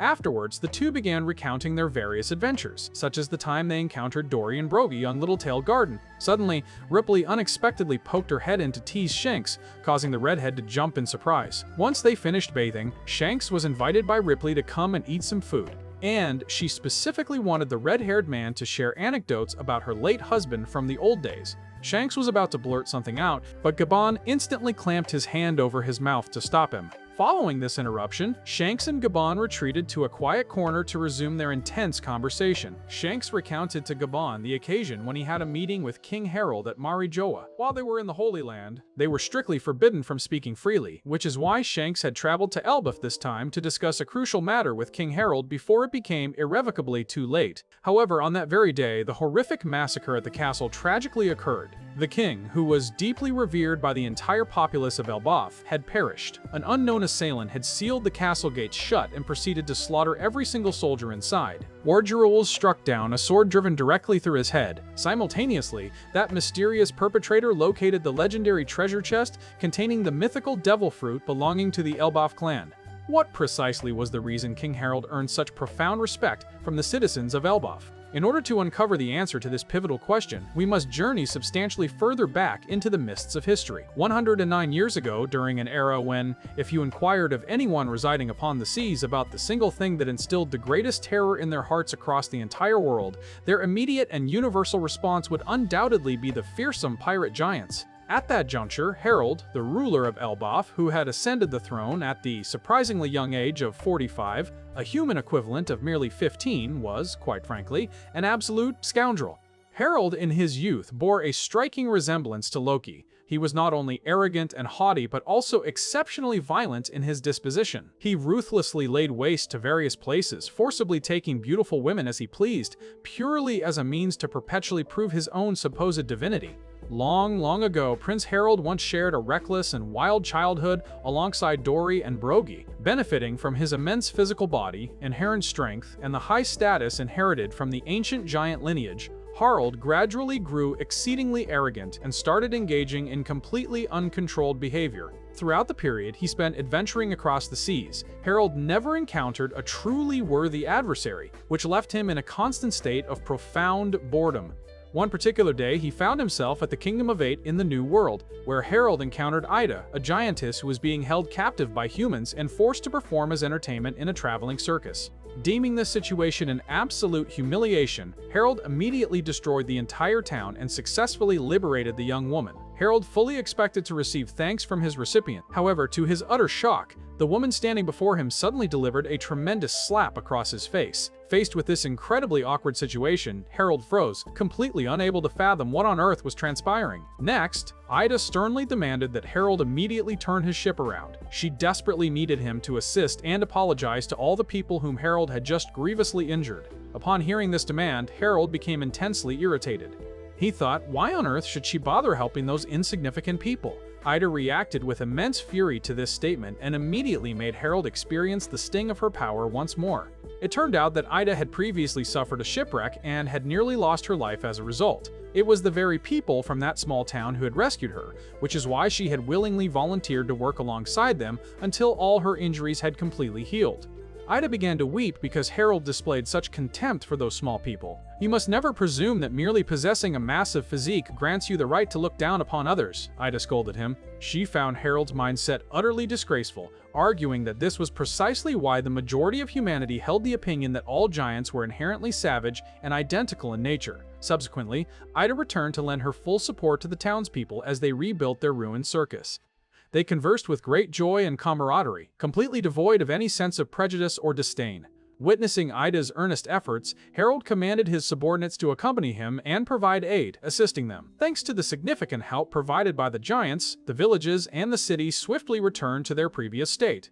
Moreover, driven by Ida's passionate encouragement, Harald humbly bowed his head to formally apologize to the King of Balas for all the destructive actions he had previously committed. In the days and months that followed, Harald gradually underwent a significant change, beginning to live harmoniously alongside the very people he once held in such contempt. Ida also made the decision to accompany Harald on his travels. Together, they journeyed across countless seas, sharing detailed accounts of their prior separate adventures.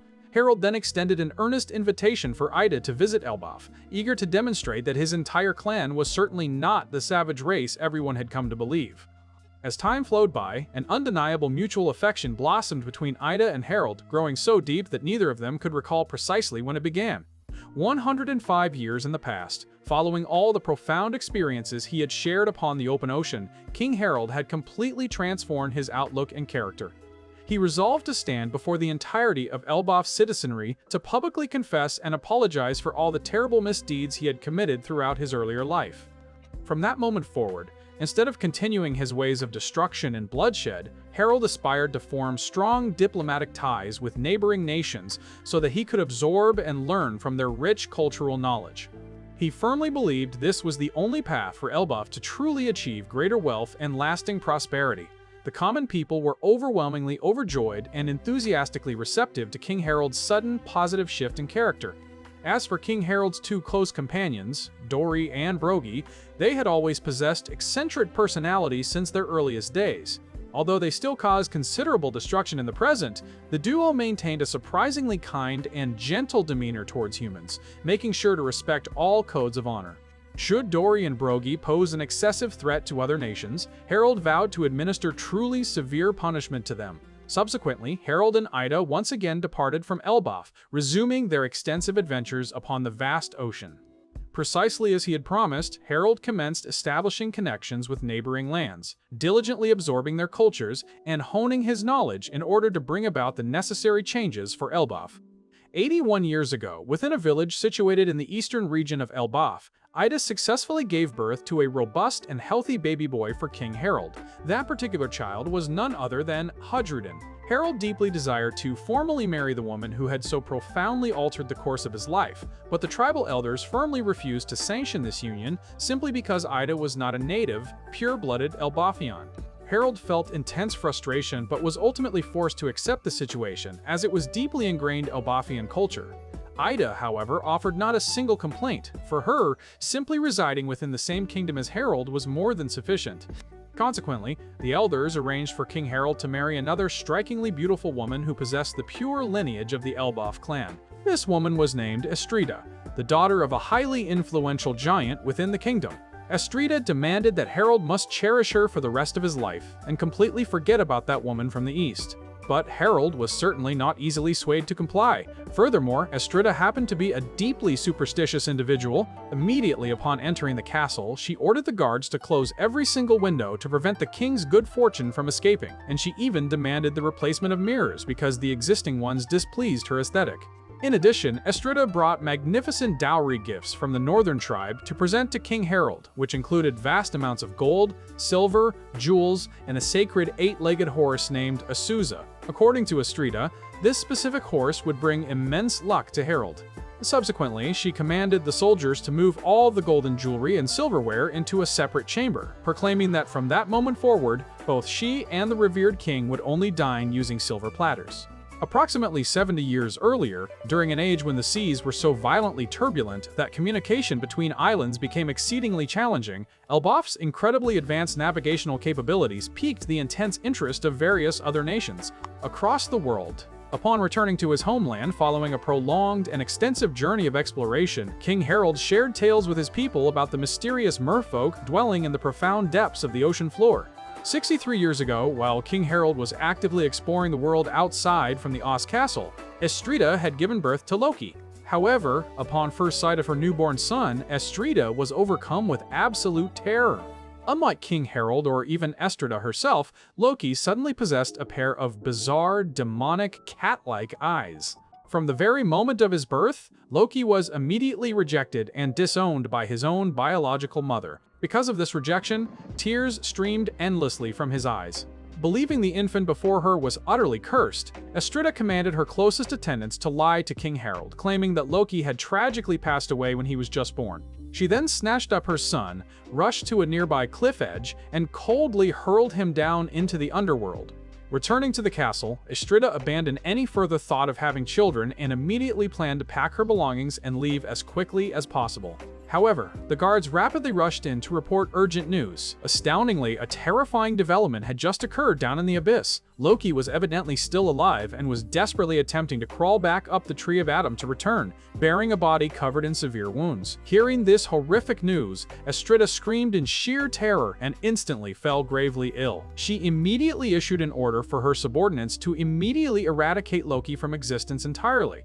Not long before Loki's birth, Estrida had heard an ancient prophecy stating that on some future date, King Harald would be slain by the very hand of his own son. Meanwhile, Harald remained completely unaware of this unfolding situation and was preoccupied with worrying about the various challenges arising from the external world. Concurrently, Ida strongly desired for Hadridan to meet his younger brother, but Hadridan flatly refused, asserting that the two of them were not full biological siblings.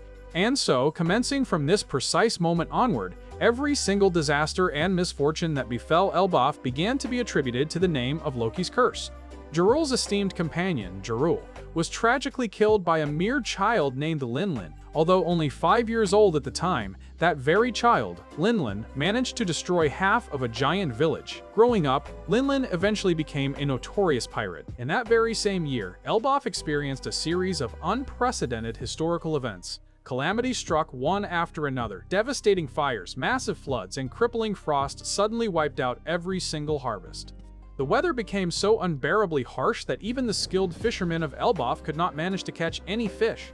These continuous disasters triggered a widespread famine that ravaged the land, which was historically considered extremely rich. Queen Chiffon was convinced that every single problem plaguing them was brought about by Loki's presence. Consequently, she harbored a constant desire to execute her son to ensure Elbaf would no longer suffer under this perceived curse.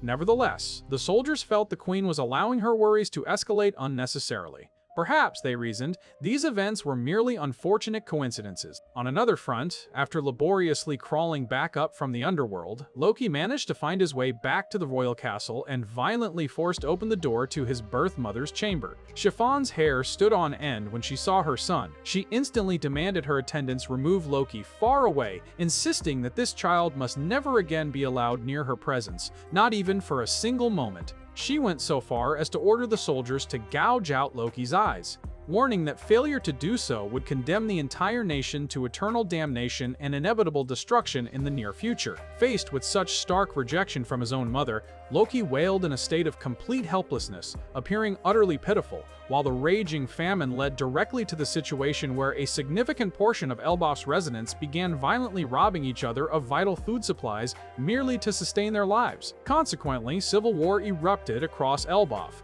Despite the nation having been remarkably unified previously, the conflicts intensified dramatically, resulting in countless tragic fatalities. This widespread chaos rapidly spread throughout the country, and the population began to decline sharply. Many people had heard the growing rumors concerning Prince Loki and were convinced that the birth of that child was the direct cause of Elbaf's impending doom. Not only that, but they started harboring active intentions to attack the boy, simply because he was intrinsically linked to Loki. Observing this alarming trend, Ida stepped forward bravely to shield her son, but she was instantly overpowered and restrained by an attacker who even intended to strike a fatal blow against her. Fortunately, King Harald arrived back at the scene just in time, swiftly crushing the despicable wretch who dared to lay hands on his wife and child. Having narrowly escaped death, Ida and Hajrudin embraced Harald tightly, bursting into tears of relief. Instead of punishing the remaining assailants, Harald demanded that the citizens immediately cease all acts of violence against one another. By this time, he had received the news concerning Loki's birth, as well as the ongoing severity of the famine plaguing Elbaf. When he sought counsel from the nations with whom he maintained close and friendly relations, King Harald was met with utter surprise, as they did not utter a single word in response to his inquiries. Instead, these foreign nations immediately loaded massive quantities of essential relief supplies onto their vessels and joined forces to offer substantial aid to Elbaf. Indeed, just outside the coast, numerous supply ships were visible, ready to dock at the Kingdom of the Giants. King Harald felt an overwhelming sense of gratitude toward the immense benevolence displayed by those seemingly small people. Because of this external support, Elbaf was ultimately saved from total annihilation. Meanwhile, by the time King Harald returned to the palace, Queen Estrida had already passed away. Rumors spread that she died agonizingly because her hatred for her own offspring was so consuming. Naturally, the citizens of Elbaf also firmly believed that the queen's death was directly caused by the terrible curse emanating from Prince Loki. King Harald mourned the passing of his beloved wife deeply, yet he held no malice or hatred towards his son Loki. In an effort to conceal Loki's sinister, demonic eyes, the soldiers blindfolded the young boy, perpetuating the lie that Loki had been completely blind ever since his birth. King Harald was not overly surprised that his son never displayed any smiles. He likely reasoned it was due to the recent loss of his mother. However, the actual fundamental reason was that Loki had already lost all faith in love when he was merely a few months old. On the other hand, the groundwork for foreign relations established by King Harald allowed Elbaf to successfully weather the harsh, cold season. While the king was diligently occupied with rebuilding his nation and embarking on various international missions, Loki was secretly being raised and cared for by his uncle, specifically, the younger brother of the late Queen Estrida. Concurrently, Ida had relocated herself to the underworld and opened a small tavern there to earn a living. Hajrudin felt significant anxiety for his mother's safety, as that subterranean realm was notoriously dangerous. Hearing his concern, she promptly reassured her son that absolutely nothing untoward would befall her. 56 years ago, inside the residence of Jarul, King Harald and Jarul were engaged in a serious discussion concerning the mounting conflict between the giants and the established world government. Harald revealed that he had been present near the site of the incident that took place at the Reverie Conference. Previously, Harald had asked an acquaintance to assist him by disguising himself as a soldier to infiltrate the area, but that very friend had ultimately refused his request. Jarul suggested that, had the infamous assassination within the Holy Land not occurred, King Harald might have already been apprehended long ago. Jarul believed Harald was being excessively reckless. Jarul then inquired if Harald had ever heard the tale of the Gale Group. These were legendary giant shipwrights who had once ventured incredibly far from Elbaf and sent back a brief message containing these alarming words: "All of us have been captured." Jarul found it nearly impossible to believe that over 100 warriors, including ancient giants, had been successfully apprehended by some unknown entity. Upon hearing this, King Harald grew suspicious, theorizing that the world government might be responsible for their capture. Jarul remained somewhat skeptical of this possibility. The sole certainty he possessed was the existence of some immensely powerful ancient enemy from the distant past, a historical chapter that was submerged deep beneath the ocean on some fateful day. Jarul also heard persistent rumors suggesting that an entire legion of giants was currently frozen somewhere. Furthermore, Jarul himself hailed from a lineage that had previously inflicted great harm upon the world. Therefore, he earnestly wished for Harald to engrave this historical lesson deeply within his heart. Shifting scenes, although Loki was raised alongside his maternal uncle, he was simultaneously hated and severely mistreated by that same relative. Not long after this period, the royal horse of good fortune belonging to the royal family was suddenly murdered by an unknown party, and Chiffon's younger brother abruptly perished down in the underworld. 48 years ago, Elbaf successfully developed 8 distinct methods for wooden construction.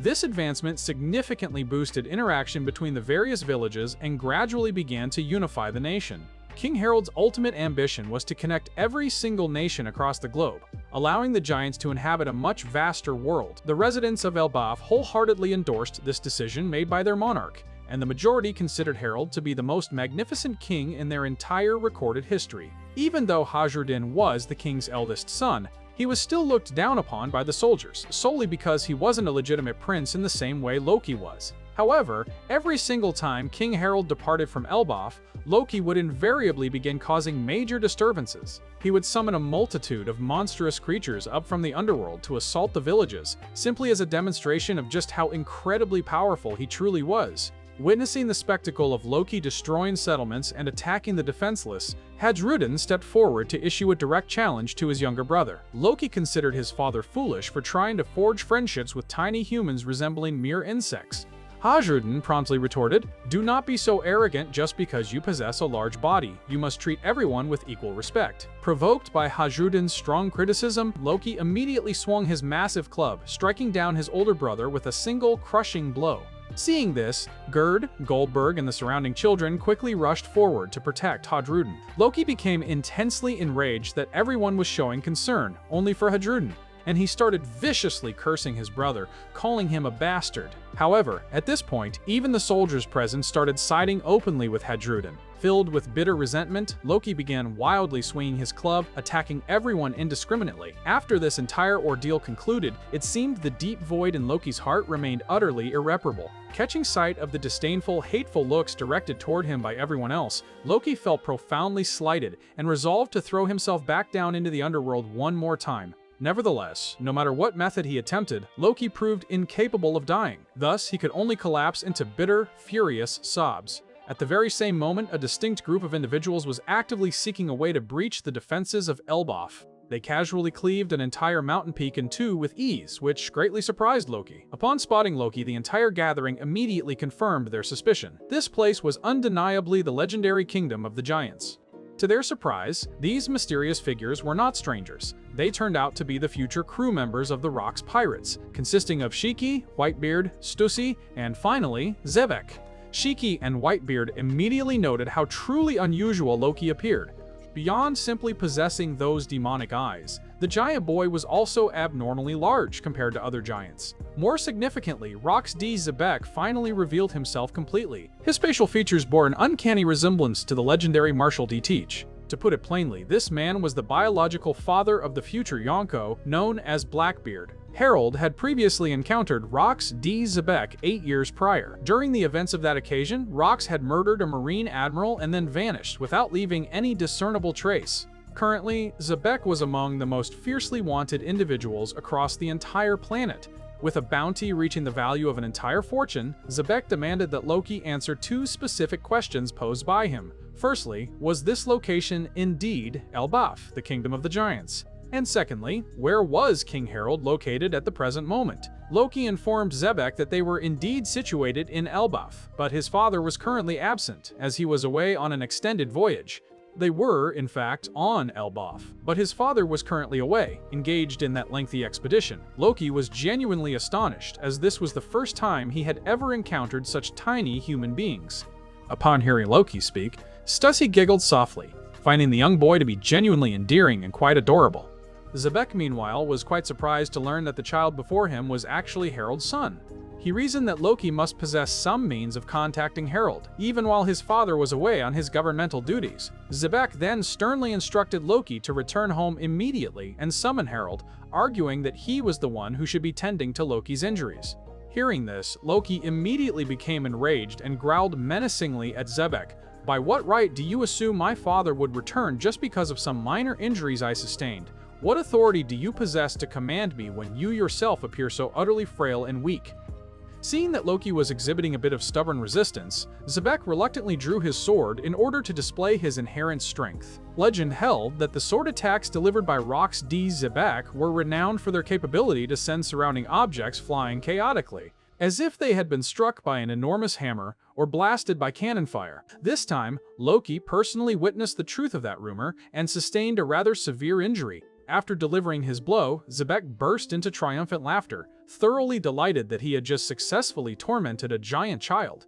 This event took place during the Reverie 8 years ago. At that time, within the Holy Land of Marie-Joie, panicked soldiers frantically reported that 5 kings had been viciously attacked and abducted by a colossal man dressed entirely in black. The scene then shifts to the elegant flower room inside the castle. For the first and only time in all of history, someone had successfully infiltrated the deepest, most secure sanctum of the Holy Land. This intruder was none other than the living legend, Xebec himself, who at this moment was holding a gun and sitting face to face with the enigmatic Saint Emu. The handmaiden seen kneeling at Emu's feet is revealed to be the future Holy Knight Gunko. It turns out that Xebec's audacious plan was to use the captive kings as hostages to bargain with Emu, but his terms were flatly rejected. Xebec hadn't expected much from negotiating with the ultimate ruler of the world anyway.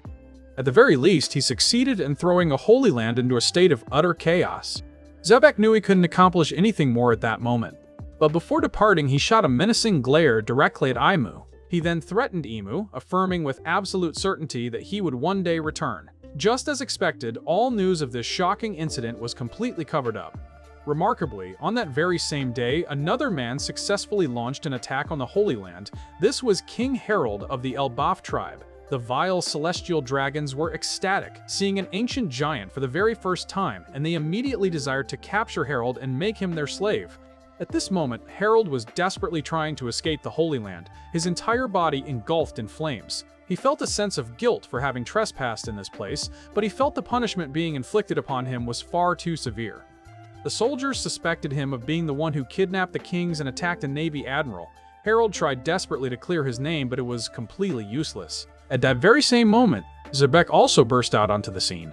He emerged with his body covered in injuries and came face to face with Harald. Realizing the man before him was the true culprit responsible for him being framed, Harald became incredibly furious. Xebec, for his part, was completely stunned to see a giant standing in the Holy Land. Recognizing his opponent's intent to attack, Xebec immediately drew his sword to counter. The resulting clash between these two legends caused an immense and continuous eruption of Conqueror's Haki. Not only that, but every living creature within a 5-kilometer radius was knocked unconscious by this terrifying wave of spiritual energy. During their confrontation, the two warriors began to introduce themselves to one another. Xebec advised Harald to aim his next attack toward the interior of the Holy Land, warning that if he was captured by the soldiers, he would certainly be enslaved by the celestial dragons. After that brief but intense clash, the two decided to call a truce and escape together. Xebec then said to Harald that if they both managed to survive this ordeal, they should definitely meet again in the future. However, Harald flatly refused the offer, wanting no association with a criminal like Xebec. Then, Harald suddenly leaped away, leaving Xebec completely astonished. Meanwhile, the admiral who had been defeated by Xebec did not survive his injuries, despite the best efforts of the medical teams. Because he had committed so many heinous crimes on that single day, Xebec's infamous reputation became a topic of discussion all over the world in the blink of an eye, and everyone was terrified by his audacious actions. For this very reason, the world government issued a massive bounty for Xebec's capture, but he didn't stop there. Sometime later, this same man attacked a ship carrying the celestial tribute on its way to Marie-Joie. Xebec even went so far as to destroy one of the gates of justice, managing to escape once again. Afterwards, Xebec took the ship and its treasure, officially beginning his journey as a pirate. While Xebec's previous activities were always aimed at defying the government, in the years that followed, he shifted his focus and began targeting other pirate crews. He did this through the Davy back fight, one of the traditional games passed down in the pirate world since ancient times. This is a fierce competition played between two pirate crews, where they battle to steal crew members or even the Jolly Roger of their opponent. As a great admirer of the legendary pirate Davy Jones, Xebec frequently participated in the Davy back fight, taking full advantage of the game to recruit the most outstanding members from other pirate crews and bring them under his command. With his devastating power, Xebec assembled a group of dangerous villains even before officially forming his own pirate crew. Returning to the present of the flashback 48 years ago, we find Xebec and 6 other members dining inside Oz Castle with King Harald. Prince Loki is seen lying in a medical bed, his body completely wrapped in bandages. Harald had returned immediately after hearing his son was seriously injured, but it appears Loki has already made a full recovery. He sternly tells his son not to return to the underworld again because it is extremely dangerous. Hearing this, Loki is slightly moved. However, it's still not enough to convince him that his father truly loves him. Harald, having heard many terrible rumors about Xebec, asks why he has come to their land. It turns out that Rox wants to invite Harald to join his group. He knows the world government constantly ignores Harald's requests. Nevertheless, Harald refuses this invitation, fearing he will lose the trust of other nations. Xebec finds this response terribly boring, thinking Harald worries far too much. He believes that if you disagree with the government's policies, you should just unleash your full power and beat them into submission. For the ELBAPH of the past, this idea would have been perfectly acceptable. However, ELBAPH has changed. Harald then turns his attention to the other members of Xebec's group. He advises them not to follow their captain, warning them that their end will be tragic if they do. Besides Whitebeard, Shiki, and Stussy, Rox D. Xebec's group also includes new faces like Captain John, Ochoku, and Ganzui. Hearing Harald's advice, Shiki bursts into laughter with great amusement. He declares that he doesn't follow Rox at all but operates independently. Even if Rox were to die, Shiki wouldn't care in the slightest. Stussy is known as the scientific pirate. Much like Shiki, she is not a subordinate of Rox. She's simply tagging along because his ambitious plans smell strongly of money. After this exchange, Xebec's group begins to discuss the infamous Island of Exiles, Hachinosu, also known as Pirate Island. Captain John, a gangster from the West Blue, explains that Hachinosu is where nations used to send their most dangerous criminals, the kind that even their prisons couldn't hold. According to Whitebeard, it was once a completely deserted island with no inhabitants or food. Being stranded there meant certain death. Ochoku shares information that recently, the criminals there have managed to survive and have even formed their own organization. As a famous smuggler, Ganjui has investigated and discovered that Hachinosu has many gold mines. An underground organization discovered this wealth and has helped the criminals become rich, a development that has made the world government furious. Rox D. Xebec declares his intention to conquer Hachinosu and transform it into a paradise for pirates. He knows that most certainly, the government and the Marines will be utterly shocked to hear this news. But this is only the beginning of Xebec's long-term plan. He doesn't want to stop there. He also aims to destroy the Marines and the Holy Land and then become the king of the entire world. Hearing this, Harald remarks that to achieve such a goal, Xebec has far too many enemies to defeat. However, he shows no fear at all, firmly asserting that no power in this world lasts forever. Sooner or later, someone will come along and topple them. For this reason, Xebec declares that he needs Harald's strength. He insists that if the two of them were to join forces, they would never know failure. However, no matter how persuasively he argues, Xebec cannot manage to sway Harald's decision. Meanwhile, Loki has been eavesdropping on the conversation between his father and Rox. Witnessing the man's insane ambition, he is so moved that he bursts into tears. On that day, Loki's soul was truly set free. Another 4 years go by. Xebec continuously traveled to Elbaf to recruit Harald, but the king of Elbaf resolutely refused every time. Out of options, Xebec decided to proceed with his plan with his current lineup, without King Harald. And so, the pirate flag of the Rox pirates was finally raised. Their first destination was the pirate island, Hachinosu. Now, 44 years ago, the Kuja pirates from the maiden island of Amazon Lily were known as an incredibly famous idol group. Wherever they traveled, men would swoon. Even the Marines were easily defeated by the sheer beauty of the female warriors. This widespread phenomenon made many wives feel incredibly annoyed and frustrated, but they were ultimately helpless. The captain of the Kuja pirates at that time was Gloriosa, who would later be known as Elder Neon.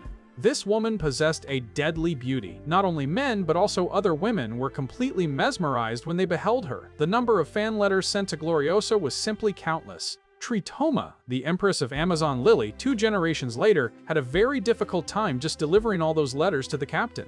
However, the number of letters received by the vice captain, Sheki, was even greater than Gloriosa's by many times over. This disparity made the captain feel quite jealous, and even a little bit sulky. One day, the Roger pirates and the Kuja pirates had a fateful encounter. It turned out that the future pirate king, Goldie Roger, and his entire crew were completely infatuated with Shaki, and they were determined to recruit her into their own pirate crew. Seeing that Roger only had eyes for her vice captain, Gloriosa became very annoyed as he was the man of her dreams. Since the Kuja pirates showed no intention of handing over Shaki, the Roger pirates prepared to use force to claim their idol for themselves. At this moment, Shaki decided to step forward. Just as the rumors claimed, her beauty was truly on a completely different level. Every single one of her gestures and actions was inherently charming. Before Shaki's beauty, it was said that even flowers would wilt in shame, and birds would become mesmerized by her heavenly, nation-toppling allure.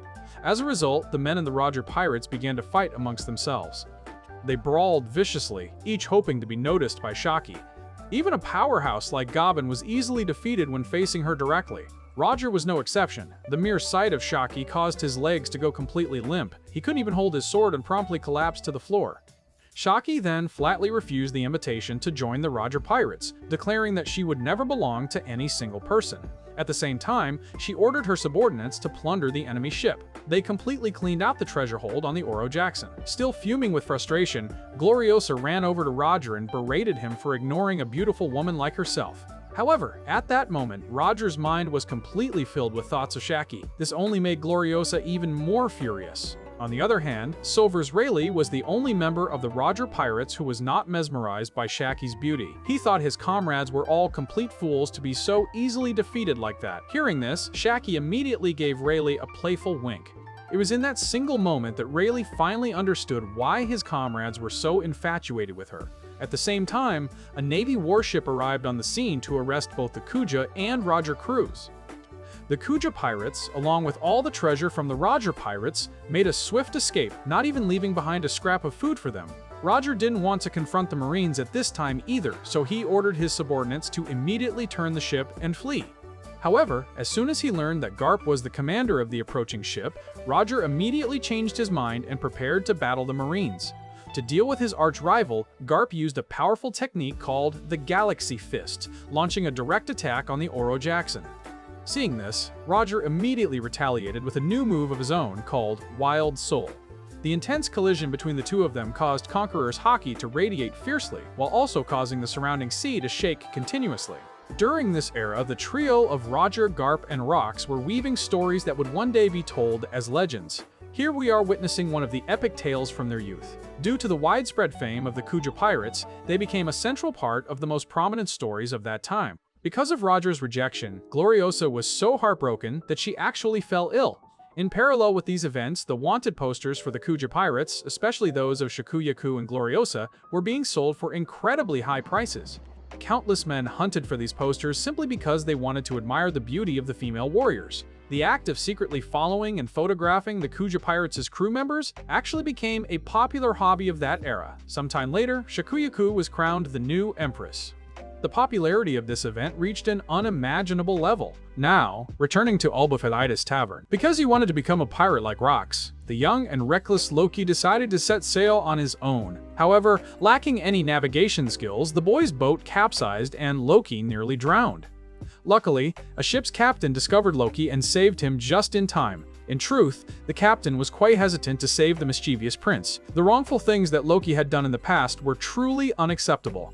Harald was very grateful to the captain for saving his son, but Ida was furious when the captain admitted he hesitated to save Loki. He declared that if the captain had abandoned him, Ida would have surely dragged his ship to the bottom of the ocean. However, instead of saying thank you, Loki defiantly stated that he didn't need anyone to save his life. Because of this, the captain felt extremely annoyed. It was a classic case of no good deed going unpunished. Thinking that Loki was very lonely since his mother had passed away long ago and his father was always busy, Ida offered to let the young boy come live with him. Not only did Loki flatly refuse, but he also uttered bitter and insulting words. He accused Ida of trying to get close to him just so he could return to the castle and live in luxury. Hearing this, Hadruden became extremely angry and was about to jump in and attack his insolent younger brother. Even though he was insulted by Loki like that, Ida wasn't bothered at all, and even found the children's antics rather cute. Loki declared that this country was incredibly boring and that everyone in it looked weak and worthless. He believed the people there hated him and wished he would just disappear. That's why Loki always yearned to go out to sea to find a life of freedom like the one Rox led. From then on, whenever Rox came to Elbaf to recruit Harald, Loki would beg him to let him join the crew, but all of his desperate efforts failed. A few months after the Rox pirates conquered Hachinasu, a mysterious man set foot on the island with the intention of joining them. The low-level pirates outside showed great contempt for this man, because they knew the Rox pirates were an exclusive group. They were a collection of evil superstars, and not just anyone could join. One of them dared to attack the mysterious man and was immediately taken down. This incredibly cool-looking, imposing figure was named Kyo, later known as Silver Axe. Kyo was a true gangster, the arch-rival of the Golden Lion Shiki, and was famous for being cold-blooded, cruel, and extremely dangerous. The presence of the powerful individuals Rox had recruited began to attract even stronger people to Hachinosu. At this time, the pirate island did not yet have its iconic stone skull shape. Rox thought it would look better with eyes, so he carved 2 massive holes into it. In addition to the 5 original core members, Rox had recruited several new members, including Charlotte Linlin, who would later be known as Big Mom. Accompanying her was Strusen, the man who led Linlin down the path of piracy. Next was the drunkard Captain John, the fishman Ochoku, and finally, the rookie Kaido of the Beasts. Having gathered enough members, Rox began to explain his insane plan to his comrades. He revealed that he wanted to obtain 2 specific devil fruits. One of them was currently in Elbaf, and he wanted Harald to eat it to unlock his true potential. His next goal is to find the missing Galala giants. Linlin was already searching for them through her vast information network, but so far, there was no information. Even if the Rox crew did find the giants, they would likely only be corpses by now. Moreover, there was absolutely no reason why they would ever obey the orders of a pirate like Rox. Kaido argued that they should just use their strength to crush everyone without needing to negotiate with anyone. He suggested they just beat Harald into submission and force him to obey their commands. Hearing this, Rox became extremely angry and immediately smashed his leg into Kaido's face. Rox held great respect for Harald.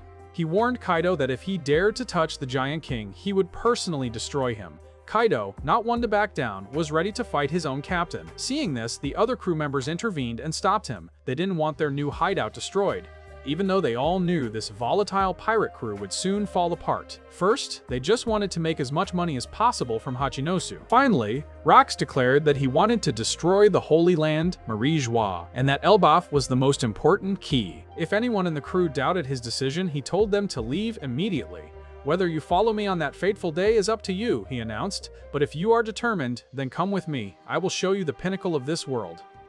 At the Food Vault and Shrine, operated by an international charity, the Rox pirates launched a surprise raid with the purpose of stealing all the money that had been donated to help impoverished children. Despite the desperate pleas from the monks, these pirates showed absolutely no mercy. While their comrades were escaping, Whitebeard, Kaido, and Silver Axe found themselves trapped in the basement. Instead of throwing down a ladder to help them, Shiki suddenly threw a bomb down the hole. The bomb quickly exploded, causing a massive shockwave. A normal person would surely have been vaporized. The members of the Rox crew had no love for each other, so this sort of thing happened as regularly as a daily meal. Knowing they couldn't fight against the Rox pirates, the High Priest decided to drop iron bars to prevent their escape, trying to hold out until the Marines arrived. Of course, that was nothing to the Rox pirates. However, before Big Mom could even make a move, Whitebeard used the power of his Tremor fruit to escape from the rubble. His attack shook the entire island to its core. In just a moment, Food Vaulton completely collapsed, and the iron bars were thus rendered useless. Witnessing Whitebeard's overwhelming power, Kaido admitted that he felt quite jealous. He declared that he also wanted to possess a devil fruit that powerful. Hearing this, Whitebeard advised Kaido to choose his devil fruit carefully because its effects would greatly influence the user's body. Meanwhile, Silver Axe discovered that Shiki was the one who had thrown the bomb, and he became extremely angry. Shiki just laughed gleefully and began to taunt Silver Axe after playing such a painful trick on him. After arguing for a while, the two decided to rush in and start fighting. Seeing that the stolen money was still safe, Rox ignored the two fools and signaled for his comrades to retreat quickly. However, Marine warships had already arrived and surrounded Food Vaulton Island. Whitebeard suspected that someone in their group must have leaked the plan, which would explain why the Marines arrived so quickly. Rox didn't want to be held down in this place and immediately ordered his crew to prepare for battle, steal everything, and sink all the ships. In just 2 years since the Rox pirates were formed, they had carried out 16 major attacks, sinking 76 ships, burning 14 harbors, destroying 5 towns, and overthrowing an entire nation. They also committed 3 special violations under Article 18 of World Law, and even had 25 of their cases mysteriously deleted from their criminal records. Although this was also the era where Roger was active, it can be said that the years they wreaked havoc were definitively called the Era of Rox. On NC Island in the New World, a place not affiliated with the world government agents arrived. They began to attack and arrest innocent civilians. Upon receiving this news, King Harald arrived to stop them. The people of NC had helped Elbaf when his kingdom faced famine and war. Therefore, Harald could not turn a blind eye to their plight. This was his time to repay their kindness. The agents argued that Elbaf was only a candidate for an alliance with the government. If he interfered this time, the alliance would definitely be revoked. Then, one of the agents shot a civilian right in front of Harald. Seeing this atrocity, Harald flew into a rage and immediately charged down to destroy the scum. On that day, King Harald sank the government's warship, and ELBAPH was officially put on the blacklist. Not long after, Rox came to ELBAPH again to recruit Harald into his crew. Because of the terrible crimes Rox had committed, King Harald refused to let him enter the castle and would only speak with him at Ida's tavern. Rox laughed when he saw Harald had shaved his head, mentioning that Garp had also previously mocked the hairstyle. Rox couldn't stand seeing Harald submitting to the world government. He also knew very well that Garp despised the ruling class. He mused that Garp should have become a pirate instead. Harald argued that every organization has its share of good and bad people, but the Marines are a respected military force that helps people every day. Therefore, Harald announced that he would agree to let the giant warriors join the Marine forces. He believed that with their strength, by aligning with them, the Navy would finally possess the resources to provide aid to a much broader segment of the population. However, Rox finds Harald's ambitious proposal to be nothing short of terrifying. He tries to get Y to intervene and talk some sense into Harald on his behalf, but Ida remains fiercely loyal to her husband's vision, even going as far as to warn Harald that he should probably stop associating with Rox altogether. He really shouldn't be hanging around someone as volatile as Rox. Meanwhile, the scene shifts over to Navy headquarters, where Fleet Admiral Kong is deep in discussion with Garp, Sengoku, and Tsuru regarding a potential alliance with ELBAPH. Kong is quite vocal about his concerns, arguing that the giants are simply too dangerous and that it would be nearly impossible for the Navy to coexist peacefully with such a warrior race. Sengoku chimes in, noting that Harald is a man of great integrity, was genuinely trying to steer ELBAPH toward a more positive future. However, rumors are swirling that Rox is actively trying to recruit Harald into his legendary crew. If those rumors turn out to be true, the Navy would find themselves completely powerless to stop them. Kong is well aware of the stakes, but the Navy finds itself in a tough spot. The Marines are currently trapped in a massive dilemma. This is largely because ELBAPH is notorious for its brutal culture and absolute thirst for combat. Interestingly enough, Garp is the one who argues that the Navy actually needs that kind of aggressive spirit right now. They need to act fast and bring ELBAPH into the fold as a member nation before it's too late. Garp confidently asserts that as long as he's around, they don't have to fear any giant, no matter how powerful they might be. Jumping back in time 42 years ago, we see the moment Shakuyaku, the captain of the Kuja pirates, decided to hang up her hat and retire. This shocking news sent ripples through the entire pirate world. The underworld was absolutely stunned by her departure. Men everywhere were plunged into deep despair, feeling totally hopeless now that they would no longer catch a glimpse of the goddess they admired so much. Even Gloriosa couldn't wrap her head around why Shakuyaku would make such a sudden choice. Meanwhile, Big Mom speculated that she had simply given up the pirate life to chase after some man, much like Gloriosa had done herself. She teased that Shakuyaku was abandoning the game for romance, just like Gloriosa's own past. Feeling insulted by the jab, Gloriosa fired back immediately, telling Big Mom that a woman who just pumps out kids one after another couldn't possibly know the first thing about true love. Despite the bickering, Gloriosa still found it hard to imagine a world where Shaki was actually falling in love. She couldn't fathom Shaki ever having feelings like that. She swore that if the man Shaki chose turned out to be Roger, she would never forgive her. Miss Buckingham Stocy noticed that every man seemed to be obsessed with Saki, but she remained convinced that Whitebeard's heart belonged solely to her and nobody else. Unexpectedly, Whitebeard flatly denied it, stating that he had never once been in love with Stussy. Upon hearing this rejection, Stussy became incredibly frustrated and aggressive, starting to berate and criticize Whitebeard for his lack of feelings. Right around that same time, the Kuja pirates' ship unexpectedly made its way toward Pirate Island Hachinosu. Shaki stepped onto the island all by herself, carrying nothing but her luggage. When the local pirates caught sight of their goddess in person, they literally collapsed in pure bliss, overwhelmed by her presence. They were completely helpless against Shaki's lethal beauty. In an even more surprising turn of events, she announced that she planned to stay on the island for a while. Since the Navy would never stop hunting her down even in retirement, she decided she had to go into hiding here temporarily to stay off their radar. Using her incredible charm, Shaki found it easy to order men around, essentially turning them into her willing servants. Meanwhile, the Rock's pirates returned from a long stint of pillaging at sea, only to discover a strange new bar had suddenly appeared on the island. They decided to head over and check it out for themselves. From the very moment they saw Shaki dressed in her alluring and sexy outfit, every single man in the Rock's pirates felt like their hearts were gonna jump right out of their chests. Not a single one was immune. In the long and storied history of Pirate Island, the arrival of someone like her was a massive deal. Her appearance was hailed as one of the greatest events to ever happen on those shores. Shaki was like a rare flower blooming in a harsh, barren wasteland. To put it another way, She was a treasure that no pirate could ever dream of walking away from. From that day forward, men packed the bar daily just to get a look at Shaki's stunning face. Simultaneously, in the halls of power, the five elders made a decision. They would allow ELBAPH to join the world government, but only on one condition. Harald had to successfully eliminate Xebec. The price for membership was Xebec's life. Out on a different part of the sea, aboard the Oro Jackson, members of the Roger Pirates received word that Shaki had opened up a bar on Pirate Island, and they rushed to report the news to their captain. Ever since Shaki abdicated her throne, Roger had been moping around with a gloomy face, looking nothing like the powerful pirate king he was known to be. Seeing him like this, the crew desperately wanted him to go to Hachinasu to see Shaki, hoping it would snap him out of his funk.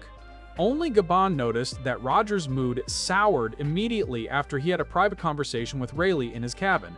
Gaban kept pressing for answers until Rayleigh was finally forced to explain the whole situation. He revealed that during their battle with the Kuja pirates, right before Shaki stepped down, Roger noticed something was wrong. Roger thought Shaki looked like she was struggling with some kind of hidden illness. That's why he was so worried when he heard she retired. But the real kicker.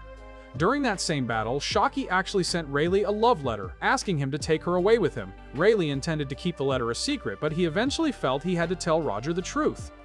When Roger heard this, he was absolutely livid, tearing into Rayleigh for ignoring Shaki's heartfelt letter.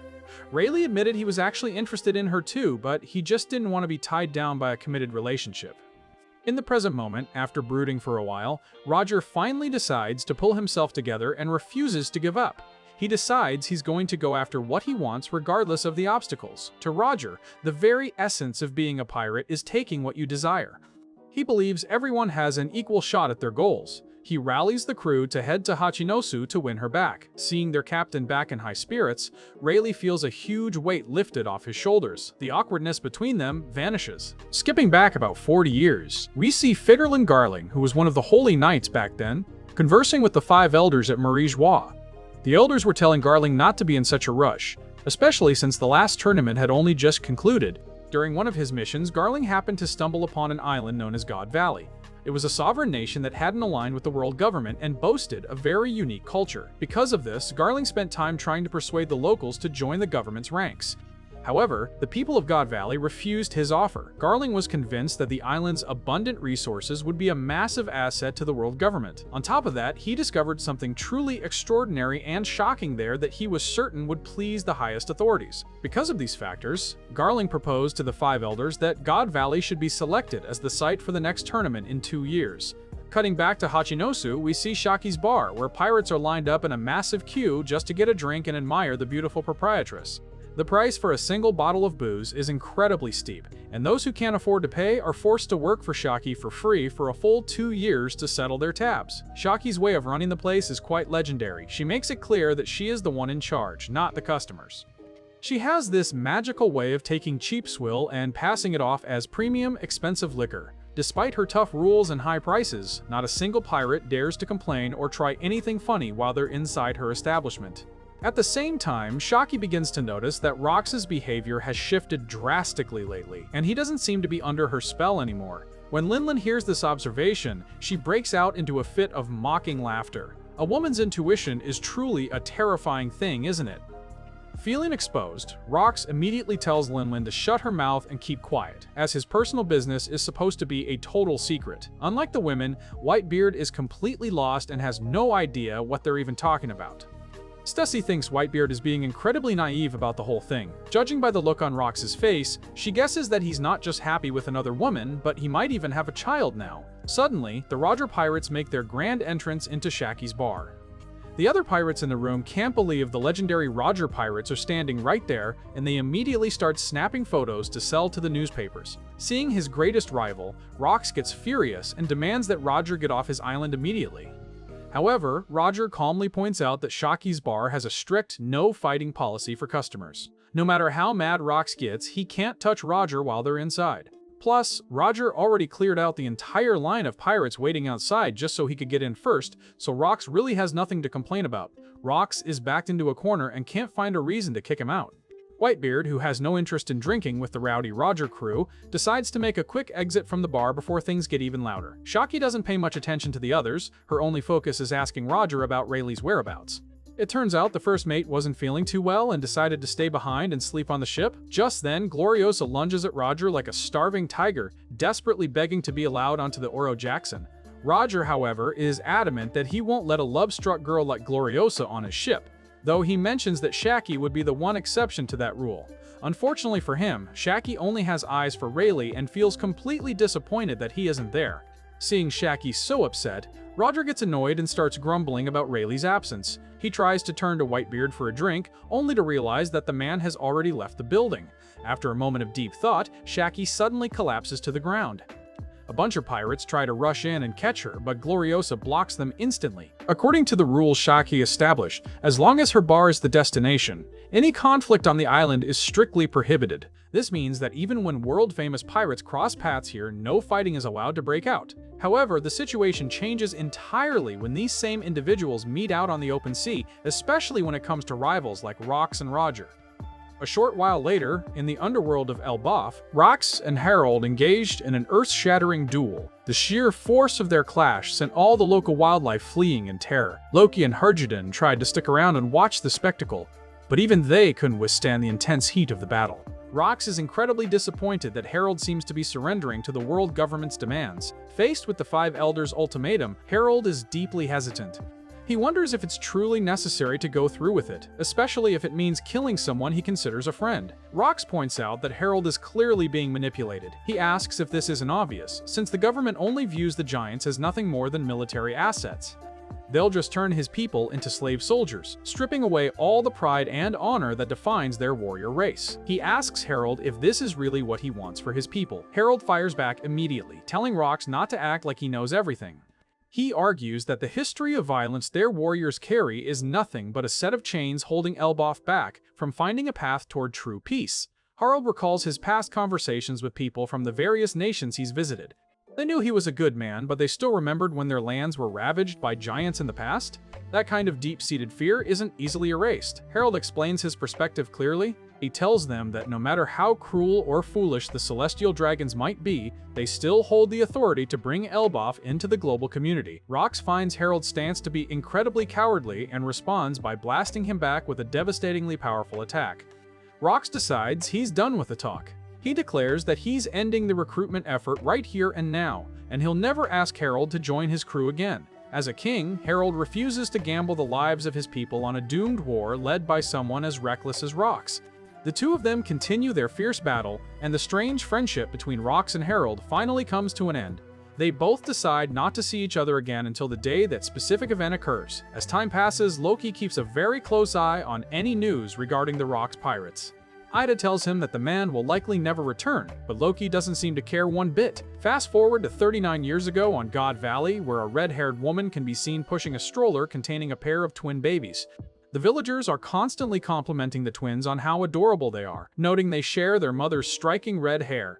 They offer prayers that the children grow up to be just as smart as she is. Furthermore, they promise to help her raise the kids while their father is away on business.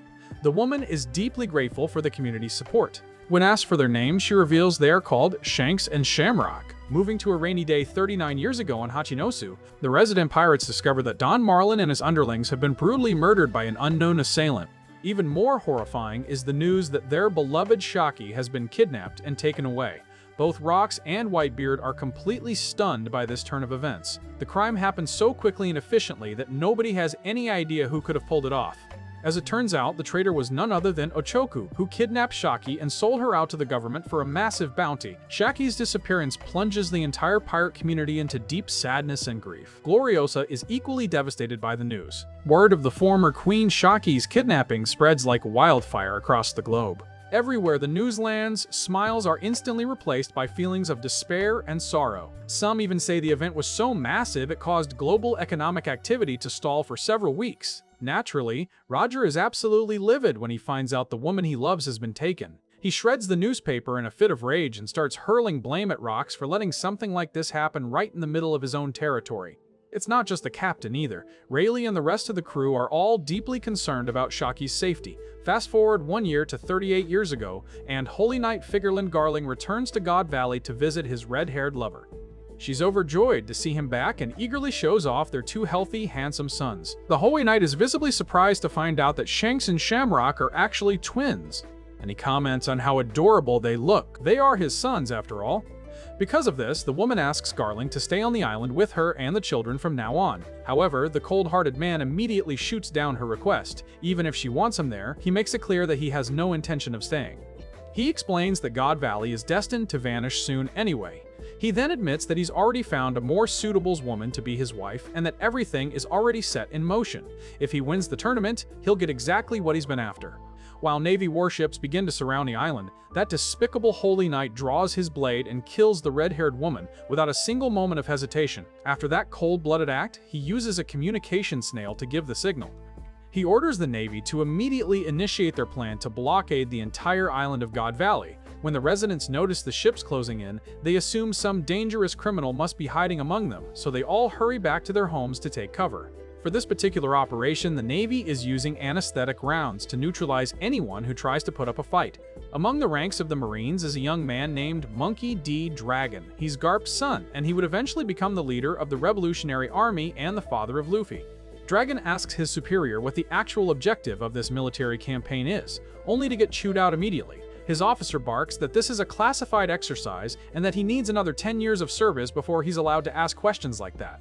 The officer even goes as far as to reprimand the squad leader for not properly disciplining his subordinates. Just then, a confused resident asks the Marines what's going on, but he's instantly shot down by an anesthetic dart. The rest of the crowd is also quickly subdued.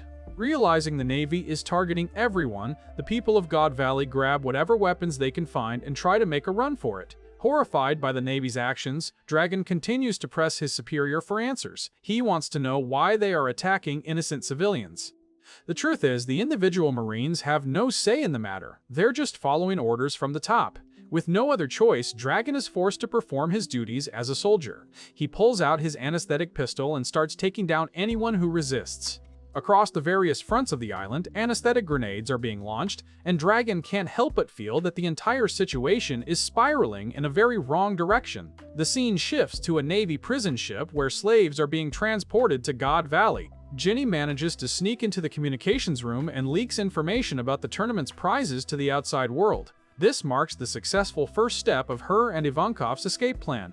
The other slaves think they're just wasting their time and that if they get caught, the entire group will be subjected to even more brutal torture. Hearing their defeatism, Ivankov gets incredibly angry and starts yelling at them for giving up their will to fight. He calls them fools and reminds them they're all going to die anyway, especially since they don't even know where the ship is heading. He tells them not to expect a miracle rescue if they won't even try to survive on their own. He warns them never to underestimate the power of a miracle. Meanwhile, Kuma is watching everything from a different part of the ship. Kuma overhears everything Ivankov says and can't help but smile, seeing that some of the slaves still have some spirit left in them. We then jump to a Cypherpole intelligence facility on an unknown island, where a young Morgans, the future president of the World Economic Times, is present. He claims to have some absolutely earth-shaking news. Morgans demands a bribe from CP, threatening to publish the details about God Valley if they don't pay up. The agents try to intimidate him, threatening to kill him because he's just a kid, but Morgans doesn't back down for a second, daring them to try it. He tells them that either way, he's going to make sure the news reaches Pirate Island. Back on Hachinosu, the pirates are overjoyed to hear that Shaki is actually still alive. However, Ochoku's face completely loses its color and he starts breaking out in a cold sweat now that the information has leaked. He's clearly terrified that his betrayal is about to be discovered. He knows the others will tear him apart once they find out the truth. Captain John and Wang Ji are furious that Shaki is being used as a prize for the Celestial Dragons, and they correctly guess that the world government is behind the kidnapping. Whitebeard also shares his thoughts. He'd heard the rumors about the Celestial Dragon's sick human hunting games, but he never actually thought they were true. Meanwhile, Lin Lin is completely focused on the other prizes and starts trying to convince Kaido to go with her to steal them. Since she already has a devil fruit power, she's aiming to secure other powerful fruits for her children. Some of the crew think it might be a trap, but Rox doesn't care in the slightest. He makes up his mind to head to God Valley and take everything for himself. He tells any cowards they can stay behind on the island. Over with the Roger Pirates, Roger asks Gaban for the coordinates to God Valley, fully prepared to launch a rescue mission for Shaki. Rayleigh and the rest of the crew are fired up and totally support their captain's call. Learning that Rox is also on the move, Roger is determined to beat him to the punch. When Garp hears that Roger is involved, his expression changes instantly, and he immediately sets sail for God Valley as well. This small leak has set the strongest forces on the sea in motion. The entire era is colliding over this one event. On their way to God Valley, the Rox pirates find their path blocked by Harald's massive ship. Harald has been ordered to stop a group of pirates who have supposedly lost their minds over a woman. A government surveillance ship is nearby, watching Harald's every move, so he's under pressure to sink the Rox pirates right there. Rox thinks Harald is seriously underestimating him, but he's not looking for a fight right now. He asks Harald for a private word instead. Silver Axe and Shiki are annoyed by how relaxed Rox seems to be, especially since Shaki's life is on the line. Getting back to Harald and Rox, the captain has a secret he's never shared with anyone else. He decides to make Harald the sole exception. He reveals that a part of his name has been hidden from the world. His real name is Davy D. Xebec, and Rox is just a pseudonym. He explains that the Xebec family has long been a target for elimination by the government, linked to the ancient legend of Davy Jones. His family has been forced to survive in the shadows for generations. He's not sure if it's a blessing or a curse, but 2 years ago, he actually fathered a child. To keep his family safe, he sent them back to his homeland, telling them to hold on to their faith in the Davy lineage. Ironically, his homeland is the very island of God Valley that the government is currently trying to wipe off the map. Harald thinks the government is baiting him, but Xebec is certain they don't want him showing up there at all. It feels like he's being swept up in a massive destiny. He believes kidnapping Shaki was a huge mistake on the Celestial Dragon's part. In truth, he's only pretending to head to God Valley to rescue Shaki. His real priority is his wife and child. This time he feels luck isn't on his side, which is why he wants Harald to accompany him on the mission to save his family. However, Harald's face twists in annoyance, and he insists that he's going to sink Xebec's crew. They continue their duel on the giant ship, but in reality, Harald is only putting on a show for the government observers. He knows he and Xebec were friends, and he sees no reason to stop a man from trying to save his family. It sounds unbelievable, but every 3 years, the Celestial Dragons pick a non-aligned island rich in resources to host their depraved games. The game involves a horrific massacre of the local population. On the day of the God Valley incident, after showing off several rare devil fruits as prizes, the host brings Shaki out onto the stage, presenting her as the grand finale reward. They introduce her as the legendary Shaki, the former Empress of Amazon Lily. The winner of the tournament gets to decide whether to make her their wife or their personal slave. Shaki stands there, forced into a humiliating display for the crowd. The young woman remained immaculate and healthy because she had been receiving special, dedicated care ever since her capture. The Celestial Dragons in the stands were absolutely thrilled by Shaki's stunning, peerless beauty. In addition to Garling, 2 other Holy Knights, Samar and Gunko, were also participating in this hunting competition.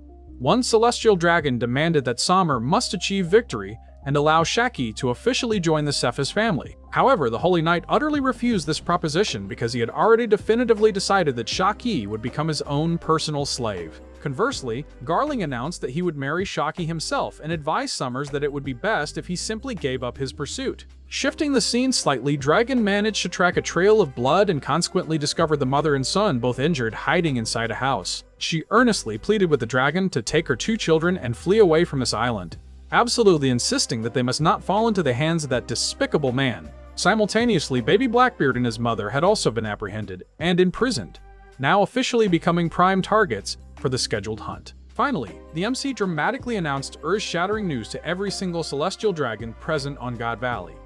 Beyond the Buccaneer Brat, there was yet another extraordinarily rare rabbit designated for this tournament. After a massive span of 800 years, they had finally located a surviving member of the Davy clan. At this very moment, the MC proceeded to bring all the remaining surviving members of the Davy clan onto the stage. The Celestial Dragons positioned below erupted in intense fury upon seeing them. They immediately began hurling stones, knives, and hatchets at the slaves of the Davy clan, simultaneously spewing forth slanderous, insulting language directed at these miserable individuals. Witnessing this chaos, the MC promptly requested that the celestial spirits cease throwing weapons into the stands. If they continued, the rare rabbits would perish before the actual competition could even commence. Teach and his mother were among the slaves forced onto the stage. Teach's face was contorted in sheer terror as he observed the manic frenzy of the celestial dragons below.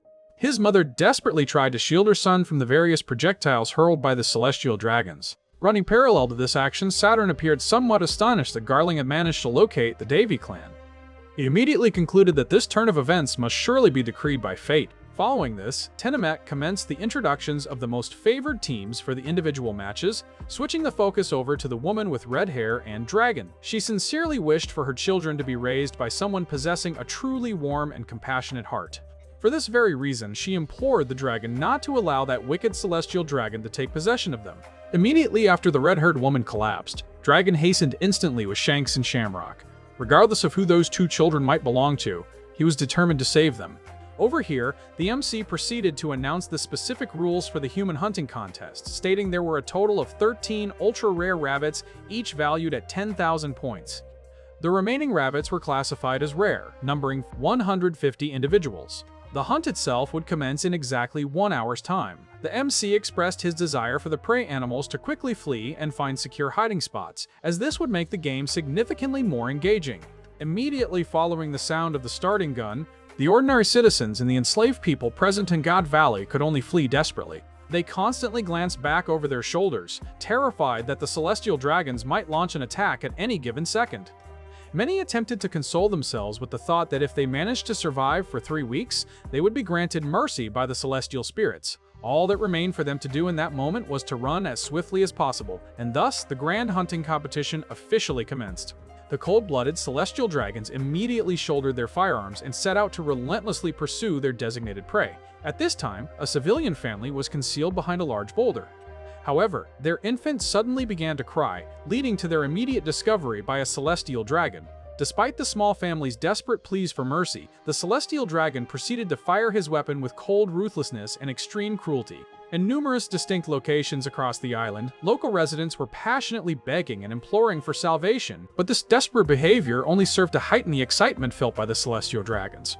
Within the holy ground, the remaining celestial dragons were directly observing and fervently cheering on the celestial dragons and the holy knights stationed at God Valley. Upon witnessing Garling continuously dispatching the rare rabbits with such proficiency, the female celestial dragons screamed with excitement because this particular holy knight was genuinely exhibiting incredible coolness. Meanwhile, Gunko was actively engaging the slaves using her arrows. At this specific juncture, she had not yet officially affiliated herself with the Holy Knights organization. Gunko's primary objective in participating in this perverse game was to bring undeniable glory back to her own family. At the location where Shaki was currently being confined, the surrounding Marines felt intense jealousy that Garling was so close to obtaining a woman as beautiful as she was. Shaki's expression at this moment was overwhelmingly sorrowful. It was likely that she was holding out hope for Silver's Rayleigh to arrive and execute her rescue. In a different area entirely, Summers was busy hunting down a young slave child who was desperately hiding high up in a tree. The Holy Knight deliberately placed a spike trap on the ground beneath the tree, then violently kicked the trunk, causing the child to plummet down. The child wept and begged for his life, but Summers paid absolutely no heed. Seeing his son in imminent danger, the father attempted to run forward to provide a rescue, but ultimately, both father and son perished tragically at the hands of the malevolent Holy Knight. Witnessing the bodies of the innocent civilians strewn about indiscriminately, Dragon could not suppress his tears, experiencing profound feelings of guilt and remorse. He considered that if Dragon had attempted to save someone and directly challenged the celestial dragons, his entire squad would have been utterly annihilated. It turned out Dragon was actually under orders to guard the perimeter of the island, but due to his intense curiosity, he had unilaterally set foot upon the Valley of the Gods. Meanwhile, Ivankov was addressing a group of slaves when suddenly a celestial dragon discovered the entire gathering. Vankov asserted that none of them stood a chance of surviving this accursed game, thus urging them to collaborate their efforts to escape this location. Dragon witnessed the entire exchange and felt immense surprise that these people still held on to any flicker of hope for survival. Simultaneously, the celestial dragon was preparing to target Kuma, who was identified as one of the last remaining members of the Buccaneer clan. In an almost unconscious reaction, the dragon shot the celestial dragon down using a single tranquilizer dart. In various other locations, the host of wretched celestial spirits persisted in brutally slaughtering the common populace. Suddenly, a massive explosion rocked the area just offshore. The Marines quickly identified the source. It was none other than the Rocks pirates. Furthermore, numerous other pirate crews were simultaneously converging on the island. And then, 11 members of the Rocks pirates made landfall at God Valley, including Rocks D. Xebec, Edward Newgate, Stussy, Kaido, Shiki, Silver Axe, Gloriosa, and Captain John. Prior to engaging in combat, Rox boldly declared that there were 3 specific items the entire crew absolutely had to seize: Shaki, the legendary treasure, and rare devil fruits. Moreover, engaging in internal conflict here held no real purpose. For the immediate future, the entire group should cooperate, and all collected treasure would be divided equally among everyone. However, each member of the Rox pirates presented a differing opinion. Barble seemed to argue how could Shaki possibly be split equally among them all. Shiki and Silver Axe concurred with this sentiment. It was clearly understood that Shaki would naturally fall for the person who rescued her first. John asserted that Shaki's affection would be won by the one possessing the greatest amount of treasure. Whitebeard, however, largely ignored the rest, telling him to do as they pleased. He was concerned for her welfare strictly in the capacity of a friend. Yet if Shaki were to develop feelings for Whitebeard, he would accept her affections as well. This statement from Whitebeard truly caused Stussy immense difficulty in accepting it. Glorios's ultimate objective remained the safe rescue of her junior. Furthermore, if Roger were to learn of this development, he would undoubtedly express profound gratitude toward her. According to Streisand, Ochoka was the sole individual remaining on Hachinosu who was not participating in the Shaki rescue mission. If she returned home safely, he would certainly be barred from entering the tavern. Conversely, Lin Lin believed that even if the heavens and earth swapped positions, Shaki would still not pay any attention to the trivial complaints of the Rox pirates. Kaido, on the other hand, was solely focused on the devil fruits, hoping that Lin Lin would reserve a fruit for him that possessed a power comparable to that of Whitebeard. At this moment, the Marines incessantly fired volleys of shells to assault the Rox pirates.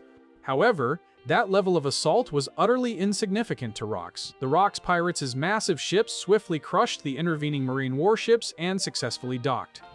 Seeing this turn of events, the Celestial Dragons scattered in panic, vehemently blaming the Marines for allowing such a disastrous situation to unfold. If anything detrimental were to happen to them, they vowed to execute every single soldier one by one. Amidst the widespread chaos, Dragon swiftly grabbed the twins and made an immediate escape. Seeing that the 2 small children remained safe and sound, Dragon felt a measure of relief.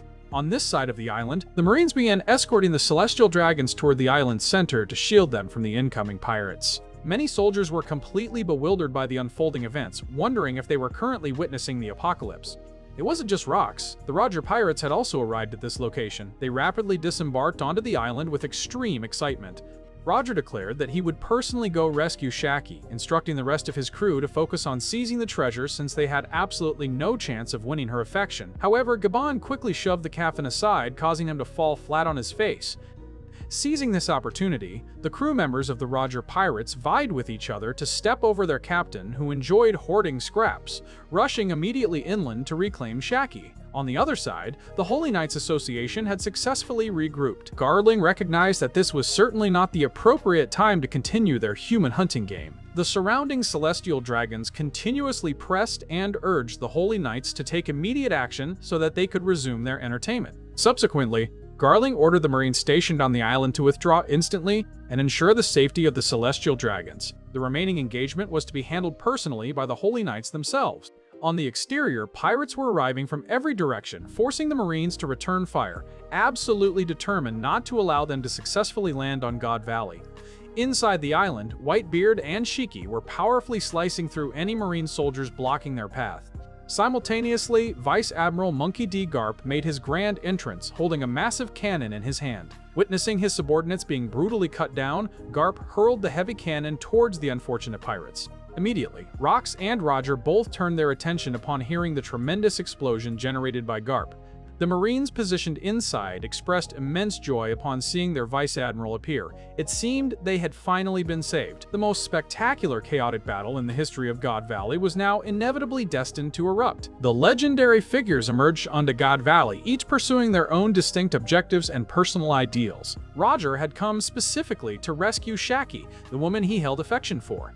Garp, in contrast, merely desired an ultimate confrontation with his long-standing, worthy rival. Rox's purpose, however, was far more noble than the other 2 individuals. When he arrived at God Valley, it was to secure the safety of his wife and child. The convergence of their fates resulted in the Valley of the Gods being violently transformed into a sprawling battlefield of immense carnage. At this moment, Marine soldiers were busy evacuating the Celestial Dragons to designated safe zones. Nevertheless, the group of Celestial Dragons continued to heap blame upon the soldiers for allowing them to fall into such a perilous predicament. Concurrently, the relentless assault by the pirates ignited a spark of hope among the enslaved population. They intended to capitalize on this widespread disorder to board ships and flee the island. Meanwhile, Dragon was strenuously attempting to carry the two red-haired children, running rapidly towards the marine battleships. However, one of the Holy Knights, specifically a female member named Saint Satchel's Maffy, detected his precise location. Immediately after, Maffy opened her mouth wide and unleashed a powerful laser beam directly into the dragon's back. That lightning-fast attack instantly caused Dragon to collapse, forcing him to release his grip on the two children. Next, Maffy swiftly seized Shamrock while simultaneously expressing surprise upon realizing Garling also had offspring. Despite sustaining extremely severe injuries, Dragon managed to force himself back up to attempt rescuing the child. For Dragon, this desperate action was a means to atone for his personal failing of unintentionally participating in the brutally cruel murder game held at God Valley.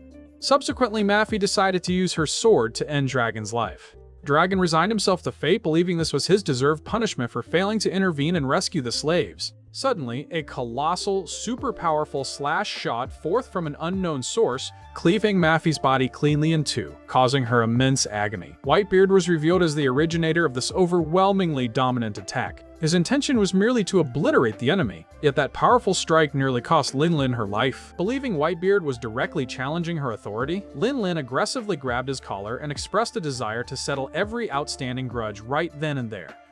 Seeing the massive pirates advancing steadily towards them, Dragon swiftly ducked for cover behind a nearby tree trunk. Whitebeard's mighty slash also narrowly missed killing both Shiki and Kaido, leaving the two pirates intensely enraged. Furthermore, instead of focusing on capturing Shaki, numerous other pirates had arrived with the goal of attacking members of the Rocks Pirates to boost their own personal notoriety. However, these lesser threats were completely unworthy to stand against the legends. Before they could even act, they were soundly beaten into non-existence by the super elite quartet. Facing the sheer might of the Rocks Pirates, even Maffy began to sweat profusely. Although he possessed the capability to flee this immediate area, Dragon was determined to uphold his solemn promise to the red-haired woman, which was ensuring her son did not fall into the clutches of the oppressive celestial dragons. Simultaneously, Dragon noticed that Shanks had not yet been captured. The boy was unconscious, sporting a noticeable lump on his head. Recognizing that a significant concentration of powerful pirates was gathering in one locale, Garp immediately channeled his haki and unleashed a divine, earth-shattering punch towards the assembled crowd. Instead of directly engaging Garp, Whitebeard and Lin Lin both adopted a comical, hasty retreat. They were acutely aware of just how formidable Garp was. Lingering near him would inevitably result in a severe expenditure of time, so beating a hasty retreat was undeniably the better course of action. Only Kaido seemed eager to test his strength against Garp, but based on his current skill level, he was still far beneath the Vice Admiral. Furthermore, Dragon was quite astonished to witness his own father effectively hurting future Yonko commanders. In order to achieve escape, Lin Lin was compelled to merge Prometheus with his flames to launch a devastating strike against Garp. The inferno of destruction rapidly engulfed the Vice Admiral, causing the surrounding Marines great alarm. Meanwhile, Ivankov and Kuma were stealthily making their way to pilfer the devil fruits. Observing that God Valley was under such unexpected assault, both believed this presented an excellent opportunity for their escape, this cursed island. Lin Lin's powerful flames proved utterly incapable of harming Garp, as he steadily strode forward like an unstoppable monstrous entity. This display instilled extreme apprehension in Lin Lin, forcing her to retreat in evident helplessness. Assuming the dragon had perished, Maffy returned without ever knowing that Garling actually fathered two children. Clasping Shanks tightly to his chest, Dragon continued his search for an alternate escape route. He felt significant personal guilt for being unable to save the other child, but given his current capabilities, securing the safety of one was already a considerable achievement. On the opposite side, the Holy Knight female from the Manmer clan, who was seemingly allowing slaves to escape, proceeded to fire her weapon, mercilessly slaughtering them. The Marines were currently broadcasting updates on the escalating events occurring at God Valley. The Rocks Pirates were attacking from the southeast quadrant, while the Roger Pirates were launching their assault from the northwest sector. Everything was now encircled by hostile pirates. The Marines were absolutely resolved to defend this location at all costs, as the Celestial Dragons and the vast treasure hoard remained situated here. Currently, the Rocks Pirates were aggressively surging forward with the singular objective of liberating Shaki. Meanwhile, Summers suddenly broke away from the group of knights and headed directly toward the confinement area housing the tournament's ultimate prize, the most valuable target. Any Marines attempting to escort Shaki away had already been swiftly defeated by her actions. Shaki was aware that the pirates from Hachinosu had arrived to save her, so she was absolutely determined to remain put for as long as possible. Observing her resistance, Summers immediately swung his hand and delivered a powerful slap to her face. Shaki struggled desperately to fight back, but under her current physical condition, this proved far from easy. Summers tightly gripped Shaki's leg, then brandished his spiked mace and delivered a decisive blow that knocked her completely down. The Holy Knight concluded that Shaki was the direct cause, contributing to the tournament descending into utter chaos. Even if he spared her life, in the end, he wouldn't be able to wrest her away from Garling's grasp anyway. If Summers couldn't possess the woman he desired, then no one else should be allowed to have her either. Following this dark thought, the Holy Knight began to vividly imagine the scenario where the pirates would react emotionally upon discovering the corpse of the woman he loved, hacked into innumerable pieces. At this precise juncture, Roger and Whitebeard violently clashed along the path leading to Shaki's location. The sheer force of their collision generated a massive shockwave that violently swept away everyone positioned in the immediate vicinity. Being momentarily detained at this confrontation point, Roger was forced to entrust the mission of rescuing Shaki to Silver's Rayleigh. Inside the compound, Summers was immensely exhilarated that the pirates were unable to arrive in time. The Marines, however, worried that Garling would reprimand them severely should Summers succeed in killing Shaki. Yet, Summers remained unconcerned, as he intended to stage the death as an unfortunate accident. Observing that Shaki seemed to be slowly losing her will to live, Summers resolved to act decisively. He planned to strike her with 5 precise cuts, torturing her slowly until her final breath. Just at this critical moment, the Dark King, Silver's Rayleigh, materialized on the scene, radiating absolute fury. He was determined to exact severe retribution upon the individual responsible for putting Shaki in such a wretched state. With a single, impossibly swift slash, Rayleigh struck down and blasted Summers away. Following this decisive action, he apologized profusely to Shaki for his tardiness, extending his hand immediately to guide her back to his crew's side. Upon seeing the man she deeply loved finally arrive, Shaki broke down into racking sobs and collapsed into Rayleigh's embrace. Witnessing this tender reunion, Rayleigh also began to weep as he held Shaki securely within his arms. He vowed solemnly that from this moment forward, he would ensure Shaki never face danger again. Roger and Gaban observed the entirety of this overly sentimental, heroic rescue of the damsel by their comrade. Both men wept tears of relief that Shaki was safe and were simultaneously overcome with intense envy that the person she ultimately chose was Rayleigh. With Shaki successfully rescued, Roger decided to claim all the treasure immediately and prepare for departure. In the northwest sector of God Valley, Rox and the Holy Knight Garling were locked in a fiercely intense battle. The Marines desperately required reinforcements because the sheer number of pirates who had landed on the Valley of the Gods was overwhelming. The Roger pirates were currently focused on locating the treasure chests belonging to the celestial spirits. Furthermore, the crew members of this pirate band also needed to carve a path through enemy lines and escort Rayleigh and Shaki to a secure location. Other pirates present felt immense jealousy towards Rayleigh, wishing desperately they could trade places with him. Several individuals even harbored intentions of assassinating the first mate of the Roger pirates to seize Shaki for themselves. Fortunately, this time Shiki, Whitebeard, and Silver Axe found themselves siding with the Roger pirates' cause. This was simply due to their shared unwillingness to see Shaki endangered further. Seeing that she was now safely rescued, the Rox pirates immediately pivoted their focus toward securing the treasure chests. Being held by Rayleigh, Shaki offered a radiant smile filled with complete contentment and happiness.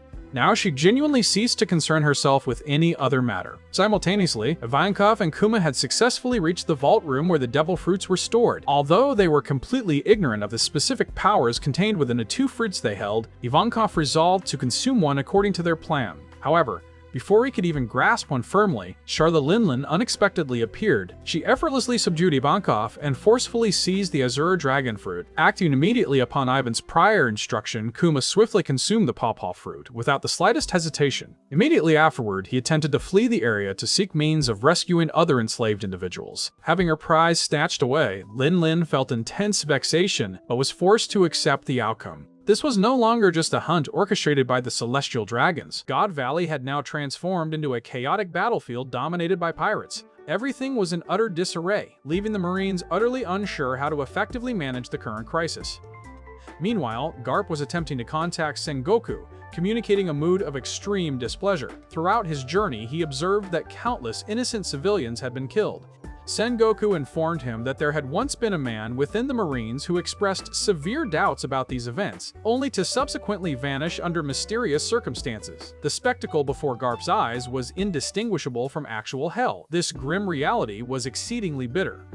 On another note, Rox had successfully rescued his wife and child, carrying both of them piggyback style while making their getaway. A significant number of people belonging to the Davy clan had been horrifically transformed into demons, granting them immortality, including Rox's own father and grandmother. With no other viable options remaining, Rox was forced to flee as Garling aggressively pursued him from behind.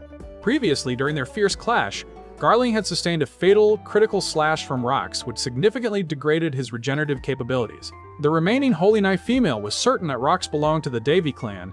Indeed, Aimu must surely be pleased if the Holy Knights managed to eliminate Rox. As was strongly anticipated, Imu was revealed to be the one responsible for transforming the members of the Davy clan into demons and then commanding them. Garling was displeased that the Supreme Being had intervened in his personal conflict against Rox. However, the presence of this divine figure was guaranteed to shift the momentum of the entire battle. At this moment, Eris repeatedly pleaded with Rox to set her down, arguing that he was already struggling to fight effectively with only one arm. Yet, Rox absolutely refused to allow his wife and child to fall into the clutches of their enemies.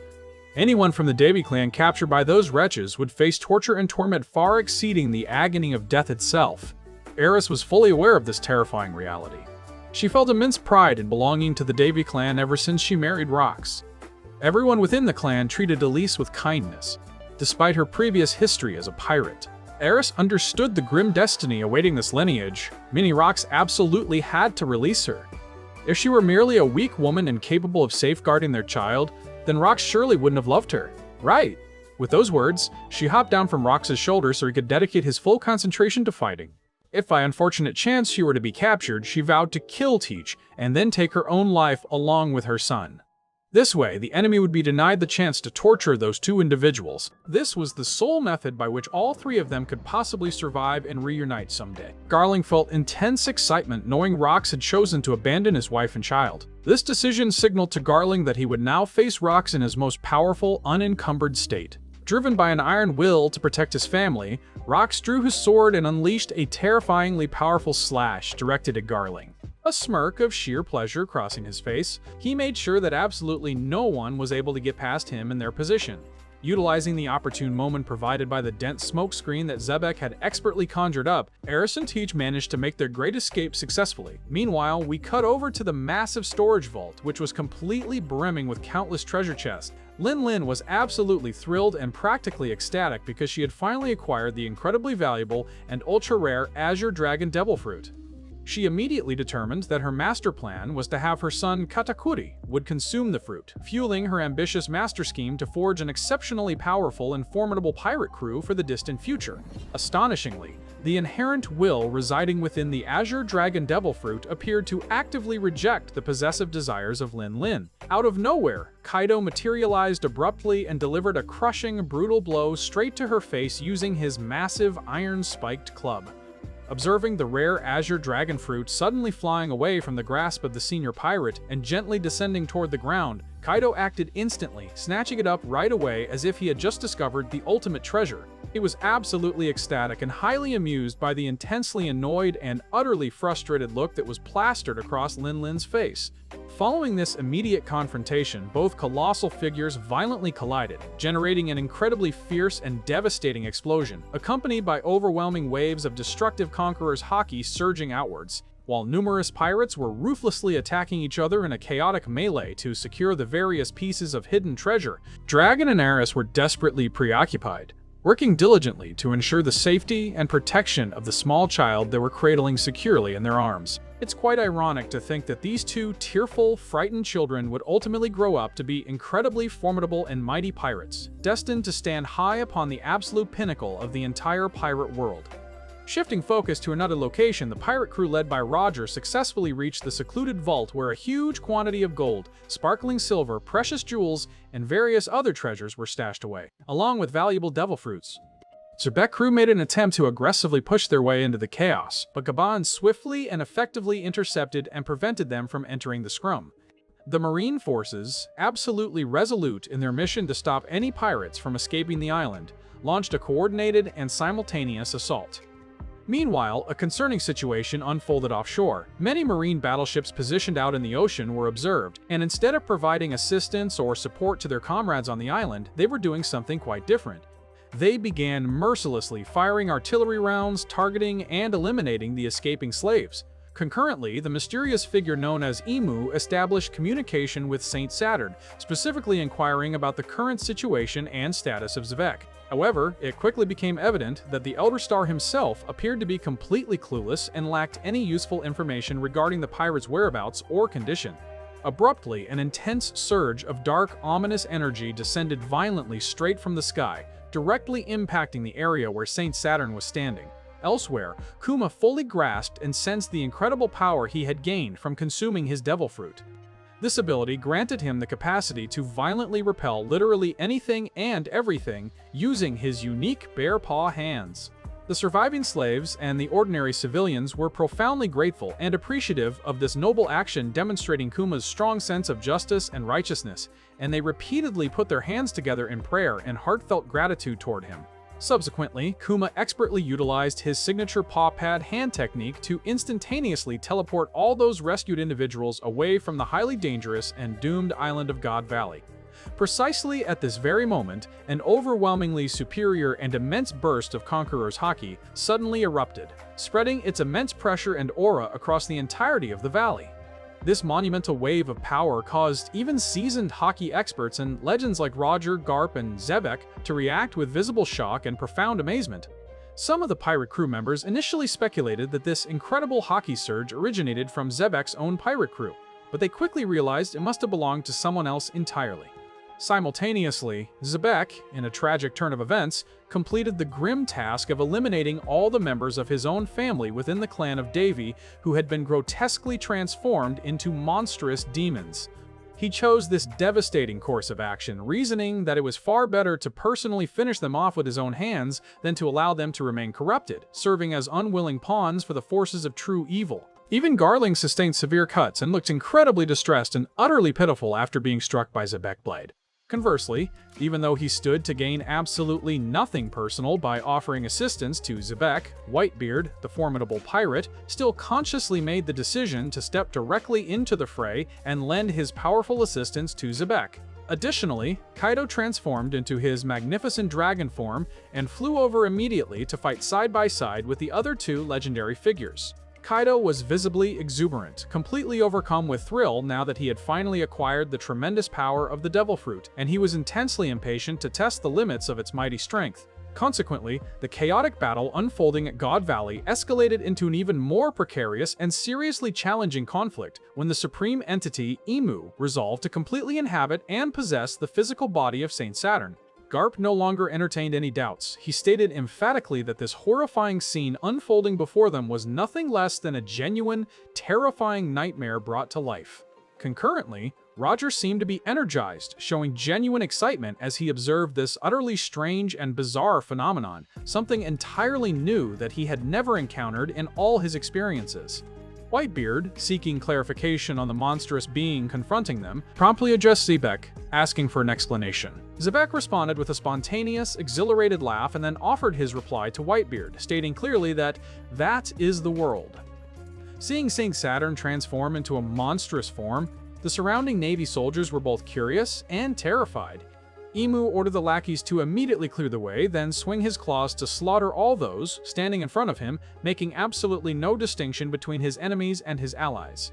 The pirates situated on God Valley were immediately thrown into utter pandemonium and horror by Emu's indiscriminate assault, frantically clutching their stolen treasure chests and scrambling desperately to crawl away from those razor-sharp, lethal claws. Confronted by this completely terrifying and uncontrollable development, the remaining Marine forces realized their only viable option was to strategically retreat and quickly search for a means of self-preservation and escape. Meanwhile, at the same time, a significant number of Roger's crew members had sustained severe injuries while they were engaged in heavy fighting against their adversaries. Roger immediately delegated the crucial responsibility to Gaban, tasking him with providing aid and support to all the wounded pirates, while asserting that he, the captain, would personally proceed directly toward the beast to ascertain precisely what kind of monstrosity they were facing. Upon hearing his captain's dangerous declaration, Gaban immediately cautioned Roger, urgently advising him against taking such an excessive and unnecessary risk. In a separate area, Garp, filled with palpable rage, vehemently demanded answers from the surrounding soldiers concerning the identity of the horrifying monster currently standing before them. The soldiers admitted they were unsure of the full reasons behind it, but they were absolutely certain that the creature was indeed Saint Saturn after his frightening transformation. Garp expressed profound shock upon realizing that this entity was actually one of the 5 Elder Stars, noting with severe disdain that the saint's utterly grotesque and repulsive physical appearance was perfectly fitting for someone tasked with governing those repugnant pests, the celestial dragons. Hearing this highly seditious and dangerous comment, the Marine soldiers were instantly terrified, flinching nervously and repeatedly pleading with the Vice Admiral to immediately exercise more caution with his extremely inflammatory choice of words. In a parallel development on the battlefield, Xebec took a determined stride forward, positioning himself for a direct, head-on confrontation with Emu. Xebec immediately challenged the entity, yelling out, "Hey, you Rat King, you've come all the way here with the sole intention of killing me, haven't you?" Emu mistakenly believed that Xebec was actually Davy Jones, but Xebec firmly denied this, asserting clearly that he was not that particular individual. Nevertheless, Xebec was absolutely certain that he would maintain and honor his sacred promise. He suggested that this promise was the very reason why his entire clan had been brutally purged and subsequently erased from history by Emu.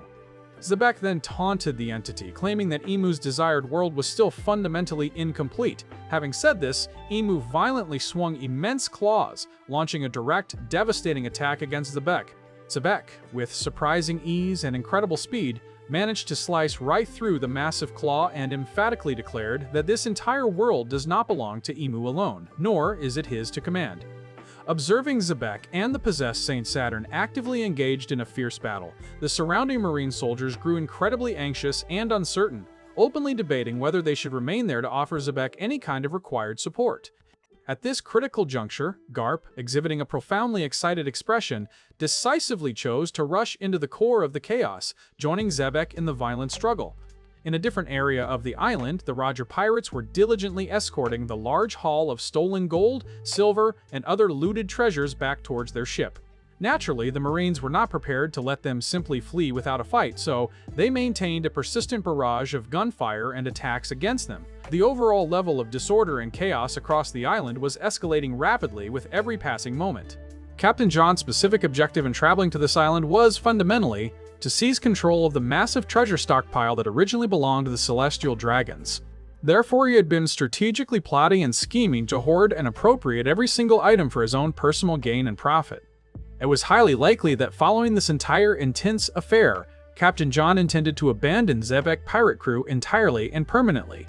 Meanwhile, on another flank, Dragon and the young boy, Shanks, were seen running quickly towards the nearby marine vessel. Suddenly, Dragon felt himself being lifted forcefully into the air by some mysterious, invisible magnetic force, pulling him back against his will with tremendous strength. Similarly, the piles of gold, silver, jewels, and the weapons carried by all the surrounding pirates were inexplicably moving and clustering together in one central location. The perpetrator responsible for initiating this strange and highly destructive phenomenon turned out to be none other than Captain John. This individual was revealed to be the previous user of the Jiki Nomi Devil Fruit, possessing the potent ability to manipulate magnetism with ease. Using this immense power, Captain John was actively drawing all the metal items and precious metals in the immediate area directly towards him, much in the exact same manner that Eustace Keed is often seen doing later on.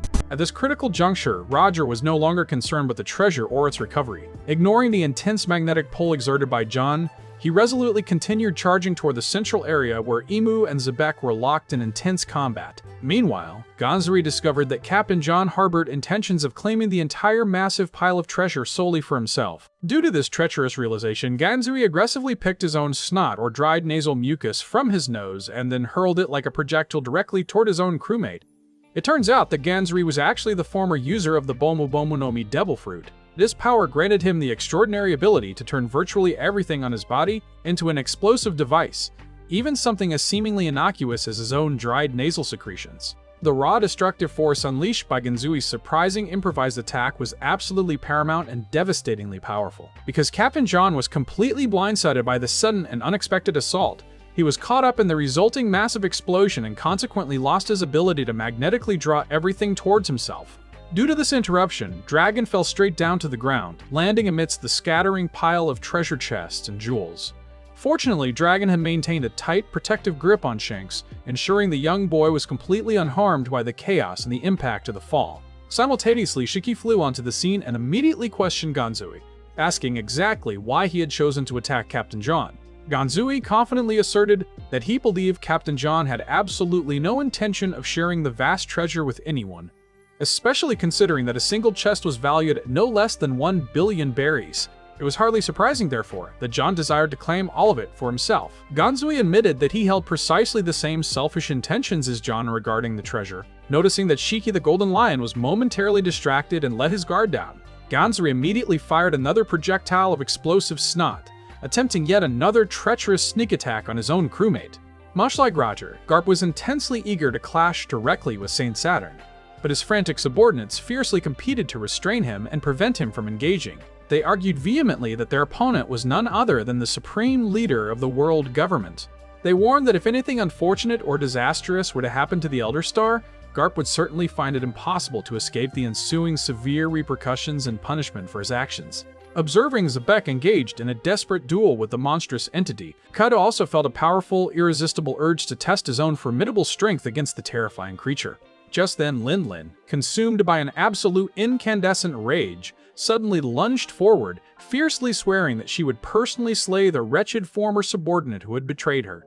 Roger and Garp both arrived on the scene at the same time, accompanied by key members of Xebec's crew. The two legends immediately began competing fiercely over the target, which was Imu, before the duo ultimately joined forces with Xebec. Whitebeard and Kaido unleashed devastating signature attacks, Hakua, Spacebreaker, and a proto-bolo breath directly at Imu, the supreme ruler. Meanwhile, Lin Lin, still furious over Kaido eating the Azura dragon fruit, attempted to strike him with Ikoku sovereignty, but Kaido rapidly evaded the blow, causing it to inadvertently strike Imu.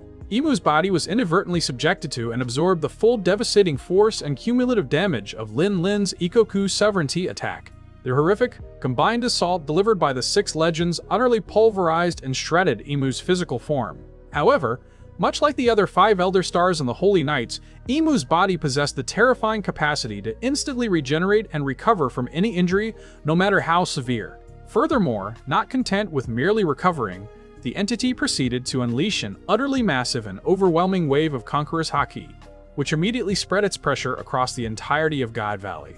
Predictably, this extreme burst of power caused countless individuals throughout the valley to foam at the mouth and immediately collapse into unconsciousness. Despite the intensifying chaos unfolding immediately behind them, Silver's Rayleigh remained steadfast in his mission, securely holding Shaki and running toward a safer location. On Dragon's side, the young revolutionary swore he would protect Shanks, the red-haired boy, at any cost. However, when he looked back, the child had completely vanished without a trace. This sudden and total disappearance caused Dragon to become incredibly distressed and deeply agitated.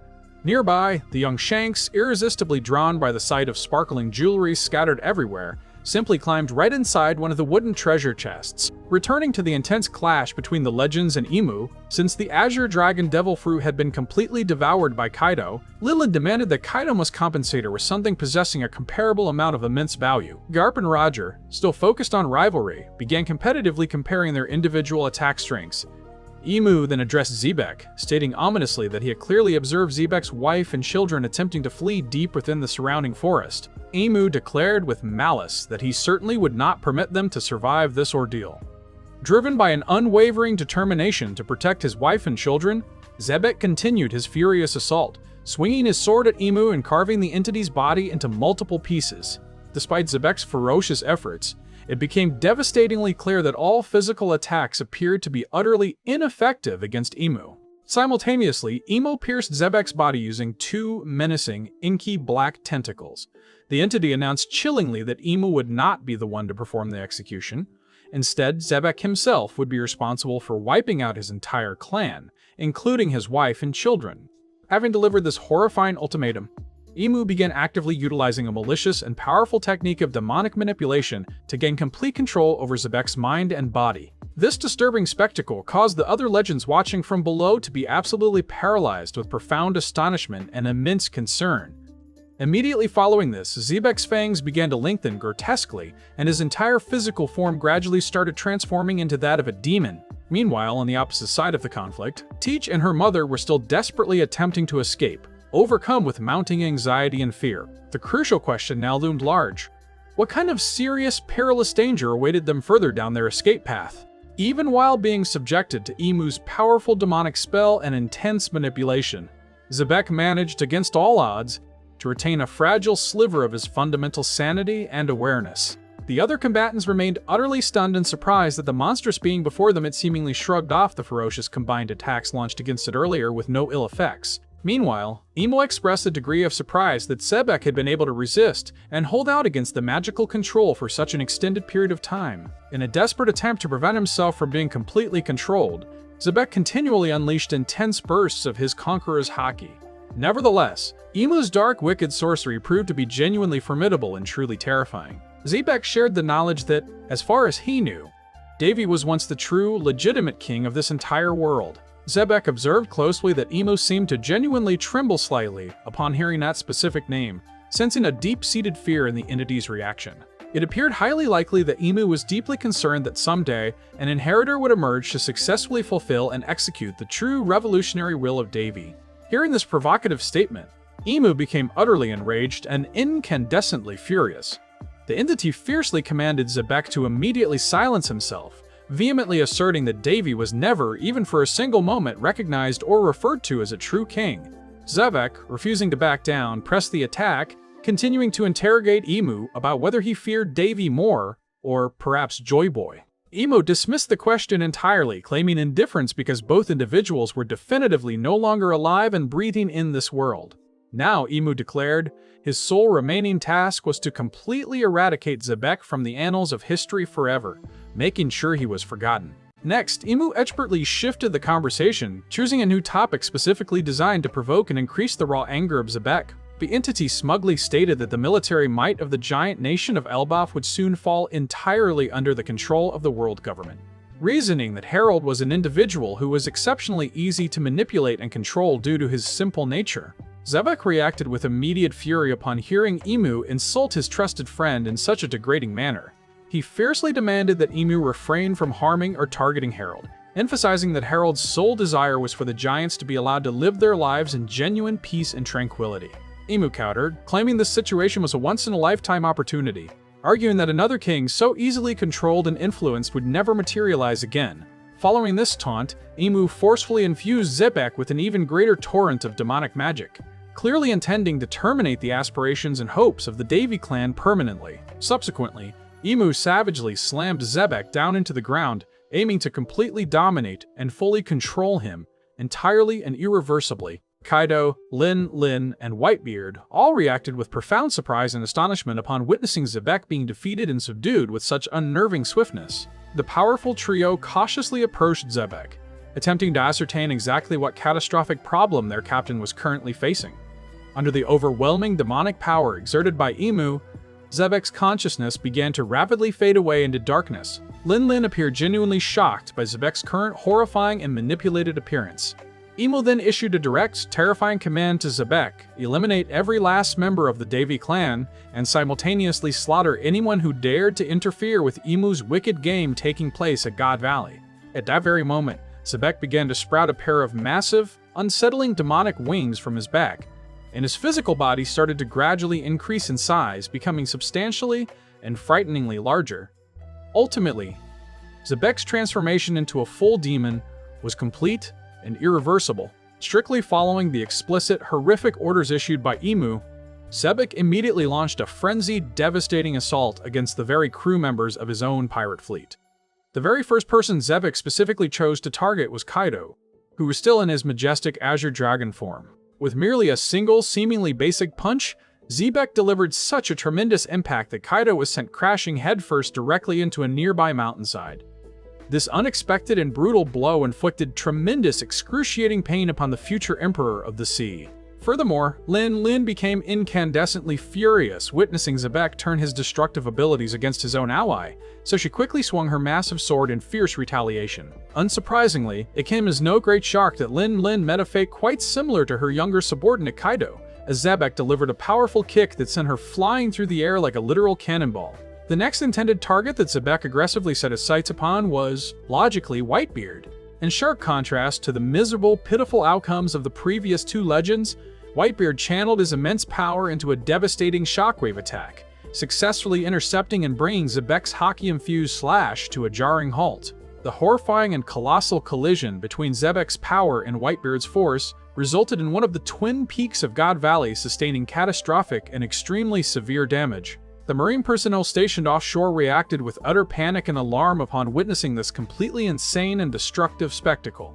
Immediately following the impact, the mountain forming the left flank of God Valley began its slow, inevitable collapse and deterioration. With the mountain crumbling violently and completely, everyone still present on God Valley desperately attempted to flee the area before they could be crushed under the massive falling debris. Having successfully disengaged from Whitebeard, Xebec immediately raced off at full speed, relentlessly pursuing his wife and children. They represented the very last surviving members of the Davy clan, and Xebec was determined to complete his master's horrific order. The sheer magnitude of the collapsing mountain generated a massive, island-shaking tremor that rocked the entire region.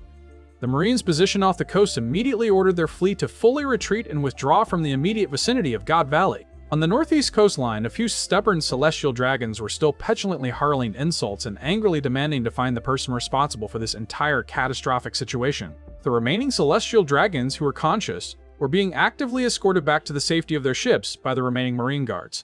On the southwest side of the island, the Roger pirates were making their successful return to their vessel, carrying the multitude of captured treasure chests. Rayleigh, however, was visibly consumed with worry for Roger's safety, constantly urging their captain to turn around immediately and rejoin them on the ship before it was too late. Simultaneously, the young Shanks was comfortably sleeping soundly nestled inside one of the very treasure chests that the pirate crew was busy carrying away. Elsewhere, Dragon appeared deeply despondent and distraught over the painful fact that he had inadvertently lost track of Shanks. He realized that, ultimately, he had failed to successfully protect any of the children he had been entrusted with safeguarding. In a different part of the chaotic scenario, Kuma was utilizing his recently acquired Devil Fruit ability to instantaneously teleport the remaining enslaved individuals to a location far away and safe from the carnage. Vankov urgently and repeatedly pressed Kuma, advising him that he should depart immediately for his own safety. But Kuma insisted on remaining behind, determined to rescue even more people who were still trapped. Regarding Captain John, he had suffered extremely severe injuries following Ganzui's explosive ambush attack. Ganzui, meanwhile, had failed in his subsequent attempt to sneak attack Shiki and allowed his opponent to successfully make off with a super valuable chest of treasure. There was simply far too much widespread chaos occurring simultaneously across the island. A great number of ordinary civilians and enslaved individuals were tragically still trapped within the collapsing territory of God Valley.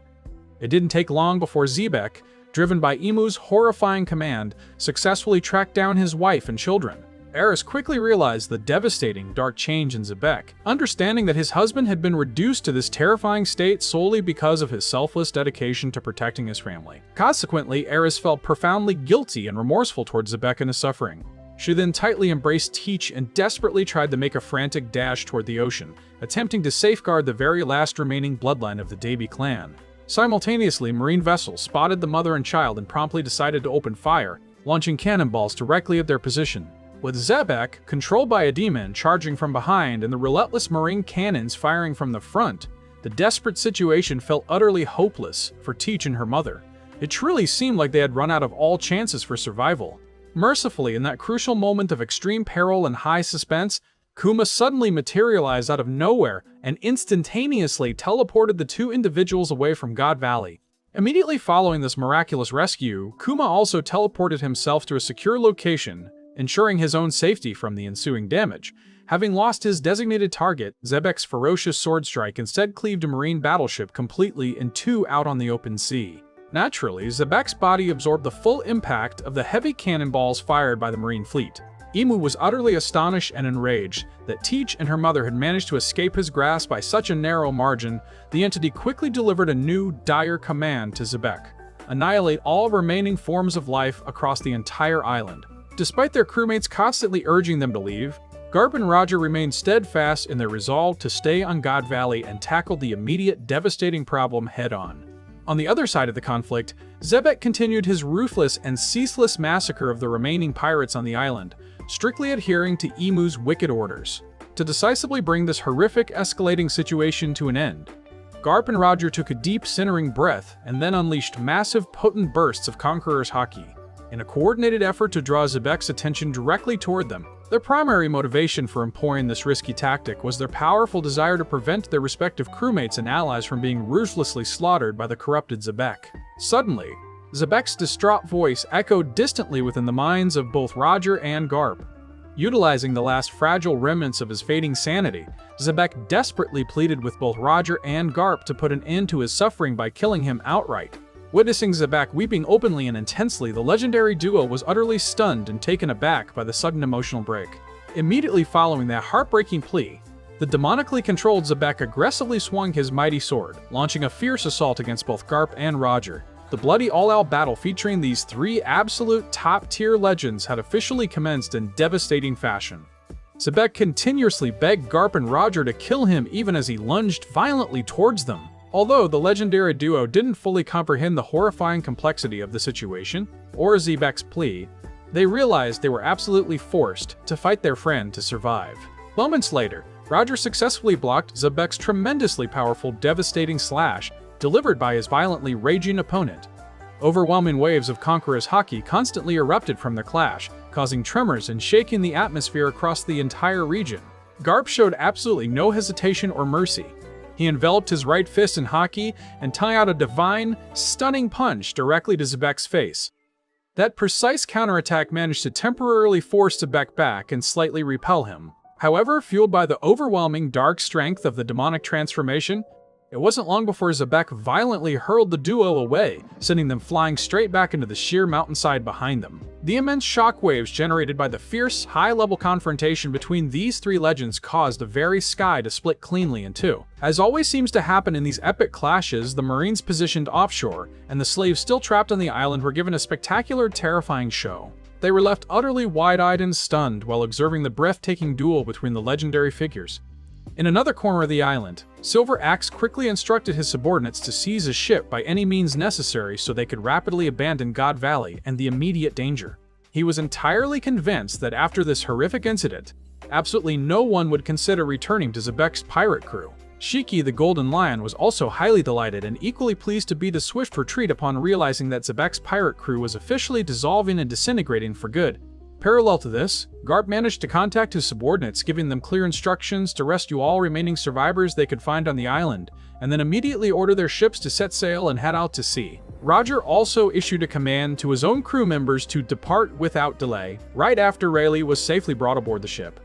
The powerful duo had resolutely decided to fight until the very end, and would only return later to escape. Next, both Garp and Roger dramatically discarded their cloaks, preparing to unleash the full extent of their immense legendary power. Garp's original objective for coming to the island was to successfully apprehend both Roger and Xebec. However, the current situation on the island had devolved drastically and was now entirely different from anything he had initially anticipated or prepared for.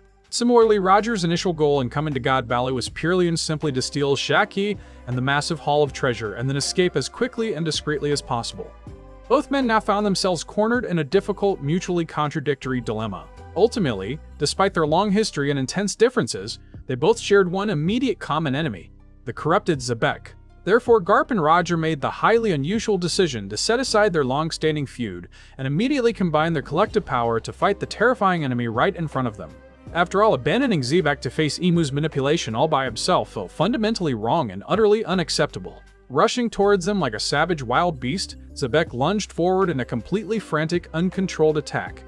Garp reacted with lightning speed and incredible timing, skillfully managing to dodge Xebec's aggressive thrusting stab. From behind Xebec, Roger then swung his blade, executing a phenomenally quick, divine slash directly across Xebec's back. Due to Roger's successful hit, Xebec immediately lost his balance and was sent plunging headlong into the massive mountainside directly in front of him. Seizing this valuable window of opportunity, Garp leaped forward, grabbed Xebec's left leg, and violently hurled him away once more with immense strength. Knowing this combined effort was still not sufficient to stop the demon, Roger continued his attack, swinging his sword again to generate a massive, localized shockwave.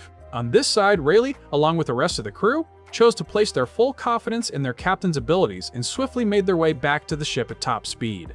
Taking advantage of the unfolding chaos and the urgency, Gloriosa also expressed her strong desire to leave the island and travel with the crew, just as Shaki was doing. Upon hearing this surprising request, Gaban appeared quite enthusiastic and immediately consented to her joining them. In another distinct area of God Valley, Lin Lin and Kaido were found to have suffered only minor scratches and relatively superficial injuries following the furious, unexpected attack launched by Xebec. Lin Lin strongly asserted that Kaido owed her a significant favor, a debt of gratitude that her little brother would absolutely be required to repay her someday in the future. Kaido, however, completely dismissed her demand, stating he was utterly unconcerned because he had secured the Azura Dragon Fruit through his own independent effort and fiercely fought for it. He proclaimed triumphantly that with this phenomenal devil fruit power, Kaido would establish an entirely new pirate crew operating under the uncompromising mantra, "Absolutely everything can and will be solved through overwhelming violence." Lin Lin became intensely irritated and angry, viewing Kaido's ambitious statements as nothing more than extreme delusions of grandeur and overconfidence. She sharply retorted, "You little punk will never ever manage to surpass me." Following this exchange, Streisand urged Lin Lin to immediately swiftly retreat with the valuable piles of treasure she had successfully looted from the area. She promised herself that one day, Lin Lin would indeed seek out Kaido again to forcibly collect the debt of gratitude she felt she was owed. Given his inherently battle-hungry nature, Kaido declared he was not afraid of anyone. Anyone who approached him would be met with immediate confrontation and conflict. Over on the other side of the island, Whitebeard encountered a pirate known as Polo Graham, the captain of the Polo Pirates. It was revealed that Polo Graham is the biological father of Marco the Phoenix, sharing his strikingly similar pineapple hair and facial features. Graham was already a staunch, dedicated admirer of Whitebeard, and knowing that Whitebeard was directly responsible for collapsing one entire side of God Valley's mountain, he felt even greater admiration for Whitebeard than before. Realizing that Xebec's pirate crew appeared to be permanently disbanded and scattered, Graham offered an olive branch, suggesting a collaborative effort with Whitebeard and inviting him to board his ship. However, Whitebeard was currently in an extremely poor emotional state, feeling intensely downcast and discouraged, which led him to firmly and quite bluntly reject Polygram's unexpected invitation to join forces. In a separate development, Stussy, Ganzui, and Jubata were also hastily making their escape from the battle, carrying with them chests filled with stolen gold and glittering jewels. Stussy, unable to locate her beloved Whitebeard anywhere, became intensely agitated and deeply annoyed. On a marine battleship, Dragon aimed his weapon and aggressively threatened a high-ranking marine officer, compelling him to permit the surviving ordinary civilians to board the ship for evacuation. Dragon declared unequivocally that he would personally take full responsibility for any and all consequences resulting from his drastic actions against the military. Meanwhile, Rayleigh and Gaban made the immediate decision to turn back and return to the island to conduct a search for Roger. The duo firmly instructed the rest of the crew members to swiftly navigate the ship as far away from the dangerous island as possible, promising they would definitely return to safety. Elsewhere, Saint Saturn had reverted back to his human form, but the supreme entity Emu remained fully present and in control within the Elder Star's body. Having left God Valley aboard a world government vessel, Emu issued a chilling, non-negotiable command to his subordinates. The island must be completely erased from existence immediately. The intensely brutal three-way battle involving Xebec, Roger, and Garp showed absolutely no indication of slowing down or ceasing its destructive progression. For yet another time, Xebec successfully managed to deliver a powerful punch that sent Roger flying back dramatically. The entire event that occurred on God Valley was instantly classified as top-secret information, earning an S-rank confidentiality designation. Following the explicit orders from the highest command, the Marines systematically eliminated all records and knowledge pertaining to the island itself and the horrific human hunting game that took place there. The intensely bloody clash between the three legends had caused the remaining mountain on God Valley to completely crumble and collapse. Roger then turned to Garp, questioning him intensely about the monstrous, shadowy creature they had just faced. He scoffed, asking rhetorically, "You call this twisted concept justice? That's utterly ridiculous and unbelievable." Garp readily and fully agreed with Roger's assessment of the unbelievable situation, recognizing that there is absolutely no way Garp could ever rejoin the Marine Corps, especially after physically striking the Supreme Ruler, Emu. Roger quickly seized the opportunity to formally invite Garp to join his pirate crew. Garp scoffed, questioning whether he was truly so easily influenced or tempted by such a sudden proposition. He challenged Roger, asking pointedly, if I were to abandon the Marines now, then who would be left behind to protect them and maintain order? Roger and Garp, despite the chaos and the fighting, their standard attacks were basically useless against Rox. Even when they coded their strikes in Conqueror's Haki, Rox just neutralized it with his own overwhelming power. Facing this stalemate, Roger proposed a wild plan to Garp. They needed to unleash every last drop of their haki simultaneously and fuse it into one ultimate unstoppable blow to break through. But let's be real. This gamble was incredibly dangerous. Executing a strike of that magnitude would leave both Garp and Roger completely drained and defenseless.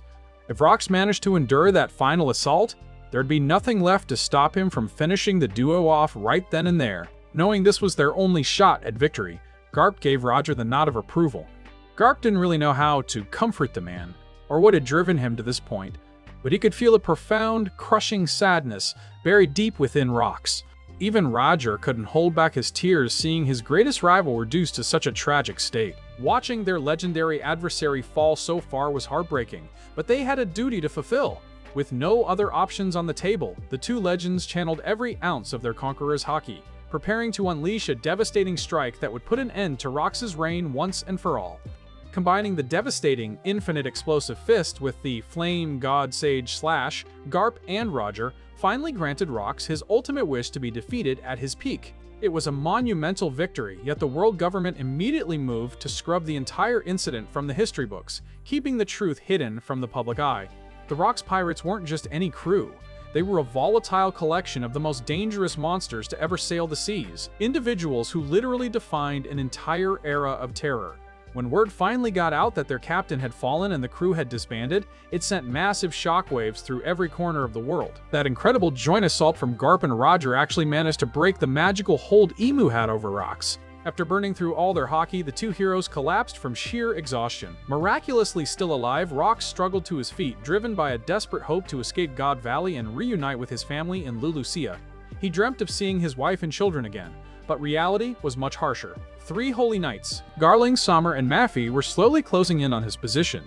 Realizing his time was up, Rox urged Roger and Garp to get off the island immediately, refusing to let them die alongside him in his final moments. He sincerely didn't want those two to perish there, and surprisingly, he felt a deep sense of gratitude toward Garp and Roger for putting an end to his uncontrollable rampage. Just as the words left him, Garling raised his blade and delivered the final, lethal blow to the legendary Rox. Meanwhile, Rayleigh and Gaban arrived just in time to haul the unconscious Roger and Garp away from the carnage. Even in their dazed state, the two kept asking about Rox's fate, only to be told that he had indeed been killed. Outside, the Navy was scrambling to retreat while keeping the pirates at bay with heavy cannon fire. The Navy fired relentless volleys of artillery to prevent any pirate escape, acting like a final curtain call for the island.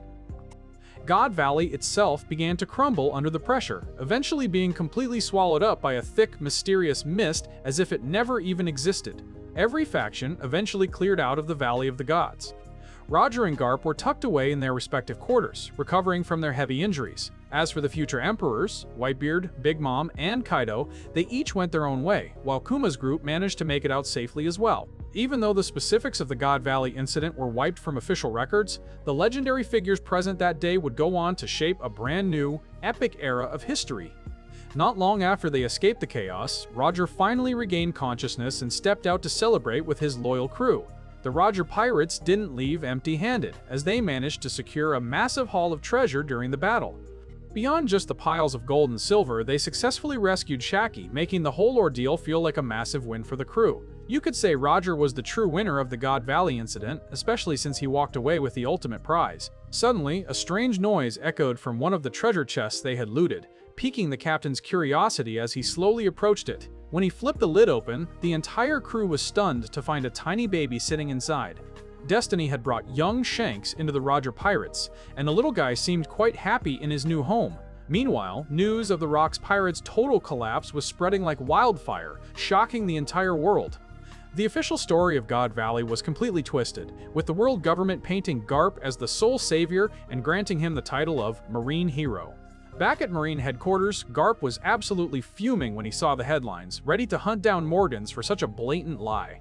He was about to storm off to settle the score with the journalist, but Sengoku stepped in to keep his hot-headed friend grounded. Sengoku explained that this was just how the world government operated, using their immense wealth and influence to bury the messy parts of reality. Between the world government and the millions of soldiers stationed globally, they are a massive, unstoppable machine. Even when Sengoku recognizes that his superiors are making questionable or even flat-out wrong decisions, he often finds himself forced to just look the other way for the sake of the system.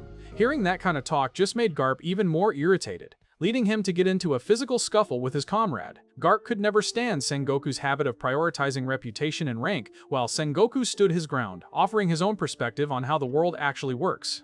Sengoku questioned if shouting from the sidelines would ever actually change the status quo. Garp didn't mince words, declaring that if Sengoku ever lost his soul to corruption, he'd be the one to put him down personally. Instead of taking offense, Sengoku laughed, realizing that having a friend like Garp was exactly what kept him grounded. Sengoku expressed his hope that Garp wouldn't quit the Marines despite seeing the world's darker side. Garp wasn't going anywhere though, as there were still far too many things he felt responsible for protecting. Meanwhile, over in ELBAPH, Prince Loki was absolutely devastated after hearing the news of Rox's passing. The young prince began reminiscing about the times Rox used to visit their kingdom. No matter how many times Loki begged to join his crew, Rox stayed firm in his refusal. Even though Rox kept coming back to Elbaf to try and recruit Harald, the Giant King consistently turned him down. It was honestly a bit annoying how Harald's son would always trail after Rox like a lost puppy. To Loki, Rox was the spitting image of the sun god Nika, that legendary warrior of liberation who always faced the world with a grin and an ambition that could shake the foundations of existence. However, Rox corrected him, stating he had no interest in destruction, he simply wanted to be the king of the world. He believed that if anyone truly possessed the raw power to bring everything crashing down, it would be Harald himself, not him. Rox mentioned that there were incredible destroyers known as Galera lying dormant somewhere across the globe. He claimed the only person capable of reawakening them was Loki's father, and that if he and Harald teamed up, they could unite every outcast on the planet into one unstoppable force. It was truly ironic that no matter what Rox said, Harald wouldn't budge on his principles. Rox wasn't a quitter though, promising to return 100 or even 200 times to try again, but sadly, that dream was cut short forever before it could ever become a reality. Elsewhere, Harald was busy laying down the law, brutally punishing a fellow giant for raiding a human town. He was furious because actions like that were exactly why humans lived in constant terror of their kind, and he was determined to put an end to that cycle of violence. Ironically, Harald's own display of righteous fury ended up terrifying the very humans he was trying to protect, causing them to flee in panic. He carried a heavy burden of guilt, feeling that his obsession with peace had prevented him from being there for Rox when it mattered most, and he vowed never to tolerate any giant who defied his vision again. That day marked the start of rumors that the king of Elbaf had finally lost his mind. Meanwhile, deep within the bowels of Marine headquarters, Dragon found himself locked away in solitary confinement, only to receive a surprise visit from his father, Garp. Dragon told his father point-blank that he was resigning from the Marines, a choice Garp surprisingly didn't fight him on. Dragon couldn't hide his disgust for the way Garp continued to serve the wicked celestial dragons, though Garp insisted he only did so because circumstances gave him no other choice. In a final act of silent support, Garp tossed the cell key to his son, letting him choose his own destiny. Sometime later, back on the coast of Elbaf, King Harald was once again preparing to set out to sea for a very important mission. He made it clear to Ida and Jarul that he was done caring about the whispers of others. He urged Hadrudin and Loki to set aside their differences and work together for the future of Elbaf, before setting off alone to Marineford to speak directly with the world government's highest authorities. To prove his absolute sincerity, Harald did the unthinkable and snapped the horns right off his own head. He knelt before the Navy and world government officials, offering up his broken horns as a symbol of atonement for all the transgressions committed by the giants over the last millennium. He issued a formal apology for every mistake his people had made, begging for a future where the children of Elbaf could live in harmony alongside humanity. He even went so far as to offer himself up as a slave, if that was what it took to secure a peaceful future for his kingdom. Flash forward to 33 years ago, just 5 years after the God Valley incident, and rumors started swirling about a terrifying monster lurking in the dense fog, preying on pirate ships. In reality, that monster was none other than King Harald himself, fulfilling his promise to the world government. For sailors in seas where regular giants were already a myth, the sight of an ancient giant like Harald was the literal embodiment of a nightmare. This was Harald's way of upholding his end of the bargain, helping the Navy maintain order as part of his 1,000-year Oath of Atonement. While the other survivors of God Valley, like Kaido, Whitebeard, and Big Mom, carved out their own legends over the following decades, only one crew achieved the impossible. The Roger Pirates became the first and only crew to successfully circumnavigate the entire globe and discover the final hidden island. When the time came for the Pirate King's execution, the world government intended for it to be a grand celebration and a crushing display of their absolute power. However, things didn't go according to plan, and the atmosphere shifted into something far more volatile and unpredictable. Roger's final words about the One Piece treasure ignited the Great Pirate Era, throwing the entire world into a state of chaotic frenzy.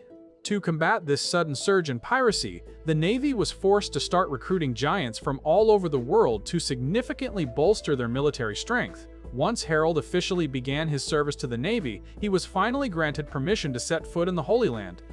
The Celestial Dragons were absolutely fascinated by him, and they weren't exactly subtle about their desire to add a legendary giant like him to their collection of slaves. Instead of becoming a slave, Harald was actually promoted by the Five Elders to the prestigious rank of Devoted Sword of God, serving as a close confidant to the Holy Knights. To mark his new status, they branded his left arm with the symbol of the Shallow Sea, an honor he accepted with great pride. The Five Elders explained that this covenant actually consisted of 3 distinct stages. While the Shallow Sea was just the beginning, the Deep Sea and Seabed March represented a much more serious and absolute oath shared between the gods and the 13 chosen individuals.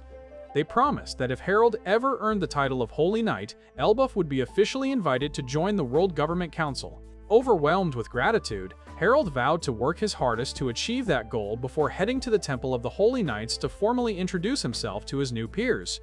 Summers was naturally a bit skeptical about whether Harald and Elbaf would actually stay loyal, but Harald quickly reassured him of his unwavering commitment to the government's cause.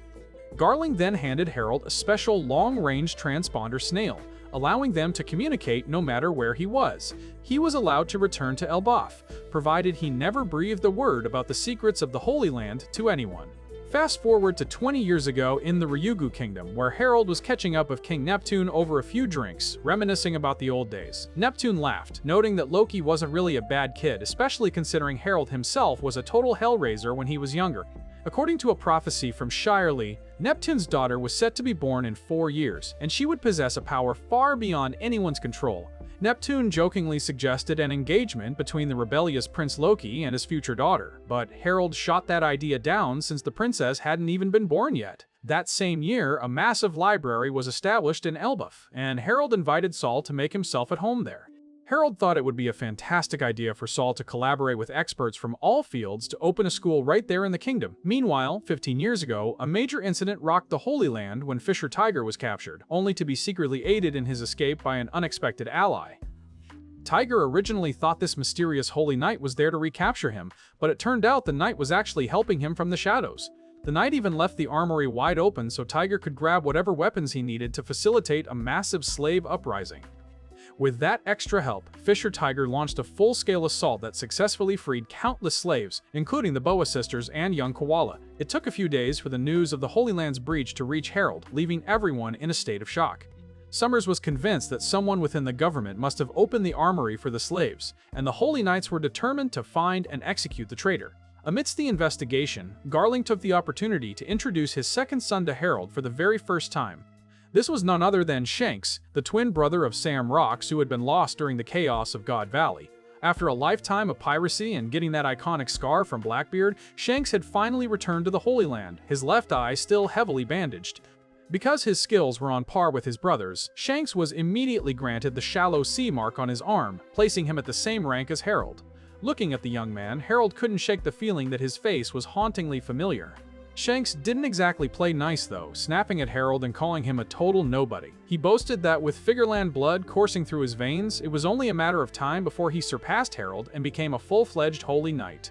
Harald decided to keep his distance, sensing that the young man might just be putting on a prickly act to throw off his father and the other knights. His brother Sam tried to calm him down, advising him to focus on recovering from his injuries before worrying about proving his worth. Shanks was visibly frustrated, feeling like he'd wasted 24 years of his life on a path he never truly belonged to. He couldn't hide his disgust for the current situation, which left Harald watching him closely, lost in his own contemplative thoughts.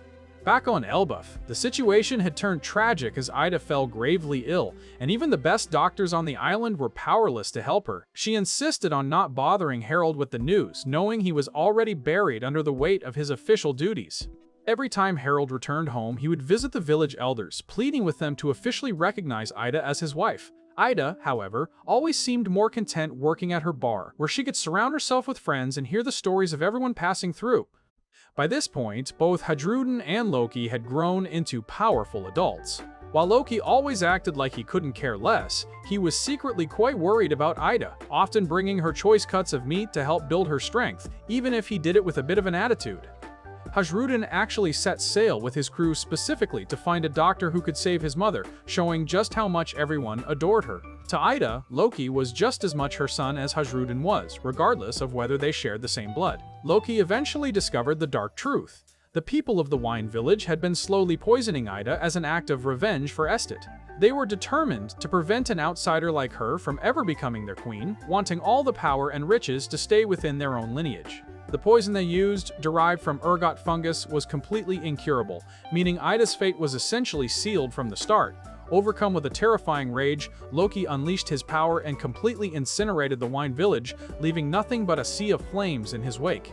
He still vividly remembered how his biological mother had despised him, even going so far as to cast him down into the underworld. For Loki, earthly treasures meant absolutely nothing. Ida was the only person in his life he had ever truly considered a mother. Around 15 years ago, the diplomatic relations between the giants and the rest of the world had reached an all-time high. The old fear was being replaced by a genuine curiosity, with many humans actually dreaming of meeting a giant in person for the first time. Harald was thrilled to see the future the world government promised starting to take shape before his eyes. The King of Elbaf even commissioned the construction of massive tourist vessels, so his people could finally visit their allied nations in style. They even managed to open the Seahorse School right in the heart of Elbaf. Seeing the children laughing and playing there brought a smile to Harald's face, and he felt deeply grateful to Professor Saul for helping create an environment much safer than a battlefield. Harald and Hadruden arrived just in time for one last visit with Ida. Harald reminisced about how chaotic and war-torn Elbaf was when she first arrived, fully believing that it was her gentle influence that had truly transformed the kingdom. Despite his constant battles with the village elders, he never managed to officially marry her. But Ida told him that just knowing he tried made her feel so much better. She shared his hope that Elbaf would one day become a respected part of the world community, and Harald wholeheartedly agreed. He spoke of a future where they could go on adventures just like they used to in the old days. Ida smiled at the thought, but she knew deep down that her time was running out, and she wouldn't be around to see that day dawn. Just as their hands finally met, Ida's grip went limp, and she quietly passed away right then and there. As if the island itself were mourning, a heavy blanket of snow began to fall over Elbaf, and Harald stepped out into the cold, struggling to keep his emotions in check. While Hadruden and the villagers rushed in to say their final goodbyes to Ida, Loki remained locked away in the underworld prison. When he received the news of her death, he simply bowed his head in silence, fighting back the overwhelming grief he felt. Standing before her grave, Harald confessed to Saul that he no longer believed a nation's true strength came from its military might alone. He had learned so much from Ida, and meeting her was truly the most precious thing that had ever happened to him in his entire life. Then, 14 years ago in Mary Joie, Shanks suddenly vanished right before he was supposed to be promoted to Holy Knight. Since Harald was next on the list, the opportunity fell to him, and he accepted the honor with the hopes of finally getting Elbaf into the world government. Harald followed the 5 elders to the Chamber of the Empty Throne, where he mentioned his plan to eventually step down and pass the crown to someone younger and more pure-hearted. Suddenly, a voice rang out from the shadows. It was Emu, declaring that they were the only one who made the decisions around there. Harald was absolutely stunned to see someone actually sitting on that forbidden throne. Emu had been watching Harald for a long time and commanded him to approach, leading to a blood-curdling scream that echoed throughout Pangaea Castle and shook the entire Holy Land. Emu declared that from that moment on, Harald would serve as his immortal knight and personal servant. He was ordered to return to Elbaf and construct a dark abyss magic circle, with the promise that Elbaf would finally be granted its place within the world government once the task was complete. Harald returned home in high spirits, announcing to his people that their long-held dream had finally been realized. He immediately went to work creating the magic circle in the throne room of Os Castle. But his joy was short-lived when Imu's next command was to turn Elbaf into a massive military powerhouse on par with the Navy. Harald tried to fight back, as his whole goal for joining the government was to ensure giants wouldn't have to fight anymore. However, he quickly realized he was losing control of his own body. The deep-sea oath made it physically impossible for him to ever disobey Imu's orders. Realizing he had made a terrible mistake by letting Imu manipulate him, Harald desperately ordered his soldiers to bind him to a pillar. He sent out an emergency summons for Jarul and his sons to come to his side immediately, hoping to find a way out of this nightmare. Since Hadrudin was already out at sea, only Jarul and Loki were able to respond to the summons, rushing to the castle with hearts full of dread. That fateful day turned into a horrific massacre within the castle walls, ending in the tragic death of Elbaf's most beloved king, the wise Harald. Meanwhile, 14 years ago at Gaban's house, Gaban shared a shocking secret with Shanks. Captain Roger actually had a son. He'd heard the news from Garp himself and was genuinely surprised that a vice admiral had managed to keep the child's existence hidden for so long. Shanks laughed, promising to treat the captain's boy like his own little brother since he carried the blood of a legend. He even mused that the kid might just be the one to become the next pirate king. However, Gaban isn't quite sold on the idea of him being the successor, mostly because he thinks such a straightforward legacy would be incredibly boring. Shifting our focus back to Os Castle, Loki and Lord Jarul have been summoned to appear. Inside the tense atmosphere, Harald has already taken the life of a soldier who is desperately trying to hold him back and keep him under control. But in reality, it wasn't Harald's own will at play. It was actually Imu who was manipulating Harald and forcing him to commit those violent acts against his own men. Realizing that he poses a massive threat to the safety of Elbaf as long as Imu can pull his strings, Harald gives his soldiers a grim command. They must kill him immediately to stop the madness. Right after that, the king of Elbaf loses his grip and starts swinging his sword around. Everything was a chaotic mess. The words coming out of the king's mouth were completely at odds with his actual behavior. By the time Loki and Jarul burst onto the scene, King Harald had already been skewered through by the spears and blades of his own palace guards. However, a terrifying transformation had taken place. He was now essentially immortal, and his gruesome wounds were sealing themselves shut right before their very eyes. His flesh mended instantly. In a flash, Harald swung his own blade to strike back at the soldiers, sending them flying back with a powerful blast of force. Watching this nightmare unfold, Loki and Jarul were absolutely stunned by the horror. At that moment, Shanks turned to Gaban and explained that King Harald and he had been branded with a mysterious mark in the Holy Land by the one they called the Supreme Being. Under the terms of the Shallow Sea Covenant, the mysterious figure Imu possesses the terrifying ability to manipulate any target as long as they remain within his reach. This is precisely why Shanks didn't dare speak the truth to King Harald until they had both safely departed from the Holy Land's borders and reached a distance where they were free from that gaze. At the time, Harald genuinely believed that Elbaf would finally be unified with the world government if he accepted the position of a Holy Knight. However, this path required the King of Elbaf to enter into a far more binding and dangerous agreement, a contract with much higher stakes that is formally known as the Deep Sea Covenant. This Deep Sea Covenant is what grants the Holy Knights their supernatural physical strength and grants them an undying immortal body. On top of that, it allows them to manifest magical circles for long-distance teleportation, letting them cross vast reaches in an instant. But this power comes with a heavy price that no sane man would ever want to pay. A Holy Knight is physically incapable of disobeying an order from the Supreme Being, no matter where they are in the world. Essentially, signing that contract would turn King Harald into nothing more than a mindless puppet under Imu's total control. Shanks suspected that the Supreme Being had no intention of keeping his promises once his goals were met, which is why he planned to advise Harald against ever joining the ranks. Shanks wanted to convince Harald to stay away from the Holy Knights. But suddenly, an overwhelming surge of Conqueror's Haki erupted from the castle, catching both Gaban and Shanks completely off guard. Inside the palace walls, Loki was desperately fighting to restrain Harald. The prince was struggling against a power he could barely comprehend. The prince couldn't wrap his head around how his father was still standing after being stabbed so many times. He wondered what kind of monstrous power he was witnessing. Realizing that the situation had turned deadly serious, word quickly spread that the king had lost his mind, prompting the soldiers outside to rush in and join the fray. Many of them were under the mistaken impression that Loki was attempting to assassinate the king, so they charged forward blindly to protect their sovereign from the prince. After a grueling struggle, Loki and Jarul finally managed to pin Harald down, demanding he explain what was going on. Panting heavily, Harald confessed that he had made a catastrophic error in judgment that led to this disaster. He realized he was losing his grip on reality and that his time was running out. Sensing that his sanity was slipping away, Harald begged Loki to tell the people of Elbaf everything that had transpired within the castle today. He wanted the world to know that he had committed countless shameful acts for the world government just to secure an alliance.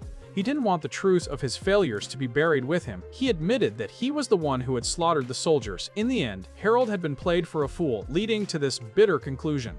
The world government had exploited him from the very start, intending to turn the proud people of Elbaf into mere slaves for their own agendas. It was the complete opposite of what he had hoped for. His dreams had turned into a nightmare, making him feel like the worst king in Elbaf's history. Breaking down in tears, Harald pleaded with his son to end his life and take the throne for himself. He wanted the people of Elbaf to see him for what he was, a foolish and disgraceful ruler who didn't deserve their respect. Harald insisted that Loki consume the legendary devil fruit. Only with its power would Loki have any hope of putting an end to his father's suffering in his current state. He placed all his hopes on his youngest son, believing that the cursed prince was the only one capable of carrying out this heavy burden. As soon as he finished his request, Harald's consciousness faded completely and a demonic presence took full control of his body. He leaped to his feet with terrifying speed and began a brutal slaughter of everyone present in the palace, showing no mercy to friend or foe. To ensure that the dark truth never left the room, the corrupted Harald ordered the soldiers outside to seal the doors shut. The soldiers trapped inside realized that the monster before them was no longer the king they had once honored. With no other choice, they drew their weapons and launched a desperate counterattack against their former ruler. Harald was already the most formidable warrior in Elbaf, and now, with his strength amplified and his body made immortal, absolutely no one could stand against him. Seeing the carnage, Jarul realized there was no alternative but for Loki to consume the legendary devil fruit of the ELBAPH tribe. The prince hesitated, not wanting to lose his ability to swim, but in this dire situation, there truly were no other options left on the table. In a state of pure madness, Harald tried to stop Loki from reaching the fruit, but Jarul immediately intervened, stabbing him from behind to create an opening for the prince. Jarul was determined to prevent Harald from getting his hands on that power, fearing it would lead to the end of the world. However, Harald spun around with unnatural speed and hurled his sword directly at Jarul's head, causing him to collapse instantly. Despite knowing they were outmatched, the soldiers threw themselves in Harald's path to stop him from chasing Loki. The soldiers risked everything to hold him back, and just in the nick of time, Gaban and Shanks arrived on the scene. They combined their strengths to knock King Harald off his feet. Miraculously, Jarul survived the strike thanks to the helmet on his head, and he desperately begged the newcomers to help. He pleaded with them not to let Harald catch up to Loki under any circumstances. Shanks tried his best to reach whatever was left of Harald's true self, but the king was now thoroughly corrupted and consumed by a lust for power. Unfortunately, Shanks had no way of breaking the supernatural covenant that bound him. Meanwhile, Loki finally reached the chamber where the legendary devil fruit was hidden inside a wooden chest. But suddenly, the hammer Ragnir, which had been resting behind him, began to move on its own and let out a chilling laugh. Before Loki could process what was happening, the hammer lunged at him. The surprise attack from Ragnir sent Loki tumbling backward onto the floor. He was furious that something had dared to strike him in the face and was ready to retaliate with everything he had. However, it quickly dawned on Loki that there was no one actually wielding the hammer. It was acting entirely on its own. The priority was still to secure the legendary fruit. Just then, Ragnir shifted again, and its sheer weight caused the floor to crack and crumble. Loki was shocked by how heavy the hammer was, wondering if the entire castle was about to collapse. Harald mocked him, saying Loki's efforts were futile. That legendary fruit was a treasure of Elbaf, and for hundreds of years no one had been able to eat it because Ragnir never accepted a master. However, with his new power, Harald was confident he could tame the hammer himself. On the other side of the battle, Gaban and Shanks continued their relentless assault on Harald using Conqueror's Haki. Gaban explained that this type of Haki is the fatal weakness for immortals like Harald. Strikes infused with Conqueror's Haki inflict immense pain and significantly slow down their regeneration. If they kept up the pressure, Harald would eventually be paralyzed and unable to fight. Harald swung his axe in retaliation as Gaban stood his ground.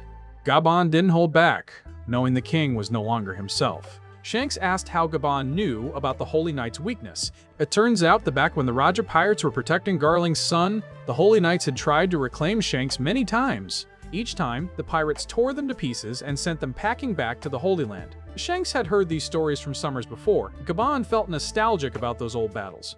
The crew had been surprised that the Holy Land even had a fighting force, as they assumed celestial dragons were all weaklings. Shanks noted that the Holy Knights rarely leave their home, which is why they are so mysterious. They viewed themselves as superior beings, but thankfully, Shanks never adopted that toxic mindset.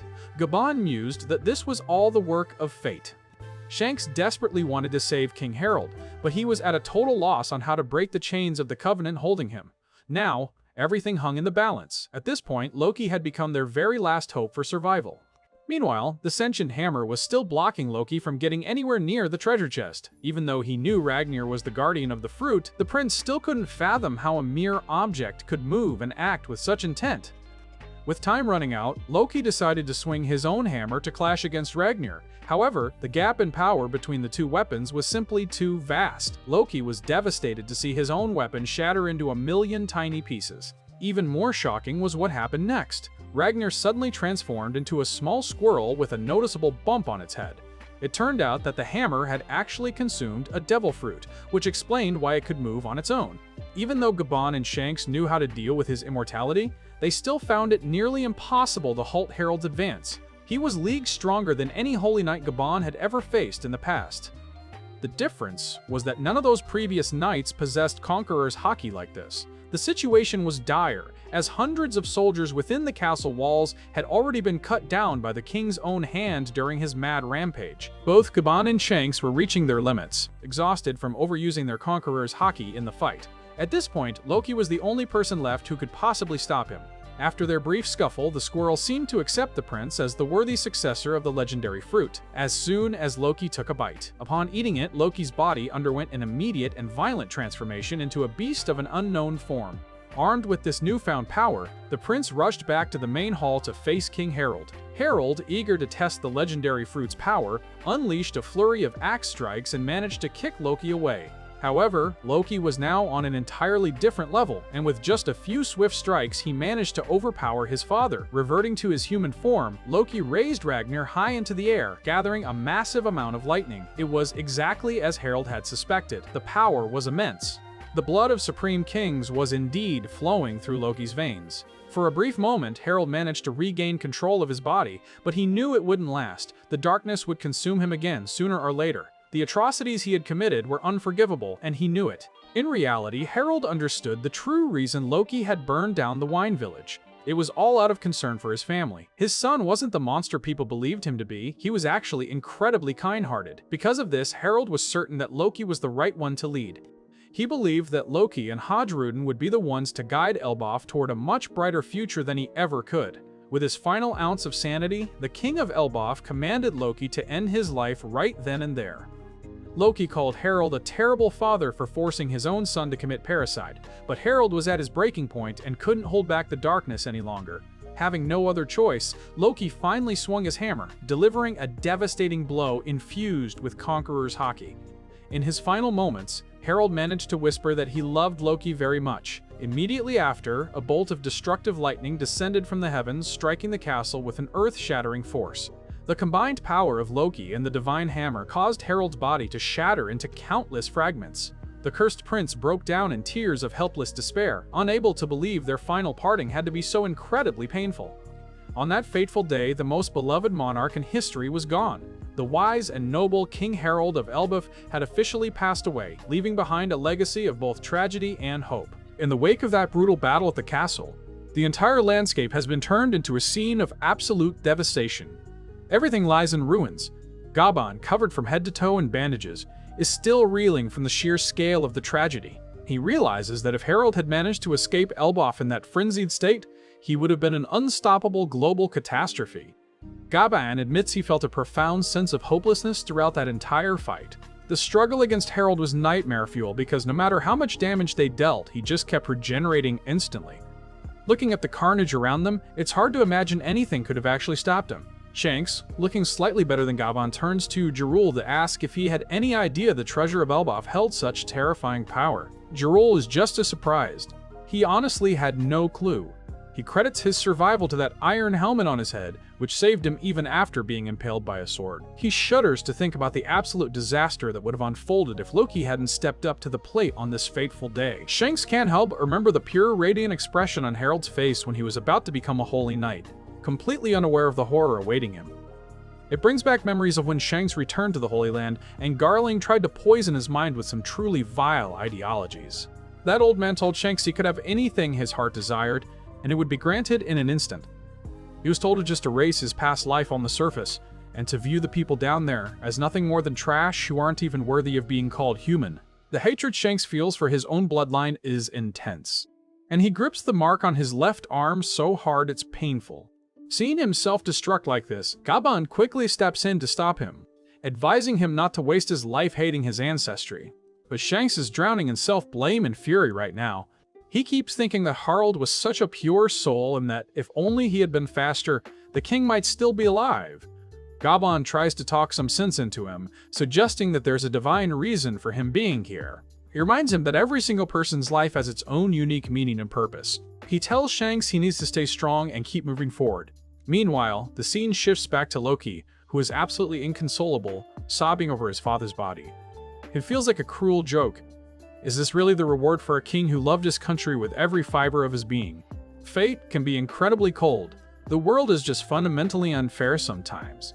Over at the Holy Land, Emu is fuming with rage over Harald's demise. The King of Elbaf was a rare ancient giant, augmented with godlike strength and an immortal body. He was supposed to be a centerpiece of their power. Those traits turned Harald into a literal monster on the battlefield, so the fact that someone actually managed to take him down is almost hard to believe. The five elders are suggesting they send a specialized team to Elbaf to investigate, especially since that magic circle Harald created is still active. Emu shuts that idea down immediately. If Harald could be wiped out, then no other Holy Knight is safe there. Besides, every time one of these contracted warriors falls, Emu has to pay a heavy personal price. It's a lose-lose situation. Harald was always a bit of an outlier, trying to build bridges with other nations. He was the type who would humble himself and bow his head just to keep the peace for his people. He even agreed to become a holy knight just to get Elbaf into the government. But clearly, fate had no intention of letting a king like that stay on the throne. This disappointing outcome is just another piece of history repeating itself. It proves that the world government and Elbaf are like two parallel lines that can never truly meet, largely because of that D bloodline connection. Back on the giant island, Loki, Gaban, Jirul, and Shanks have gathered to discuss their next moves in the wake of the tragedy. They know Elbaf is about to descend into total chaos once the news of King Harald's death goes public. Loki has decided to go against his father's final wishes.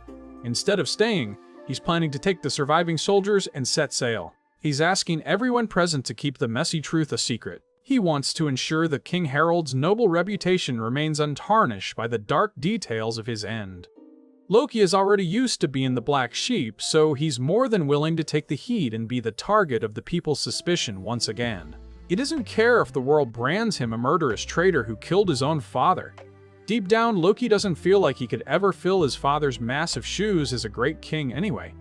He's got a different mission in mind, and he's determined to see it through very soon. Armed with the power of that legendary fruit, Loki is hell-bent on seeking vengeance for his father and all the soldiers who were lost. Jirul tries to talk some sense into him, warning that the world government is a juggernaut and picking a fight with him is basically a suicide mission. Loki isn't showing a single shred of fear and just keeps walking forward. Before long, the news of King Harald's passing spreads like wildfire across all of Elbaf. Fast forward to the present, and Loki has finally finished recounting the entire harrowing story of what really happened at the castle that day. By the time Hadruden made it back to Elbaf, Loki was already long gone. Everyone was convinced the cursed prince was a regicide, and Loki didn't do a thing to clear his name. He was willing to be the villain just to make sure his father's life's work didn't go to waste. He essentially shouldered all the guilt. If Hadruden had been in the same shoes, he likely would have made the exact same sacrifice. Gaban firmly believes Loki made the right call, which is why the prince has been so tight-lipped about that tragic day for all these years. The pieces are finally clicking into place for Hadruden. He now understands why Jirul was so adamantly against Loki's execution and why he kept sticking his neck out to defend the younger brother. Hadruden is certain his father would have chosen death 1,000 times over being a mindless puppet for the government. It's clear now that the world government is the eternal enemy of Elbaf. They use the dirtiest tactics imaginable to back his father into a corner. Gaban explains that the ones currently causing chaos in Elbaf are none other than holy knights, directly tied to King Harald's death. There's a whole history of what went down with the king in the Holy Land, and Gaban is ready to explain every detail if Hajruddin wants to hear it. But Hajruddin has heard enough. He doesn't care about the backstories anymore. He and his crew are ready to fight whoever they are to protect their homeland. In a powerful moment, Hajruddin finally unshackles his brother, ending the long misunderstanding between them. Luffy's absolutely hyped to see Loki finally getting his freedom back. Now that the prince is free, he can finally cut loose with his true power. But there's no time for a celebration. A massive bone demon suddenly plummets from the world above, straight down into the underworld, causing absolute chaos. Chopper is totally freaking out, explaining that this thing is one of the monsters currently wrecking the surface. Hajruddin is stunned because bone demons were supposed to be nothing but myths. Loki, however, looks ready for a warm-up fight, and tells Hajruddin to get moving back to the surface immediately. While they're taking the elevator up, the members of the new giant pirates all take turns apologizing to Loki for treating him like a villain for so long. Even so, Hajruddin makes it clear he hasn't fully let Loki off the hook for his past antics. After being locked up for 6 long years, Loki is practically buzzing with excitement to be moving freely again. Gaban is in pretty rough shape, but there's no way he's leaving his son behind while he's still stuck up there in the middle of the mess. Sanji ends up carrying Gaban along with Chopper. Luffy is way too curious to see Loki in action, so he decides to be the only Straw Hat to stay behind in the underworld.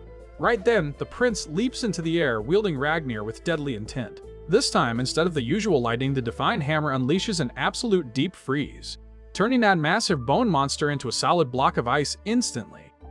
Watching this happen right in front of him, Luffy is left completely speechless by the display of power. While making their way back to the upper realm, Gaban begins to take charge, preparing to shed light on the chaos that has been unfolding. Gaban starts by breaking down the current crisis for Hajruddin's squad and the iconic Straw Hat duo. He reveals that they are facing a trio of dangerous adversaries whose primary objective is the abduction of 10 giant children. These Holy Knights intend to transport the youngsters to the Holy Land to be used as high-stakes hostages. Their plan is to use these innocent children to blackmail the mighty warriors of Elbaf into absolute submission under the world government's thumb. Zoro is skeptical, finding it hard to believe that only 3 opponents managed to overwhelm Gaban and an entire army of giants. It seems like a statistical impossibility given the legendary strength of the giant race, and Sanji shares this deep sense of disbelief.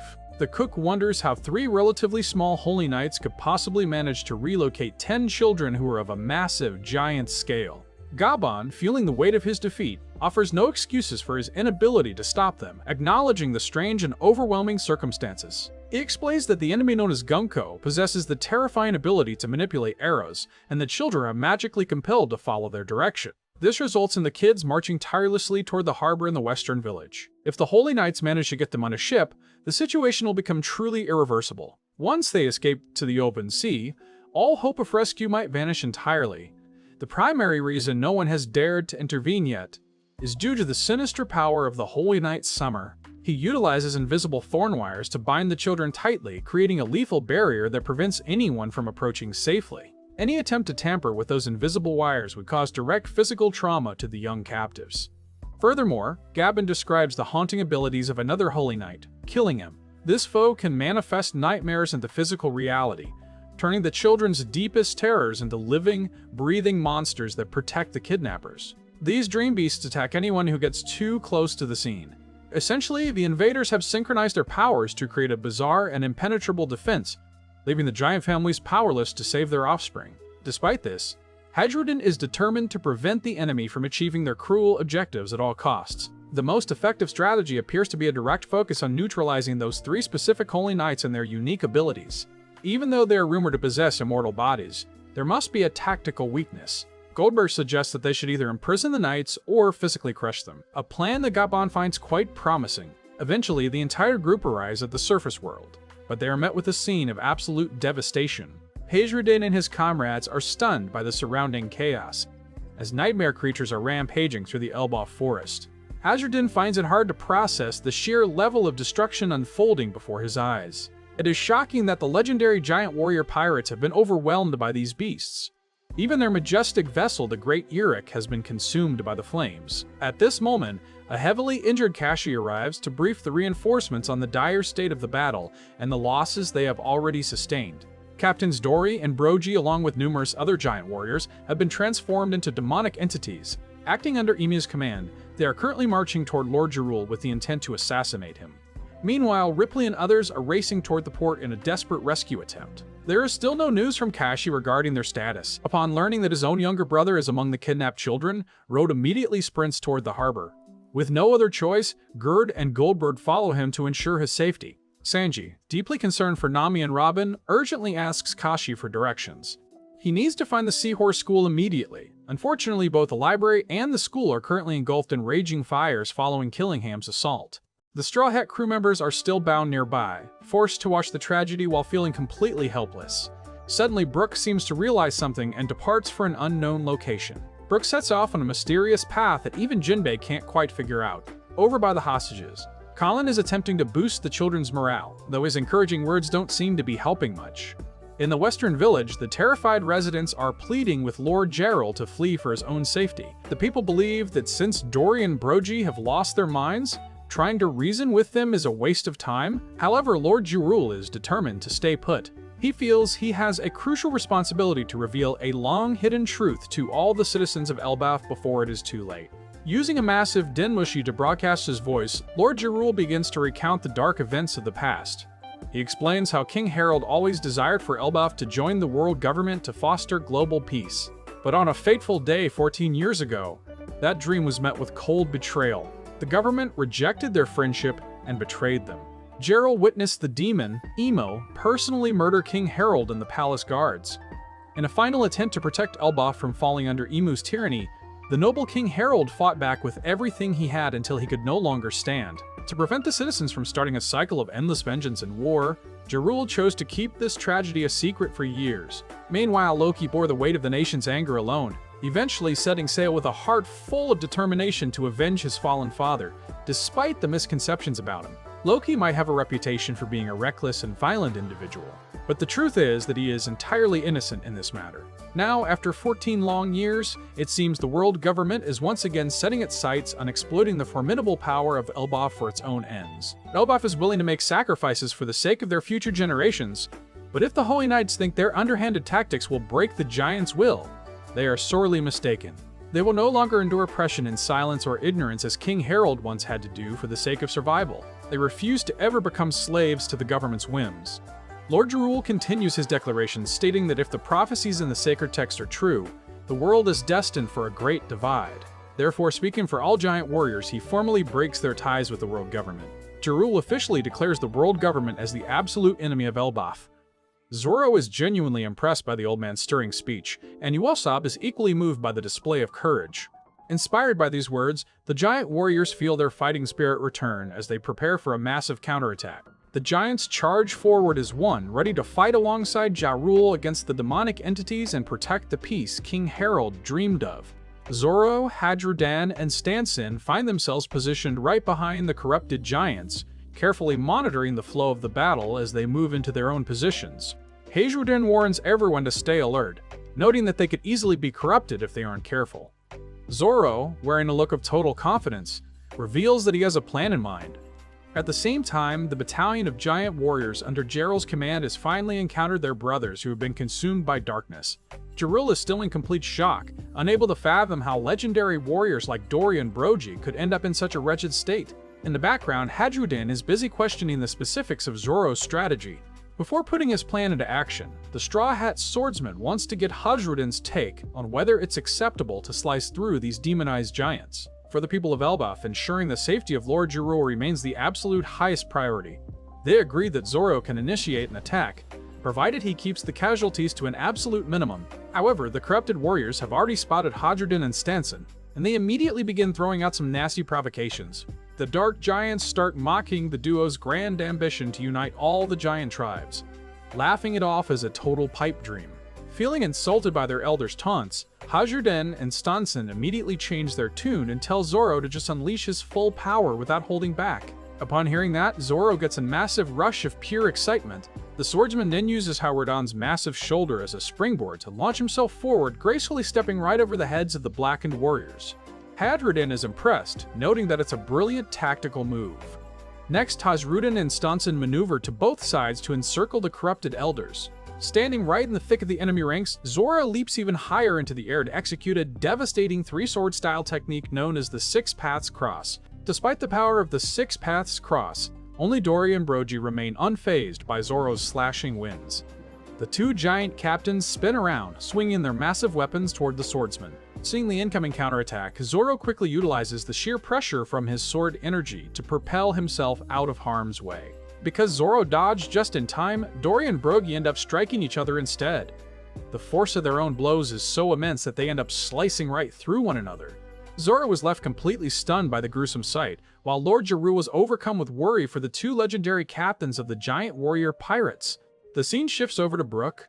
Even though he's currently bound and restricted, the Straw Hat musician is desperately crawling across the ground to reach Gunko. He's convinced that Gunko is actually Princess Shuri and keeps shouting her name with all his might. Even though he knows deep down that such a reunion is logically impossible, the problem is that Gunko's face looks exactly like the woman the Soul King used to know. He reasons that if Gunko isn't Shuri herself, she must be a direct blood relative of the princess. If Shuri were still alive today, she would be about 80 years old.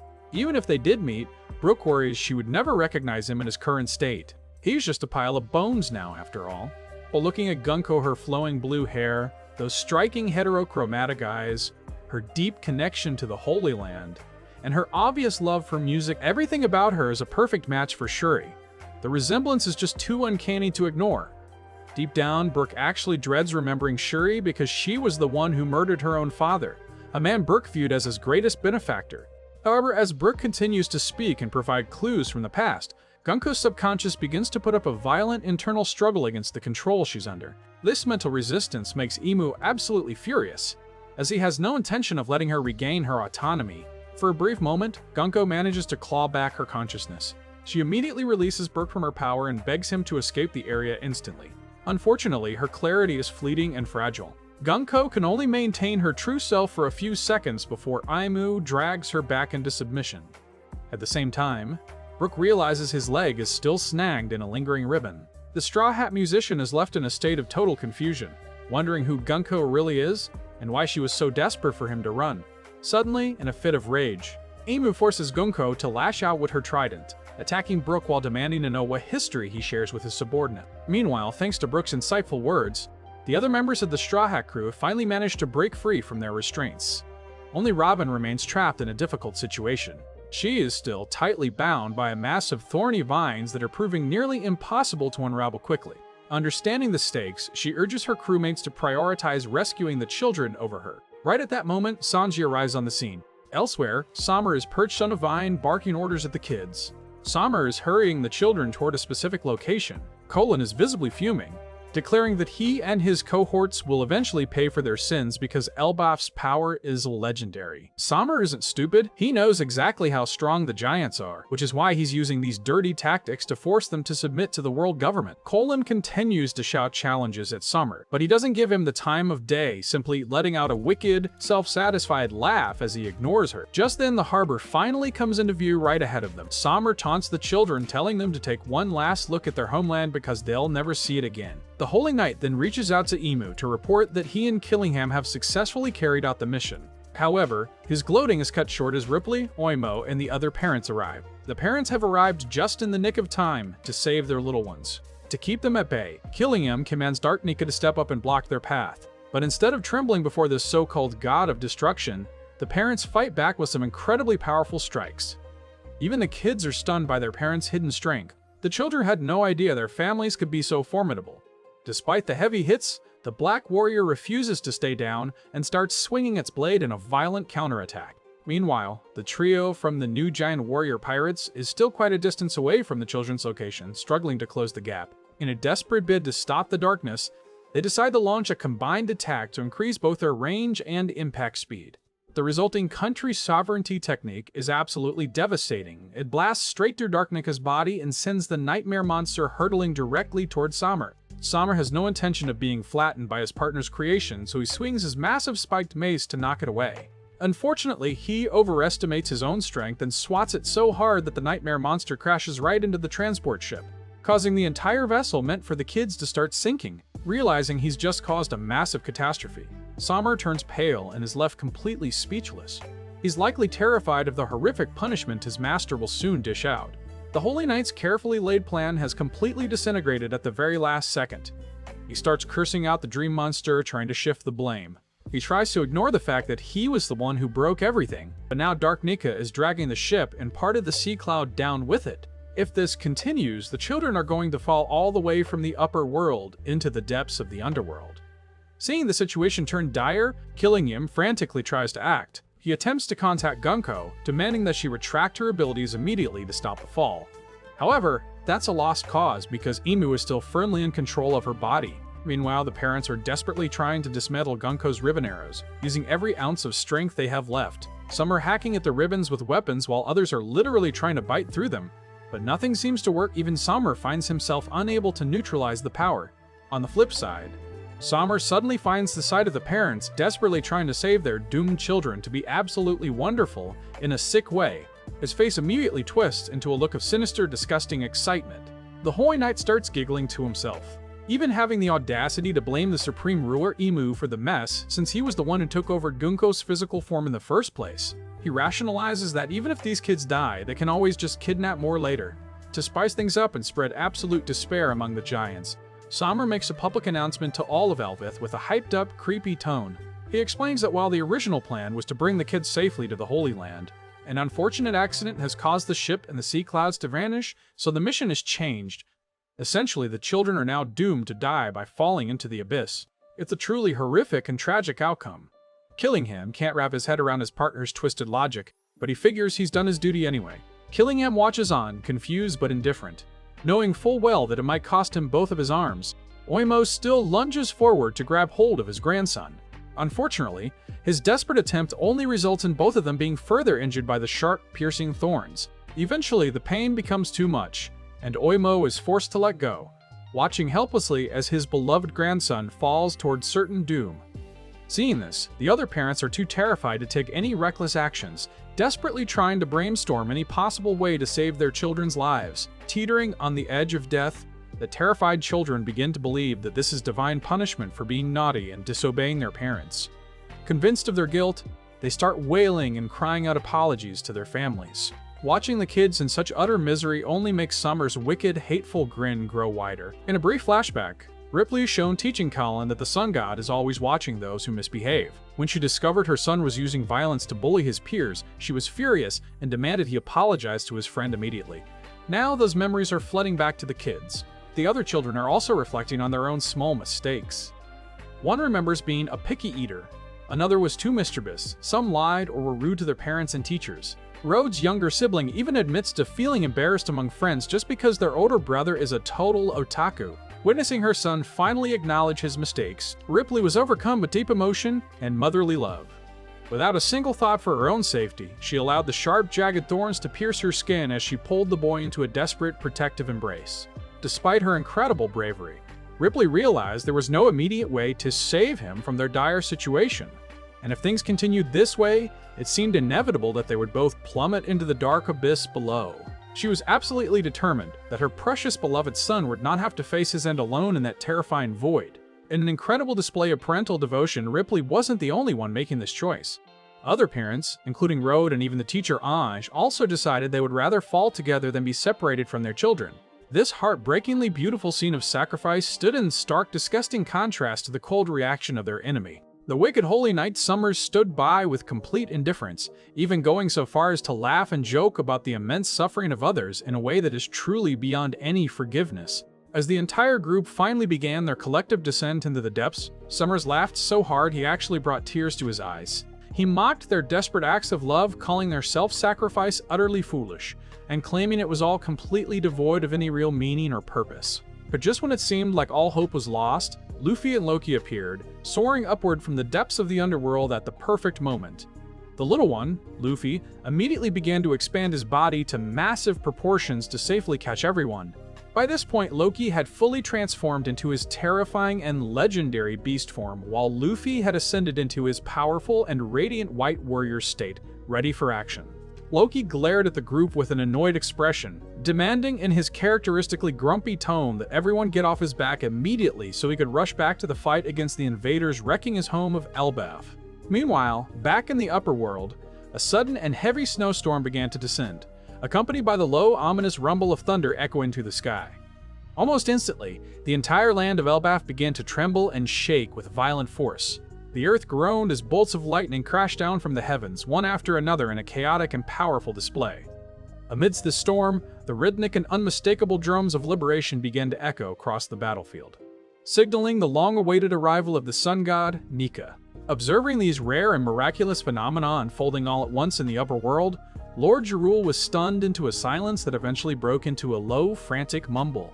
He began reciting the ancient prophecy found within the sacred Harley texts, speaking of a day when a fierce blizzard and lightning would collide. The text foretold of a massive, legendary beast appearing to cover the very sky, accompanied by the pounding, heart-racing rhythm of the drums of liberation as the sun god himself descends to the world. The wait was finally over, and the climax of this ancient prophecy began to materialize right before their very eyes. Finally, the sun god Nika graced the upper world with his majestic presence, standing side by side with the cursed prince, Loki, in a truly awe-inspiring sight.